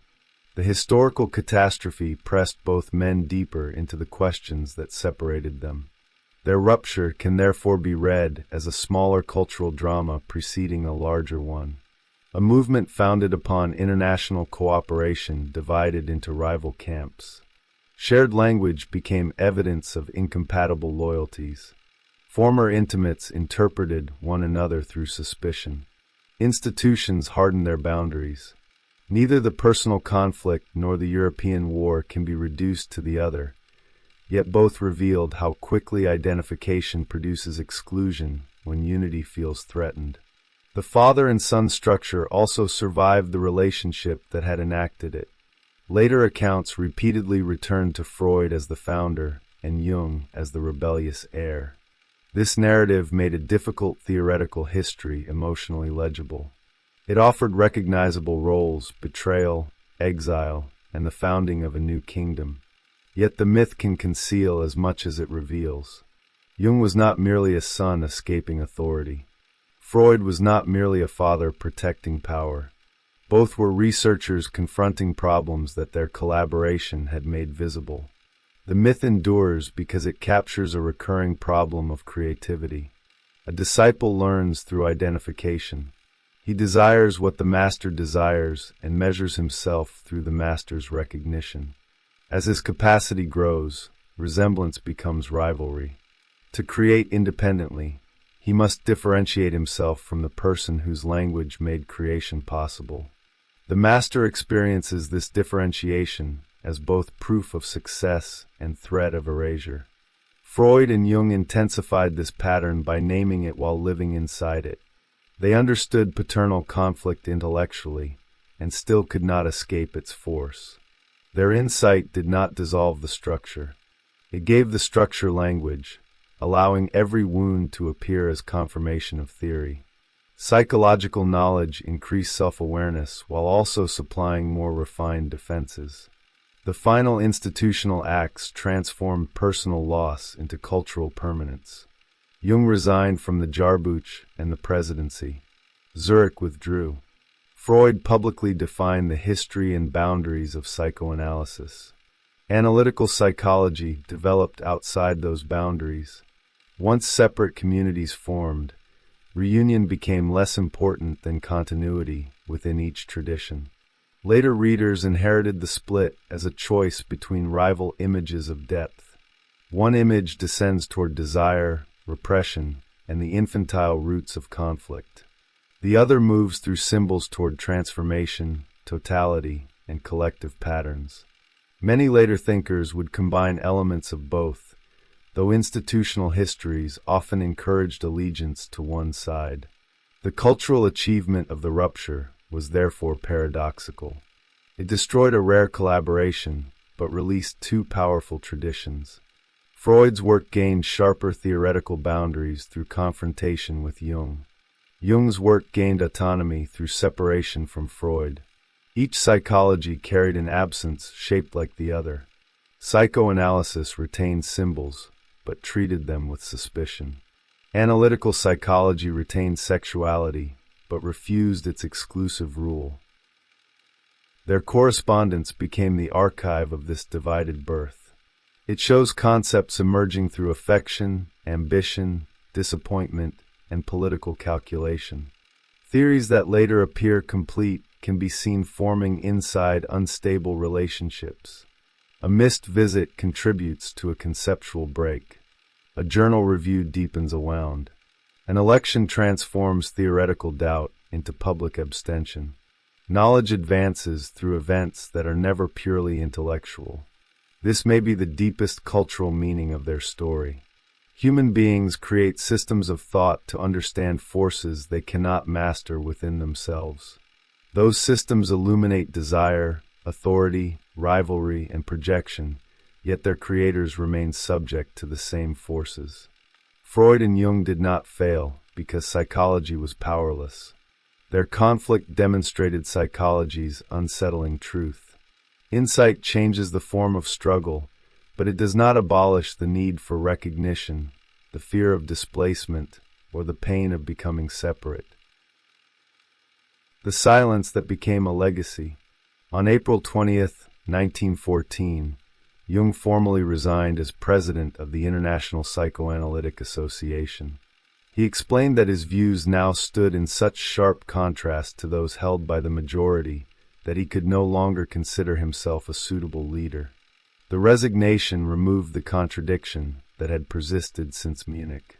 He had retained the presidency after nearly half of the voters withheld support, but the office could no longer represent a shared intellectual direction. 10 days later, Freud wrote to the presidents of the European branches and proposed that Karl Abraham serve provisionally in Jung's place. Abraham represented steadiness, theoretical loyalty, and organizational discipline. The succession Freud had once entrusted to one exceptional son was transferred to a trusted colleague supported by a collective structure. The movement would no longer risk its continuity upon the independence of a singular heir. The transition was conducted through correspondence rather than another gathering. The European branch presidents accepted Abraham as provisional leader, and preparations began for a congress in Dresden during September. Procedure gave the appearance of continuity. The association could replace its president, redistribute editorial duties, and announce future meetings. Yet the organization emerging from the crisis was not the one founded at Nuremberg. Its international form remained, but its theoretical boundaries were more distinctly Freudian. On July 10th, the Zurich Society voted to withdraw from the International Association. The decision completed the separation between the Swiss group and Freud's movement. Zurich had once provided experimental research, psychiatric authority, and the promise that psychoanalysis could expand beyond Vienna. Its departure revealed the cost of defining the discipline more sharply. Freud preserved coherence, but lost an influential center. Jung gained independence, but surrendered the institution he had helped create. There was no final dramatic conversation in which both men reviewed their history and agreed to part. The ending occurred through resignations, notices, votes, and administrative transfers. This bureaucratic form made the rupture colder and perhaps more truthful. Relationships of great intensity do not always end with emotional clarity. Sometimes their remains are processed through organizations because direct acknowledgement has become impossible. The approach of war soon overwhelmed the planned future. The assassination of Archduke Franz Ferdinand on June 28 had initiated a crisis that accelerated through July. By August, European powers were mobilizing armies. The Dresden Congress was postponed for an indefinite period. International scientific cooperation yielded to borders, military service, censorship, and collective fear. The timing placed Freud and Jung's separation within a historical landscape of fractured alliances. Their conflict did not cause or predict the war in any simple sense. Still, both events revealed the instability beneath systems that appeared organized and rational. Personal and international agreements could survive for years while resentment, rivalry, and incompatible ambitions accumulated below their formal surfaces. Once trust collapsed, structures designed to preserve cooperation became instruments of division. Freud responded by consolidating psychoanalysis. His historical account of the movement distinguished his discoveries from the systems of Adler and Jung. His work on narcissism defended the sexual theory of libido while extending it toward the investment of energy in the self. What Jung had treated as evidence for a generalized psychic force, Freud attempted to explain through transformations internal to psychoanalysis. The loss of the successor drove the founder toward greater conceptual precision. Jung entered a more uncertain period. Separation gave him freedom, but it also removed the stable identity he had possessed within Freud's movement. Analytical psychology had been named, yet it was not fully formed. The myths, visions, and symbolic processes he had studied intellectually now entered his own experience with unusual force. He faced the task of constructing a method capable of holding material that Freud's framework no longer contained for him. The break therefore produced different forms of solitude. Freud possessed a loyal circle and an established movement, but the future he had once imagined through Jung had disappeared. Jung possessed international recognition and an emerging school, but he had lost the intellectual father whose approval had helped organize his early confidence. Each man continued with followers. Each also carried the absence of the other. Their later works preserved traces of the relationship, even when the other's name was absent or used critically. Freud's concern with narcissism, group loyalty, aggression, and the history of psychoanalysis developed within a world altered by the defections of Adler and Jung. Jung's concern with authority, psychological types, symbolic transformation, and the danger of identification developed within a world shaped by Freud. Separation changed influence from dialogue into opposition. In 1923, nearly a decade after the final institutional break, Jung wrote to Freud again. The purpose was not reconciliation. He referred a wealthy diplomat suffering from a severe obsessional neurosis and explained that Freud's writings had already helped the patient. Jung respectfully asked Freud to consider treatment. The message was professional, measured, and distant. This late contact reveals what survived. Jung could reject Freud's theoretical authority over his own psychology while still recognizing the clinical power of Freud's work. He could send a patient toward the man from whom he had separated because independence did not require denying every debt. Freud remained part of Jung's intellectual history, even when friendship could not be restored. The restrained tone also measured what had been lost. There was no return to confession, shared dreams, affectionate teasing, or plans for a common future. The correspondence that once carried an entire movement between Vienna and Zurich had become a practical referral. Respect remained possible because intimacy was no longer being attempted. Their legacy did not depend upon reconciliation. Indeed, The absence of reconciliation preserved the difference between their traditions. Freud's descendants developed theories of sexuality, ego formation, object relations, language, attachment, and unconscious conflict. Jung's descendants explored archetypal imagery, individuation, personality, religion, myth, and cultural symbolism.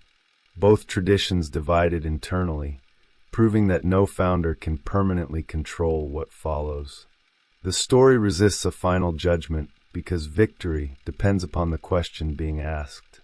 Freud preserved the identity of psychoanalysis and prevented its most disruptive claims from dissolving into a language of generalized energy. Jung created a psychology capable of engaging religious experience and symbolic life without treating them only as disguises. Each protected something the other endangered. Each also narrowed possibilities that their collaboration had briefly held together. What ended in 1914 was not influence but mutual recognition. Freud could no longer recognize Jung's development as the future of psychoanalysis. Jung could no longer recognize Freud's authority as the condition of his own legitimacy. The father and son separated because the same bond could no longer support inheritance and independence. The silence between them became culturally productive. It allowed two vocabularies to mature, two communities to form, and later generations to encounter the unconscious through competing paths. Yet the surviving correspondence records a lost possibility, a period when clinical suspicion and symbolic imagination still spoke inside one relationship. Their final legacy lies in that tension. Human understanding advances through alliances powerful enough to create differences they cannot survive.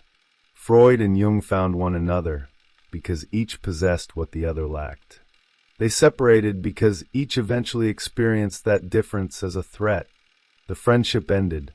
The argument continued, moving through books, institutions, therapies, and readers long after both men were gone. What remains between them? In July 1914, as Europe moved toward war, the Zurich Society withdrew from the international association that Freud and Jung had once imagined as the institutional body of a shared future. The timing felt almost too exact.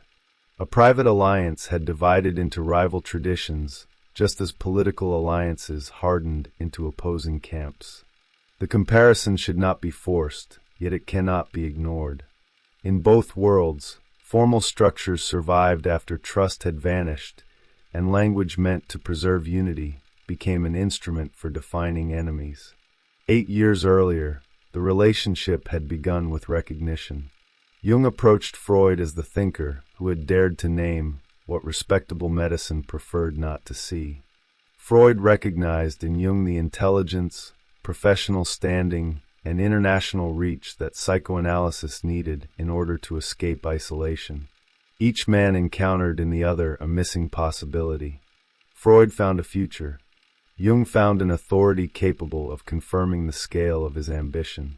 Their correspondence quickly became more than an exchange of scientific observations. Dreams, patients, symptoms, family conflicts, editorial plans, rivalries, and private anxieties passed between Vienna and Zurich. The letters created a chamber in which two minds developed through exposure to one another. Affection strengthened inquiry. Inquiry intensified dependence. The language of father and son gave this bond emotional order, but it also placed a future conflict inside the relationship from the beginning. The son was expected to inherit, yet inheritance demanded resemblance. The father desired continuation, yet continuation required someone capable of creating what did not already exist. Freud valued Jung because he was independent enough to extend psychoanalysis into psychiatry, mythology, religion, and international culture. The same independence eventually made him impossible to contain. Jung valued Freud because his recognition opened a path toward intellectual authority. The same authority eventually appeared as the obstacle standing across that path. Their theories grew inside this contradiction. Freud protected sexuality, repression, an infantile conflict because he believed culture would accept the unconscious only after removing its most disturbing truth. Jung widened libido into psychic energy because psychosis, mythology, and religious experience seemed to demand another language. Neither disagreement was merely personal. Neither was free from personal necessity. Ideas became the forms through which gratitude, rivalry, fear, and the desire for survival could speak with scientific dignity. The relationship moved through recognizable stages. Admiration became alliance.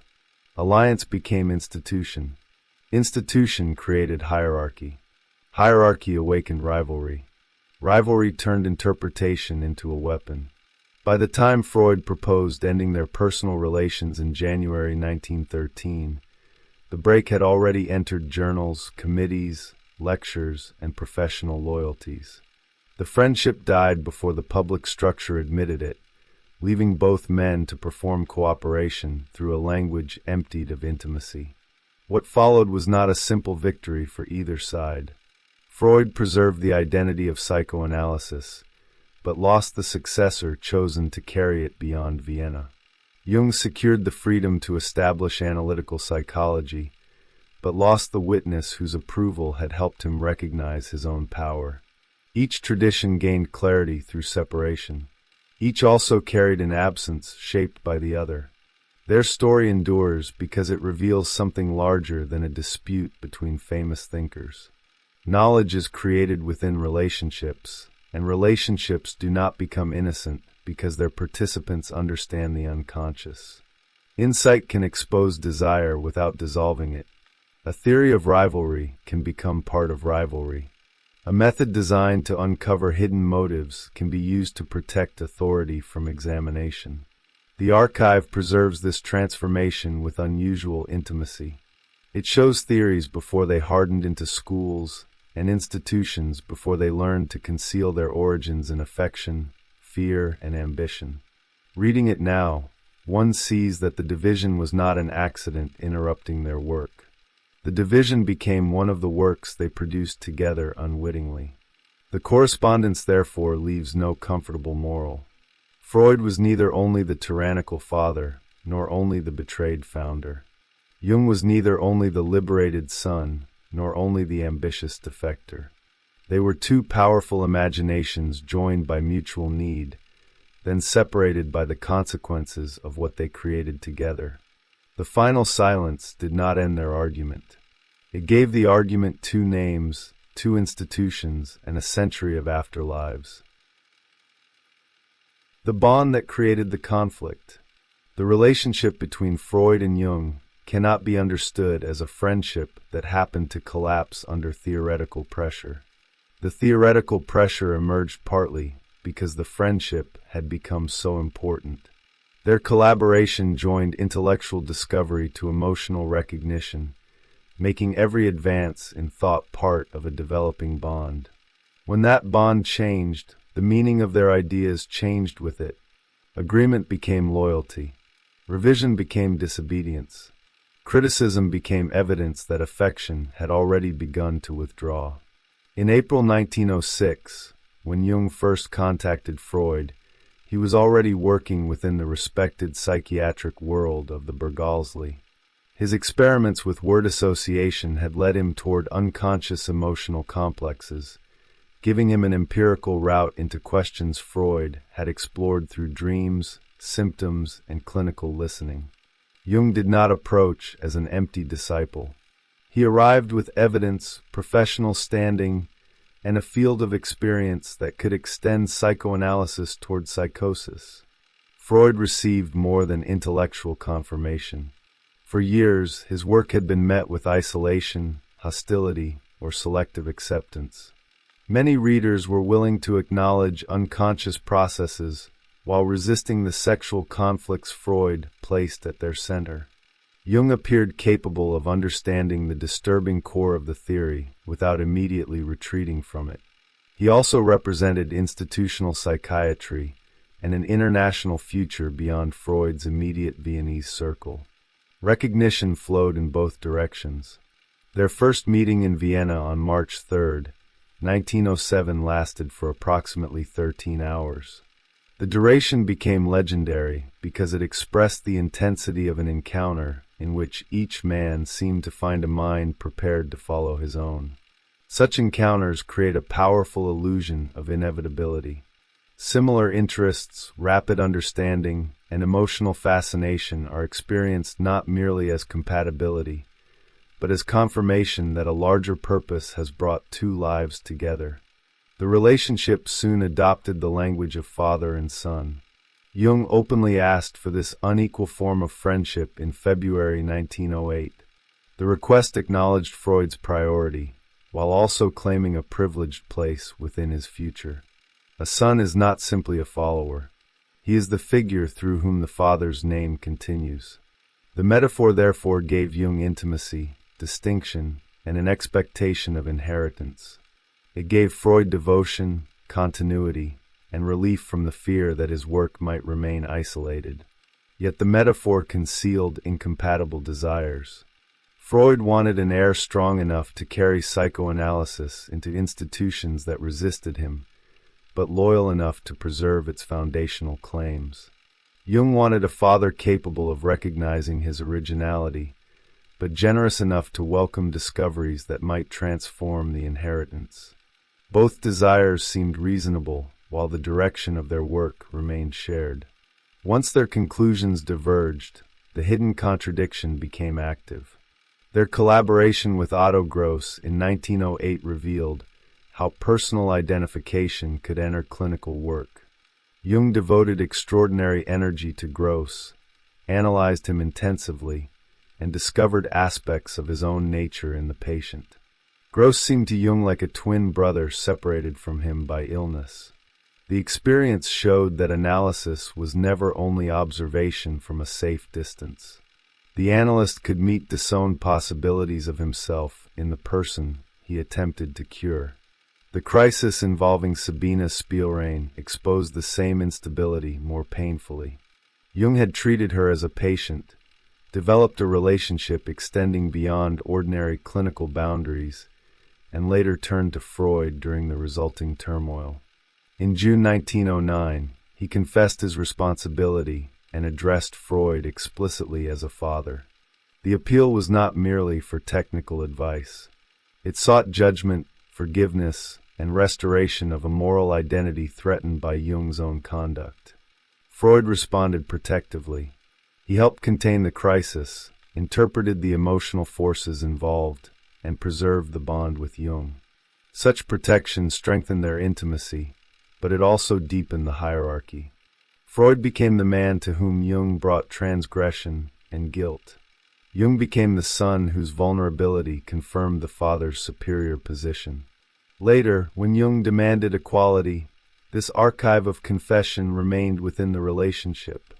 The voyage to America in August 1909 enlarged their alliance before a public audience. Freud, Jung, and Ferenczi crossed the Atlantic together and received honorary recognition at Clark University in September.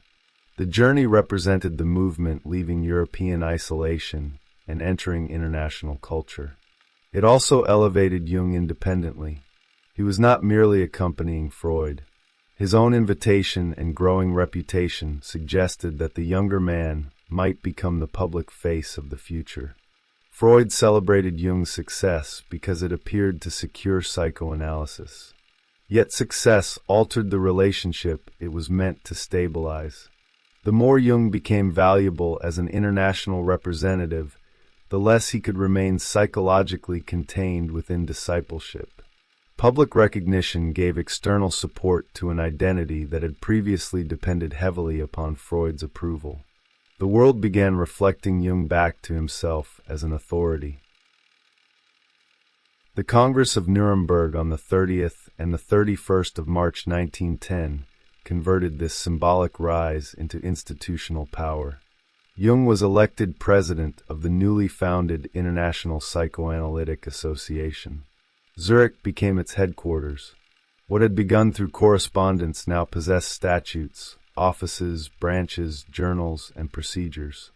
Freud had transformed personal confidence into a structure intended to outlive them both.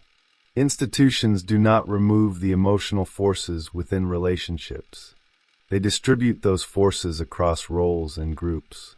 Jung's presidency made his authority public, while Freud retained the deeper authority of origin. Members could support one man as founder and the other as elected leader, but the distinction became unstable once their theories separated.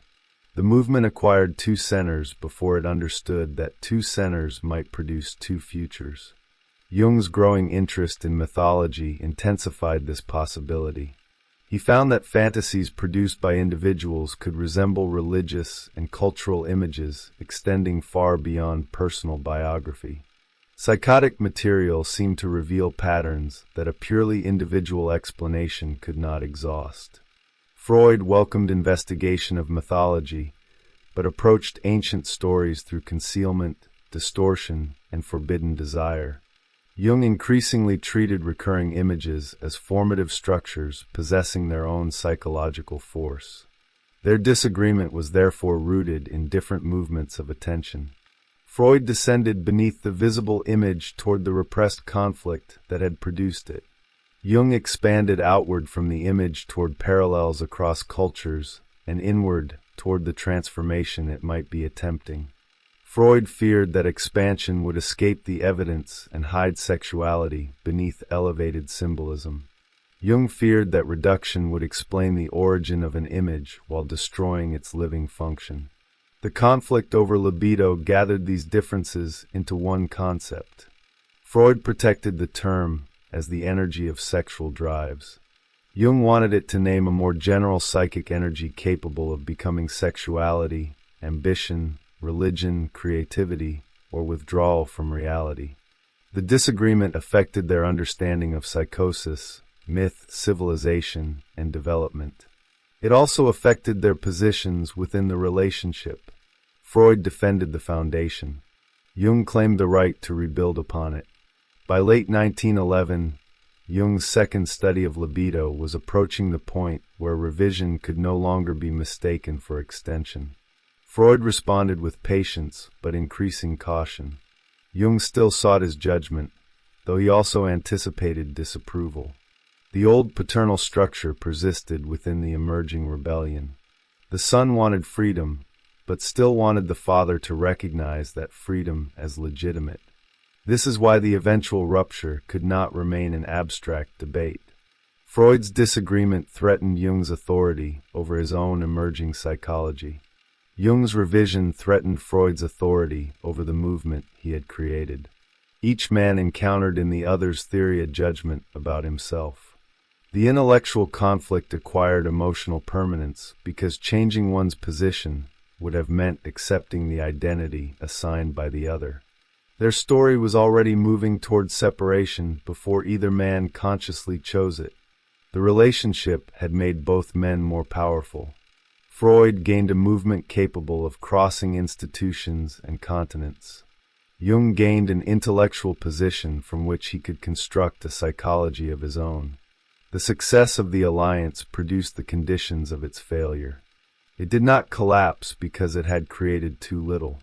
It collapsed because it had created two authorities where it had promised one inheritance. The mirror of recognition. At the beginning of their alliance, Freud and Jung seemed complementary. Freud possessed the authority of the founder, while Jung carried the promise of expansion. Freud had developed a method for listening beneath conscious intention. Jung had worked within institutional psychiatry and brought experience with psychosis, experimentation, and symbolic material. Each appeared to complete a limitation in the other. This apparent complementarity created the first great strength of their bond and the first source of its instability. Recognition is rarely neutral. A person recognizes most intensely what answers an unresolved need. Freud saw in Jung more than a talented psychiatrist. He saw evidence that psychoanalysis could become international, academically credible, and independent of the cultural prejudices surrounding its Viennese origins. Jung became the image of a future Freud deeply desired. The younger man carried qualities the founder needed his movement to possess. Jung likewise saw more than an original theorist. Freud represented courage, intellectual permission, and a paternal authority capable of naming ambitions Jung had not yet organized into a complete identity. Through Freud's recognition, Jung could experience his own intuitions as parts of a historical project. The relationship did not simply give him information. It enlarged the scale at which he could imagine himself. This mutual idealization accelerated intimacy. Each man encountered his own future through the other. Freud imagined survival through Jung. Jung imagined authorship through Freud. Their letters became charged with expectation because ordinary professional cooperation could not contain what had been invested in it. Praise offered reassurance that the shared future remained intact. Delay, criticism, or distance threatened something larger than affection. The father and son language made these expectations visible without resolving them. It organized tenderness and hierarchy within a familiar symbolic structure. Freud could protect, correct, and authorize. Jung could admire, confess, and inherit. Yet the roles carried shadows neither man initially wished to examine. The father may fear replacement by the son he has prepared to succeed him. The son may experience protection as confinement once his own authority begins to grow. Their insight into unconscious conflict did not free them from this pattern. It made the pattern more articulate. They could identify paternal longing, ambition, resistance, and rivalry in one another. Such interpretations sometimes opened understanding. At other moments, they fixed each man inside the role the other needed him to occupy. Freud could interpret independence as rebellion. Jung could interpret caution as domination. A central danger appeared when interpretation became unequal. Freud's position as founder allowed him to examine Jung's motives while presenting his own judgments as the standard against which insight was measured. Jung initially accepted this imbalance because paternal recognition remained valuable. Once he sought equality, the arrangement became intolerable. He began turning the method back toward Freud, examining omissions, physical collapses, institutional defenses, and the desire to remain above his followers. The reversal threatened more than Freud's personal comfort. Psychoanalysis depended upon distinctions between disciplined interpretation and defensive accusation. If every member could diagnose every disagreement, the movement would dissolve into competing claims of superior insight. Freud therefore experienced Jung's interpretations as undisciplined attacks. Jung experienced Freud's rejection of them as proof that the founder claimed exemption from the laws he had discovered. Both positions contained a legitimate concern. Authority without reciprocal examination becomes domination.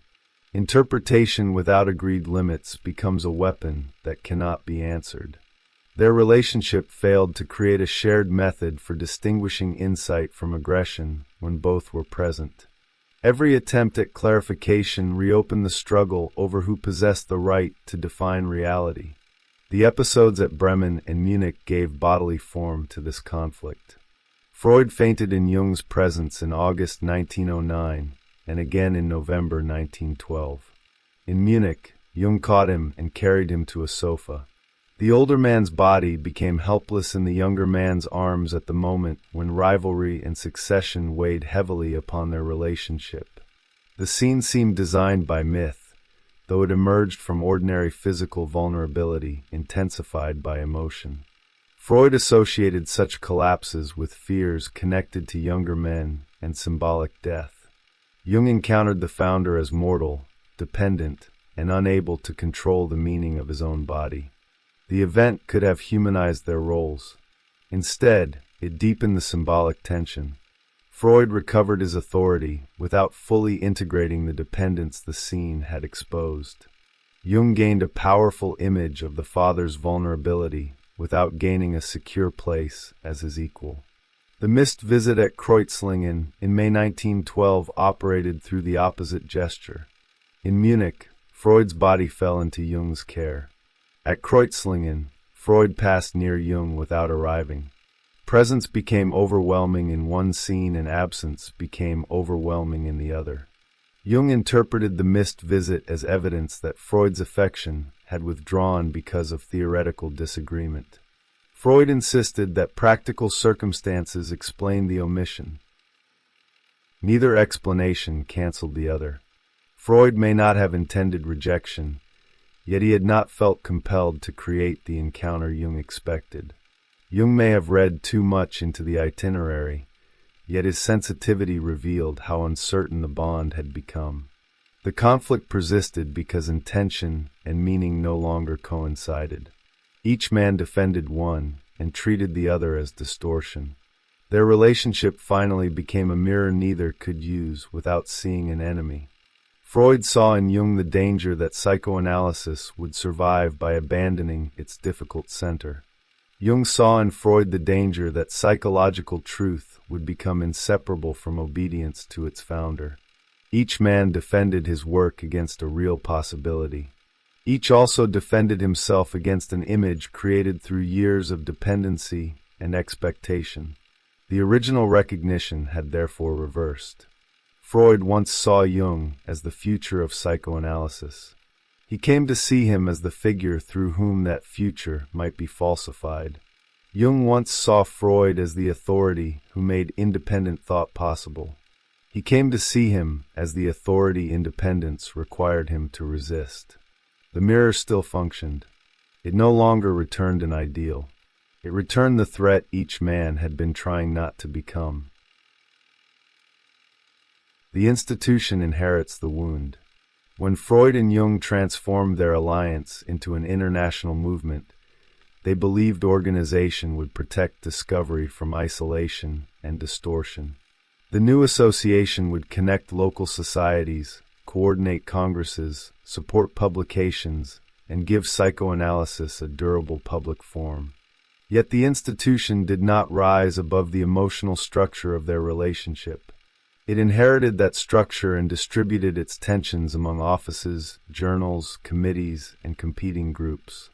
Jung's election as president at Nuremberg in March 1910 appeared to solve the problem of succession. Freud would remain the founder and intellectual center, while Jung managed international expansion. The arrangement joined historical authority to administrative leadership. It also separated two forms of power that could cooperate only while their theoretical aims remained compatible. Freud's authority did not depend upon election. It came from origin, sacrifice, and the belief that he alone fully understood which discoveries defined psychoanalysis.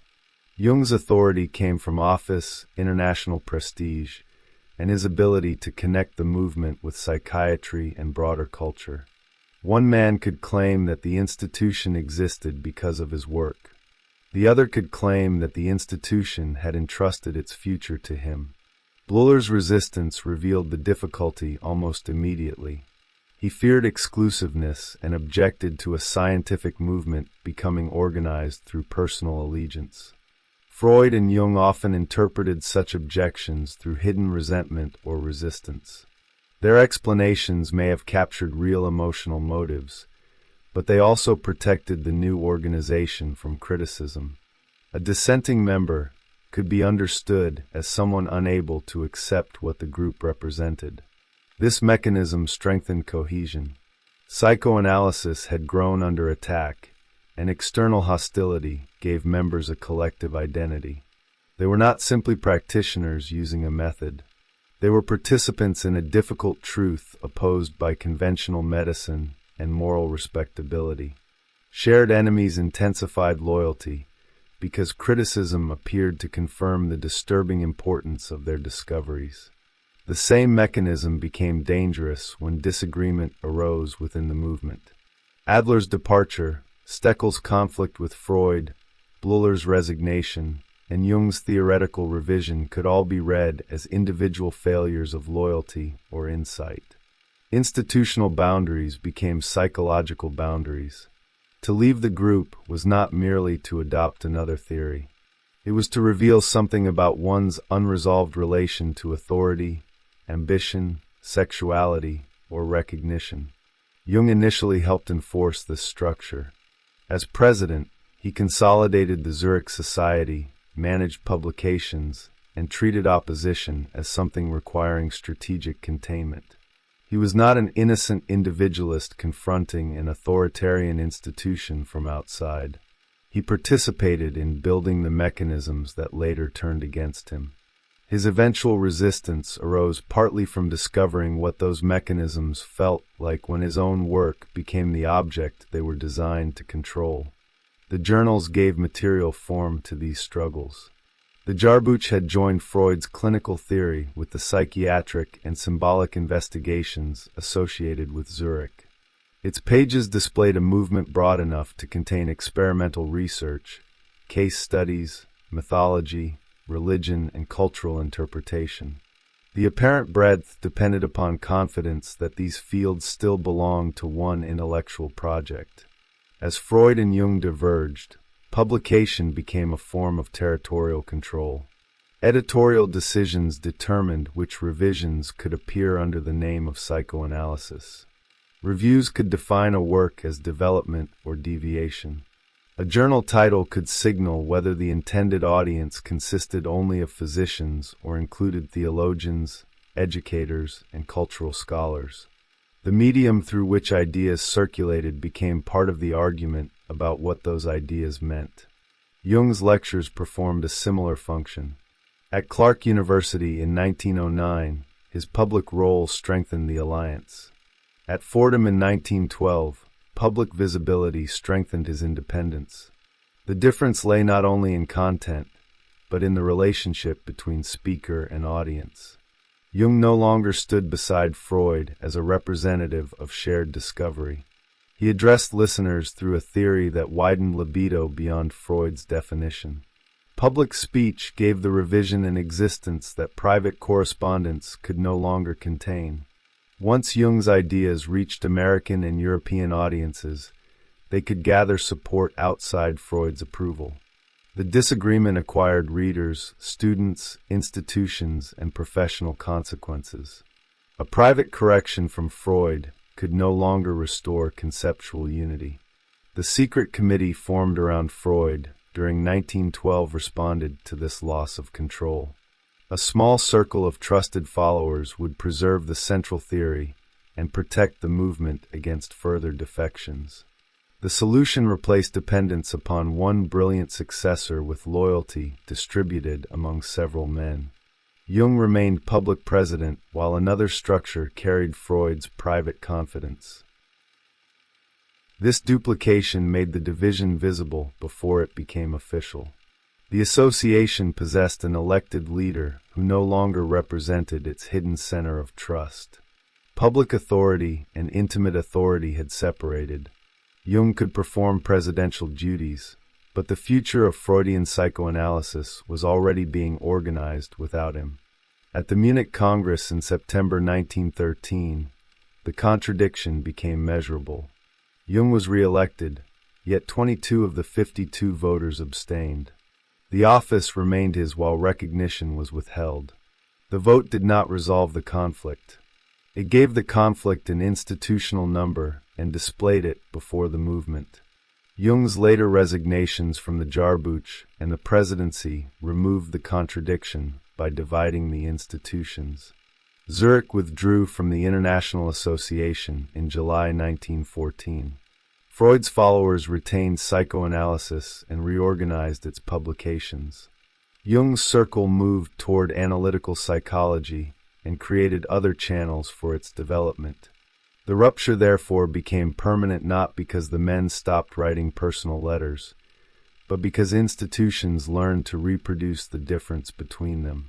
Separate journals, societies, training traditions, and vocabularies gave each psychology a social body. New followers could inherit the conflict without knowing the intimacy from which it arose.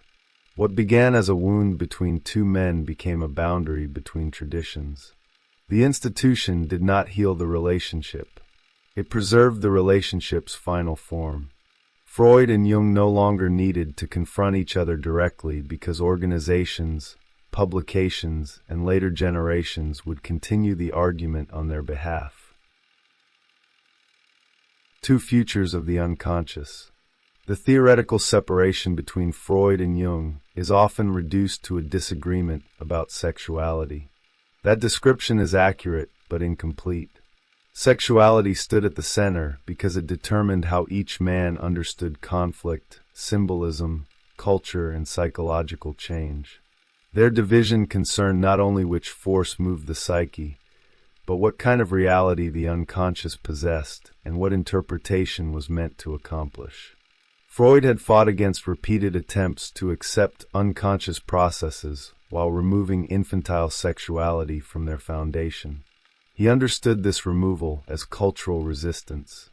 Respectable society could tolerate dreams, symbols, and hidden motives if these ideas remained abstract or spiritually elevated. What it resisted was the claim that childhood contained erotic life, and that adult ideals remained shaped by forbidden desire. For Freud, the sexual theory was therefore more than one hypothesis among others. It preserved the disruptive force of psychoanalysis. Abandoning it risked transforming a difficult discovery into a flexible philosophy capable of confirming whatever its audience wished to believe. A concept broad enough to include every form of striving might conceal, rather than reveal the conflicts producing symptoms. Jung's objection grew from different evidence. His experience with psychosis suggested that the withdrawal of interest from reality could not be explained adequately through sexual desire alone. His study of mythology suggested that recurring images performed functions greater than disguising private wishes. Religious and cultural symbols appeared capable of organizing fear, sacrifice, transformation, and the relation between individual life and collective meaning. The broader conception of libido attempted to join these phenomena through psychic energy. Sexuality remained one of its essential forms, but no longer its exclusive definition. Energy could move into ambition, creativity, religious experience, fantasy, adaptation, or psychological withdrawal. Jung believed this change allowed the theory to follow the material without forcing every path back toward the same origin. Freud feared that such breadth sacrificed precision. Jung feared that Freud's precision sacrificed meaning. One man protected the pressure beneath symbolic forms. The other protected the capacity of symbols to transform that pressure. Their disagreement persisted because each saw the danger produced when the other's strength became exclusive. This difference shaped their methods. Freud asked how an image had been constructed from the dreamer's associations, infantile history, and repressed wishes. The symbol could not be interpreted through a fixed cultural dictionary because its meaning emerged from the individual chain of conflict. Mythology offered parallels, but those parallels also required analysis before their visible form could be trusted. Jung increasingly allowed the image to remain present long enough to reveal relations extending beyond personal memory. Cultural parallels could enlarge its meaning and show how an individual conflict entered a pattern repeated across generations. The symbol did not merely hide. It joined conscious life to possibilities that had not yet found expression. The distinction affected their understanding of time. Freud's interpretation often moved backward, reconstructing the history through which a symptom had formed. Jung's interpretation also moved forward, asking what incomplete development the symptom or dream might be attempting to provoke. Freud examined the past continuing inside the present. Jung examined the future trying to emerge through the present. Neither movement excluded the other completely. Freud understood that treatment could free a person for future life. Jung never denied that childhood and repression shaped suffering. The rupture encouraged later followers to sharpen the opposition because separate schools require clear identities. The living complexity of their thought became easier to transmit after it was organized into contrasts. Their disagreement about religion followed the same structure. Freud approached religious belief through wish, protection, prohibition, and inherited authority. Religion promised a paternal order capable of making helplessness bearable. Its cultural power demanded explanation precisely because human desire participated in its creation. Jung approached religious images through their psychological efficacy. Whether a metaphysical claim could be proven was not the only question. A symbol could organize psychic life, contain overwhelming experience, and connect personal suffering with collective forms. Removing such images without understanding their function might leave modern consciousness unable to carry forces that rational explanation alone could not integrate. Again, each guarded a real danger. Freud guarded against the return of illusion under psychological language. Jung guarded against a psychology so committed to exposing illusion that it failed to recognize the human need for symbolic form. The division remained productive because later thought could not simply dismiss either warning. The conflict also shaped their theories through opposition. Freud's response to Jung contributed to his clarification of narcissism. Rather than generalizing libido, he described how sexual energy could be invested in the self and withdrawn from external objects. Jung's challenge forced psychoanalysis to articulate how psychosis might be understood without abandoning its sexual framework. Jung's response to Freud forced analytical psychology to clarify why symbolic comparison required discipline and why psychic energy could not become an empty name for every motivation. Leaving Freud gave Jung freedom, but it also removed the structure against which his ideas had first acquired definition. He had to develop new concepts capable of preventing expansion from dissolving into vagueness. Their systems, therefore, carried traces of the adversary within them. Freud's later boundaries bore the pressure of Jung's revision. Jung's later architecture bore the rigor of the theory he had resisted. Each man continued answering the other after direct conversation ended. This is why the separation cannot be understood as the simple discovery of two incompatible truths that had always existed. The incompatibility developed through dialogue. Questions raised by one man forced the other to clarify assumptions that might otherwise have remained implicit. Rivalry did not merely interrupt their thinking. It became one of its engines. Two futures emerged from the same correspondence. One pursued the unconscious through conflict, repression, desire, and the difficult persistence of childhood. The other pursued it through symbolic transformation, psychic compensation, and patterns exceeding personal biography. Their division narrowed a common field, but it also intensified exploration along both paths. The unconscious inherited two voices because neither Freud nor Jung could contain everything their alliance had uncovered. Their failure to remain together became the condition through which later generations received a larger argument. The break did not decide what the unconscious was. It ensured that the question would remain alive. The myth their friendship became. The enduring power of Freud and Jung's relationship does not come only from the influence of their theories. It comes from the form of the story. A solitary founder discovers a hidden world. A gifted younger man arrives, recognizes the discovery, and is chosen as heir. Together they build a movement. The heir grows powerful, revises the inheritance, and challenges the father. Admiration becomes rivalry. The son departs and establishes another domain. The structure is ancient, even when its setting consists of clinics, journals, congresses, and scientific correspondence. This mythic shape makes the history memorable, but it can also simplify it. Freud becomes the rigid father who cannot tolerate independence. Jung becomes the heroic son who must escape. Another version reverses the moral roles. Freud becomes the betrayed founder protecting a difficult truth, while Jung becomes the ambitious disciple who weakens the theory to gain acceptance. Both versions convert complexity into judgment. Each selects evidence that allows one man to carry the shadow of the other. The correspondence resists this division because it shows affection and rivalry occupying the same gesture. Freud's praise of Jung was sincere, but it also carried the hope that Jung would secure his legacy. Jung's devotion was sincere, but it also carried the desire to become the singular heir. Their motives were not hidden behind their feelings. They existed within the feelings. Love and ambition did not cancel one another. They gave one another intensity. The father and son language condensed these motives into roles that both men could understand. Freud gained a symbolic descendant. Jung gained privileged proximity to origin. The metaphor allowed inequality to feel intimate rather than political.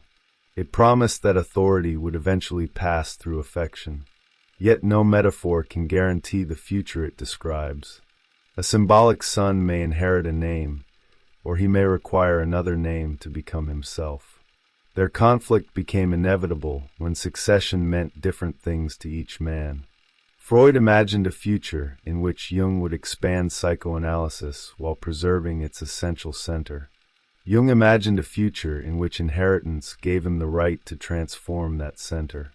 Freud experienced transformation as the possible disappearance of his discovery. Jung experienced preservation as the possible disappearance of his originality. This is a familiar conflict within cultural creation.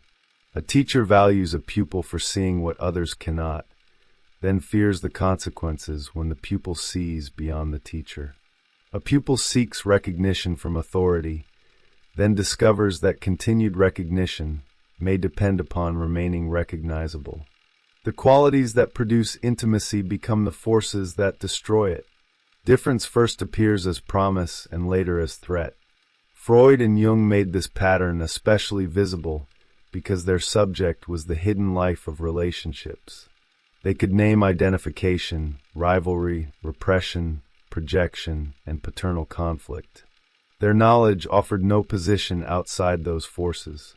Instead, it gave each man a language through which the conflict could become more elaborate. Interpretation exposed motives, but it also allowed aggression to present itself as insight. The missed visit at Kreuzlingen illustrates how ordinary events become symbolic within such a relationship. Freud traveled near Jung without seeing him. Practical circumstances could explain the decision, yet Jung experienced the omission as deliberate withdrawal. The event mattered because years of expectation had prepared it to matter. Geography became emotion. A route through Switzerland became a statement about theoretical loyalty. The fainting in Munich produced the opposite image. Freud did not remain absent. His body collapsed into Jung's arms. The son carried the father to safety, while the movement around them confronted questions of authority and succession. The scene appeared to reveal a dependence their official hierarchy could not acknowledge. The founder needed the heir physically at the moment he feared losing him intellectually. These episodes endure because they transform abstract conflict into images.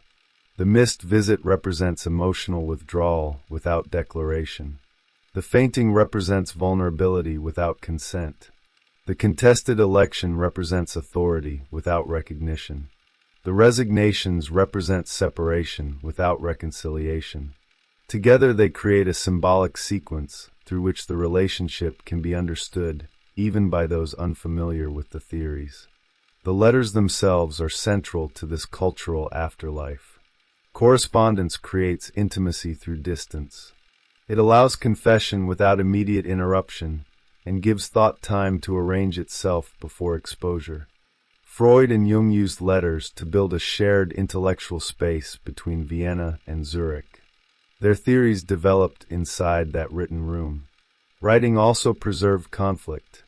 A spoken accusation disappears into memory and can change through later retelling. A written accusation remains available for repeated examination. Words become evidence. Delays acquire dates. Changes in address record cooling affection. Editorial requests stand beside confessions, showing how institutional work and psychological dependence occupied the same exchange.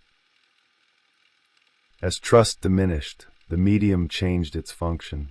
The letters no longer carried only discovery. They became objects of interpretation. A misplaced word could reveal ambivalence. A formal greeting could announce distance. Silence could become aggression. Each man read the other's language as material, and every interpretation increased caution in the next response. The archive now allows later readers to witness theories before they became monuments. Freud and Jung appear not as finished authorities, but as men improvising under pressure. They are excited, vain, generous, frightened, humorous, strategic, wounded, and occasionally cruel.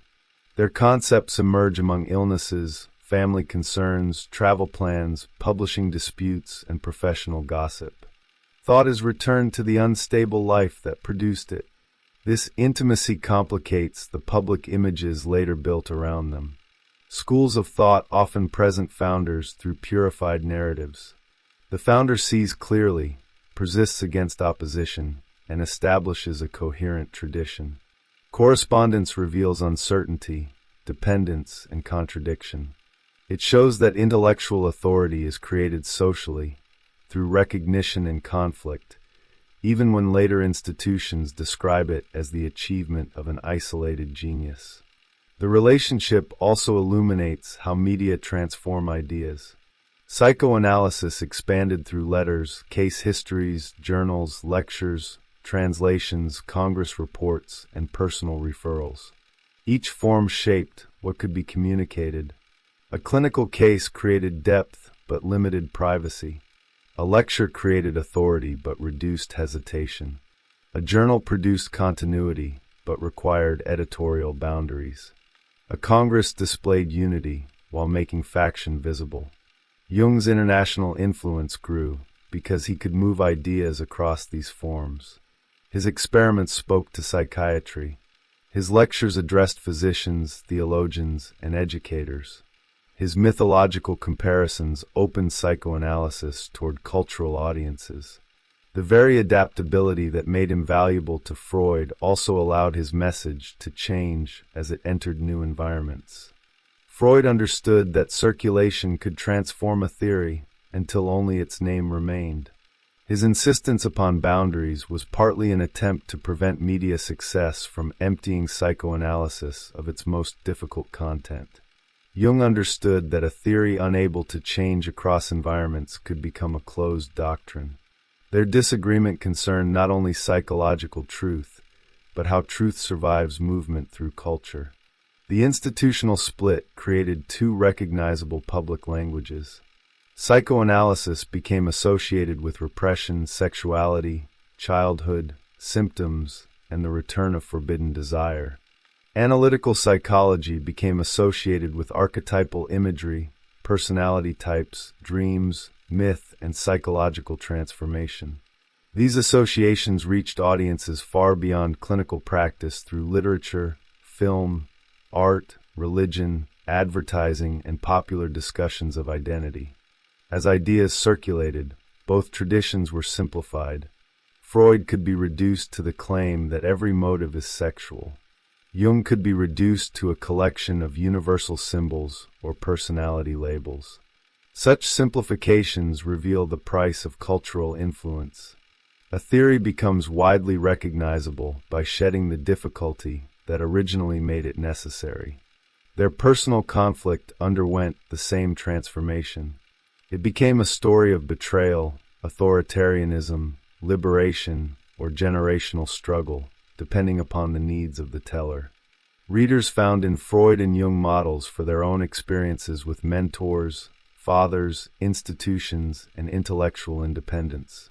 The historical relationship became a screen upon which later conflicts could be projected. This does not make its symbolic meaning false. Cultural stories endure because they provide forms capable of organizing experience. The danger begins when the form replaces the individuals entirely. Freud and Jung were not simply embodiments of father and son. Their choices occurred within specific scientific, religious, ethnic, professional, and political environments. The myth becomes useful when it reveals structure and misleading when it removes history. The approach of the First World War gave the final separation a larger frame.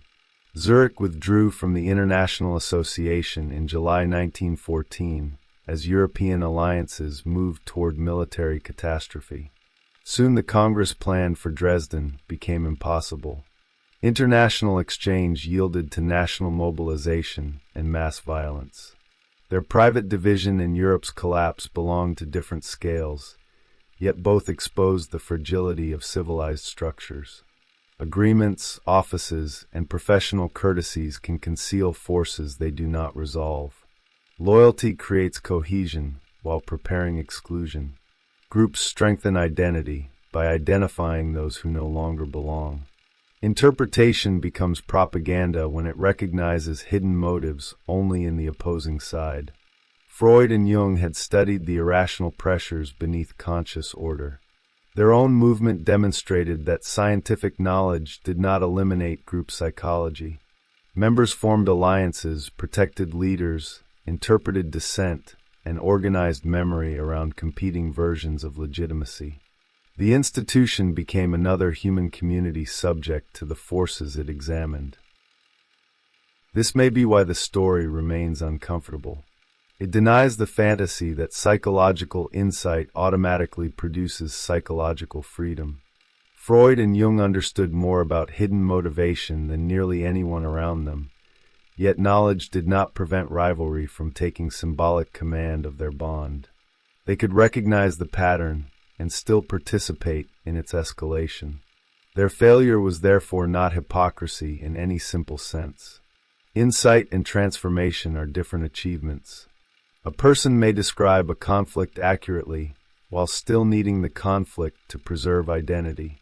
Freud needed to protect the discovery through which he had endured isolation. Jung needed to protect the originality through which he would become more than an heir.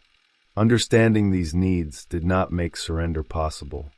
The myth of their friendship survives because it holds a permanent contradiction. Human beings require others in order to become themselves, yet becoming oneself may threaten the relationship that made development possible.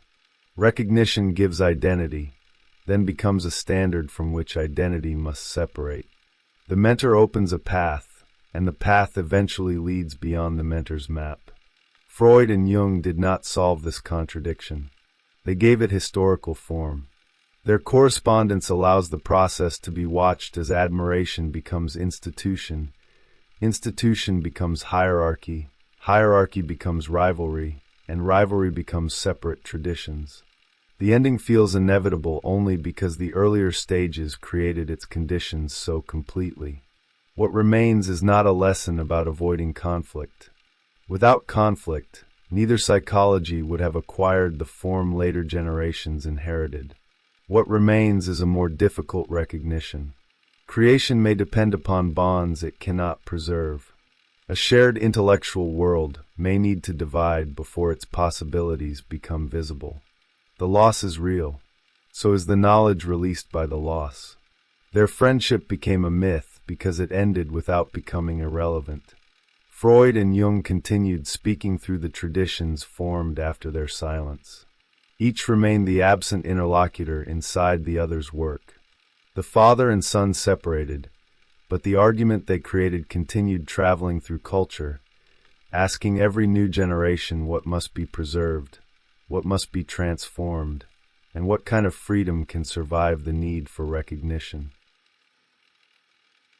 The argument that outlived them. After the separation, Freud and Jung did not return to the intimacy that had shaped their most productive years. The personal relationship ended in January 1913. Jung resigned from the Jahrbuch in October, from the International Presidency in April 1914, and the Zurich Society withdrew from the association in July. Each step removed another structure through which cooperation might have continued. By the time Europe entered war, the alliance existed primarily as history. Yet influence did not end when correspondence ceased. Freud's later work carried the pressure of Jung's challenge. His development of narcissism preserved the sexual meaning of libido, while explaining how energy could be withdrawn from external objects and invested in the self. His account of the psychoanalytic movement defined the boundaries of the field against the revisions proposed by Adler and Jung.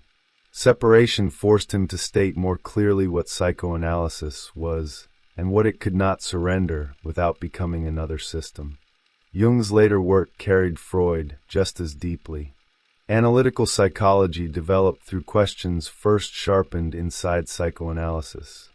Dreams, symptoms, repression, infantile experience, fantasy, and unconscious motivation did not disappear from Jung's thought.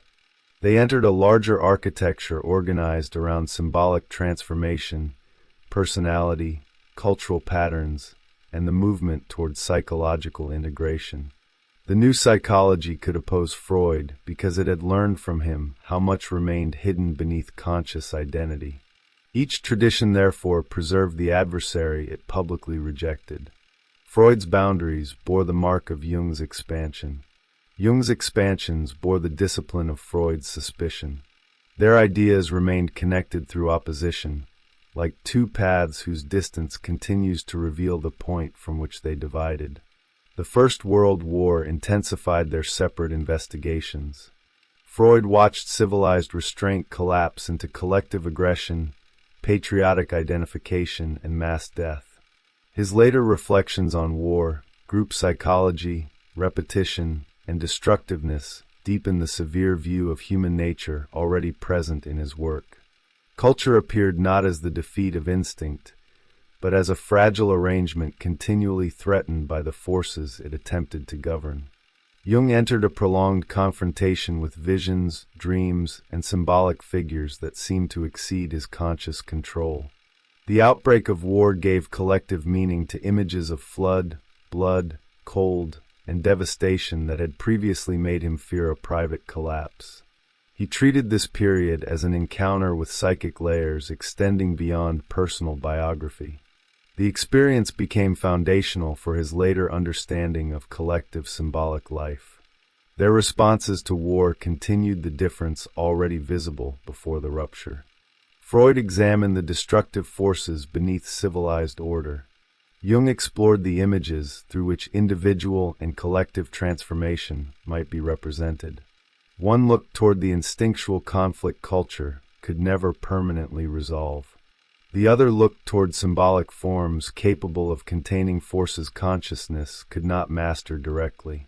Neither tradition remained unified after its founder. Psychoanalysis divided into competing accounts of ego, attachment, language, childhood, relationships, and social life. Analytical psychology divided over symbols, clinical method, religion, development, and cultural interpretation. The conflict between Freud and Jung repeated within the movements that inherited their names. Every institution eventually confronts the difference between preserving an origin and allowing transformation. This repetition confirms the central truth of their story. No founder owns the future of an idea. Once a theory enters journals, clinics, classrooms, translations, and other minds, it becomes capable of developments the founder cannot predict. Authority may define boundaries, but boundaries create new positions outside them. Exclusion can preserve identity while also producing rival traditions. In 1923, Jung contacted Freud to refer a patient suffering from a severe obsessional condition. The message did not attempt reconciliation. It acknowledged that Freud's writings had already helped the man and asked whether Freud might continue the treatment. The exchange was formal, respectful, and stripped of the emotional language that had once filled their correspondence. The referral revealed a surviving recognition. Jung could reject Freud's authority over his own psychology without denying the clinical power of Freud's work. The gesture did not restore friendship, but it prevented separation from becoming total erasure. Beneath the rival institutions remained an acknowledgement that the other man had seen something real. What had vanished was the possibility of mutual exposure. They no longer exchanged dreams, doubts, illnesses, ambitions, or intimate fears. The relationship had moved from confession to referral, from shared creation to professional distance. Respect became possible only after the demand for recognition had been removed. Later generations often asked which man was right. The question produces clear allegiances, but obscures the scale of the achievement. Freud was right to defend the significance of sexuality, repression, childhood, and conflict against a culture eager to make the unconscious harmless. Jung was right to insist that symbolic life, psychosis, religion, and the movement toward future development could not be exhausted by one causal language. Their errors also remain instructive. Freud sometimes treated disagreement as evidence of resistance and bound theoretical fidelity too closely to personal loyalty. Jung sometimes allowed broad symbolic comparison to move beyond what evidence could firmly support and transformed legitimate criticism into proof of paternal domination. Each man's strength became a weakness when defended without sufficient limit. The correspondence matters because it prevents their systems from appearing untouched by human need. It shows that theories are created by people seeking truth, recognition, survival, and authority at the same time. Intellectual rigor does not eliminate longing. Scientific ambition does not remove dependency. Psychological language does not guarantee self-knowledge. This recognition need not diminish their work. It makes the work more consequential. Freud and Jung did not discover ideas from positions outside ordinary conflict. They produced them while struggling with the very forces they attempted to understand. Their failures became evidence of the depth of the problem rather than proof that the problem was unreal. The relationship also demonstrates that creative collaboration may succeed through the differences that eventually destroy it. Freud gave Jung a language for investigating unconscious life with unprecedented seriousness. Jung pushed Freud's movement into psychosis, mythology, religion, and international culture. Together they enlarged the field before dividing its territory. The break released energies that continued shaping psychology, literature, art, religion, film, and popular culture. Freud's language entered modern understanding of desire, memory, family conflict, defense, and hidden motivation. Jung's language entered modern understanding of personality, symbolic identity, mythic pattern, and psychological transformation. Even distorted popular versions testify to how thoroughly their ideas entered collective imagination. Their influence is often encountered without attribution. A character who repeats an unresolved childhood conflict carries a Freudian inheritance. A character who confronts a disowned inner figure or follows a transformative symbolic journey carries a Jungian one. Modern culture learned to imagine the self as divided partly through the argument between these men. The conclusion of their story is therefore not the final letter, resignation, or institutional vote. Those events ended collaboration. They did not end the structure their collaboration created. The real conclusion unfolds wherever human behavior is interpreted as more than it consciously claims to be, and wherever symbols are treated as more than decorative surfaces. Freud and Jung began by exchanging evidence about hidden life. They ended by becoming evidence themselves. Their admiration revealed the power of recognition. Their hierarchy revealed the danger within inheritance. Their rivalry revealed how closely creation can resemble rebellion. Their institutions revealed how personal conflict becomes collective identity. Their silence revealed that influence can continue after dialogue becomes impossible. No reconciliation is required to complete this meaning. The permanence of their story comes from the fact that neither tradition absorbed the other. The tension remains active. Desire still demands interpretation. Symbols still exceed reduction. Childhood persists, and the psyche still reaches toward forms it has not yet become. What remains between Freud and Jung is not friendship, victory, or agreement. It is a field of unresolved but productive difference. They separated because each protected a truth the other could not fully contain. The cost was personal and institutional. The result was a wider language for the human mind. The letters end. The argument does not. It continues wherever one person tries to understand what moves beneath conscious intention, wherever a teacher recognizes a successor, wherever an institution confuses loyalty with truth, and wherever independence carries the grief of a necessary separation. Their silence became permanent. So did the questions it released.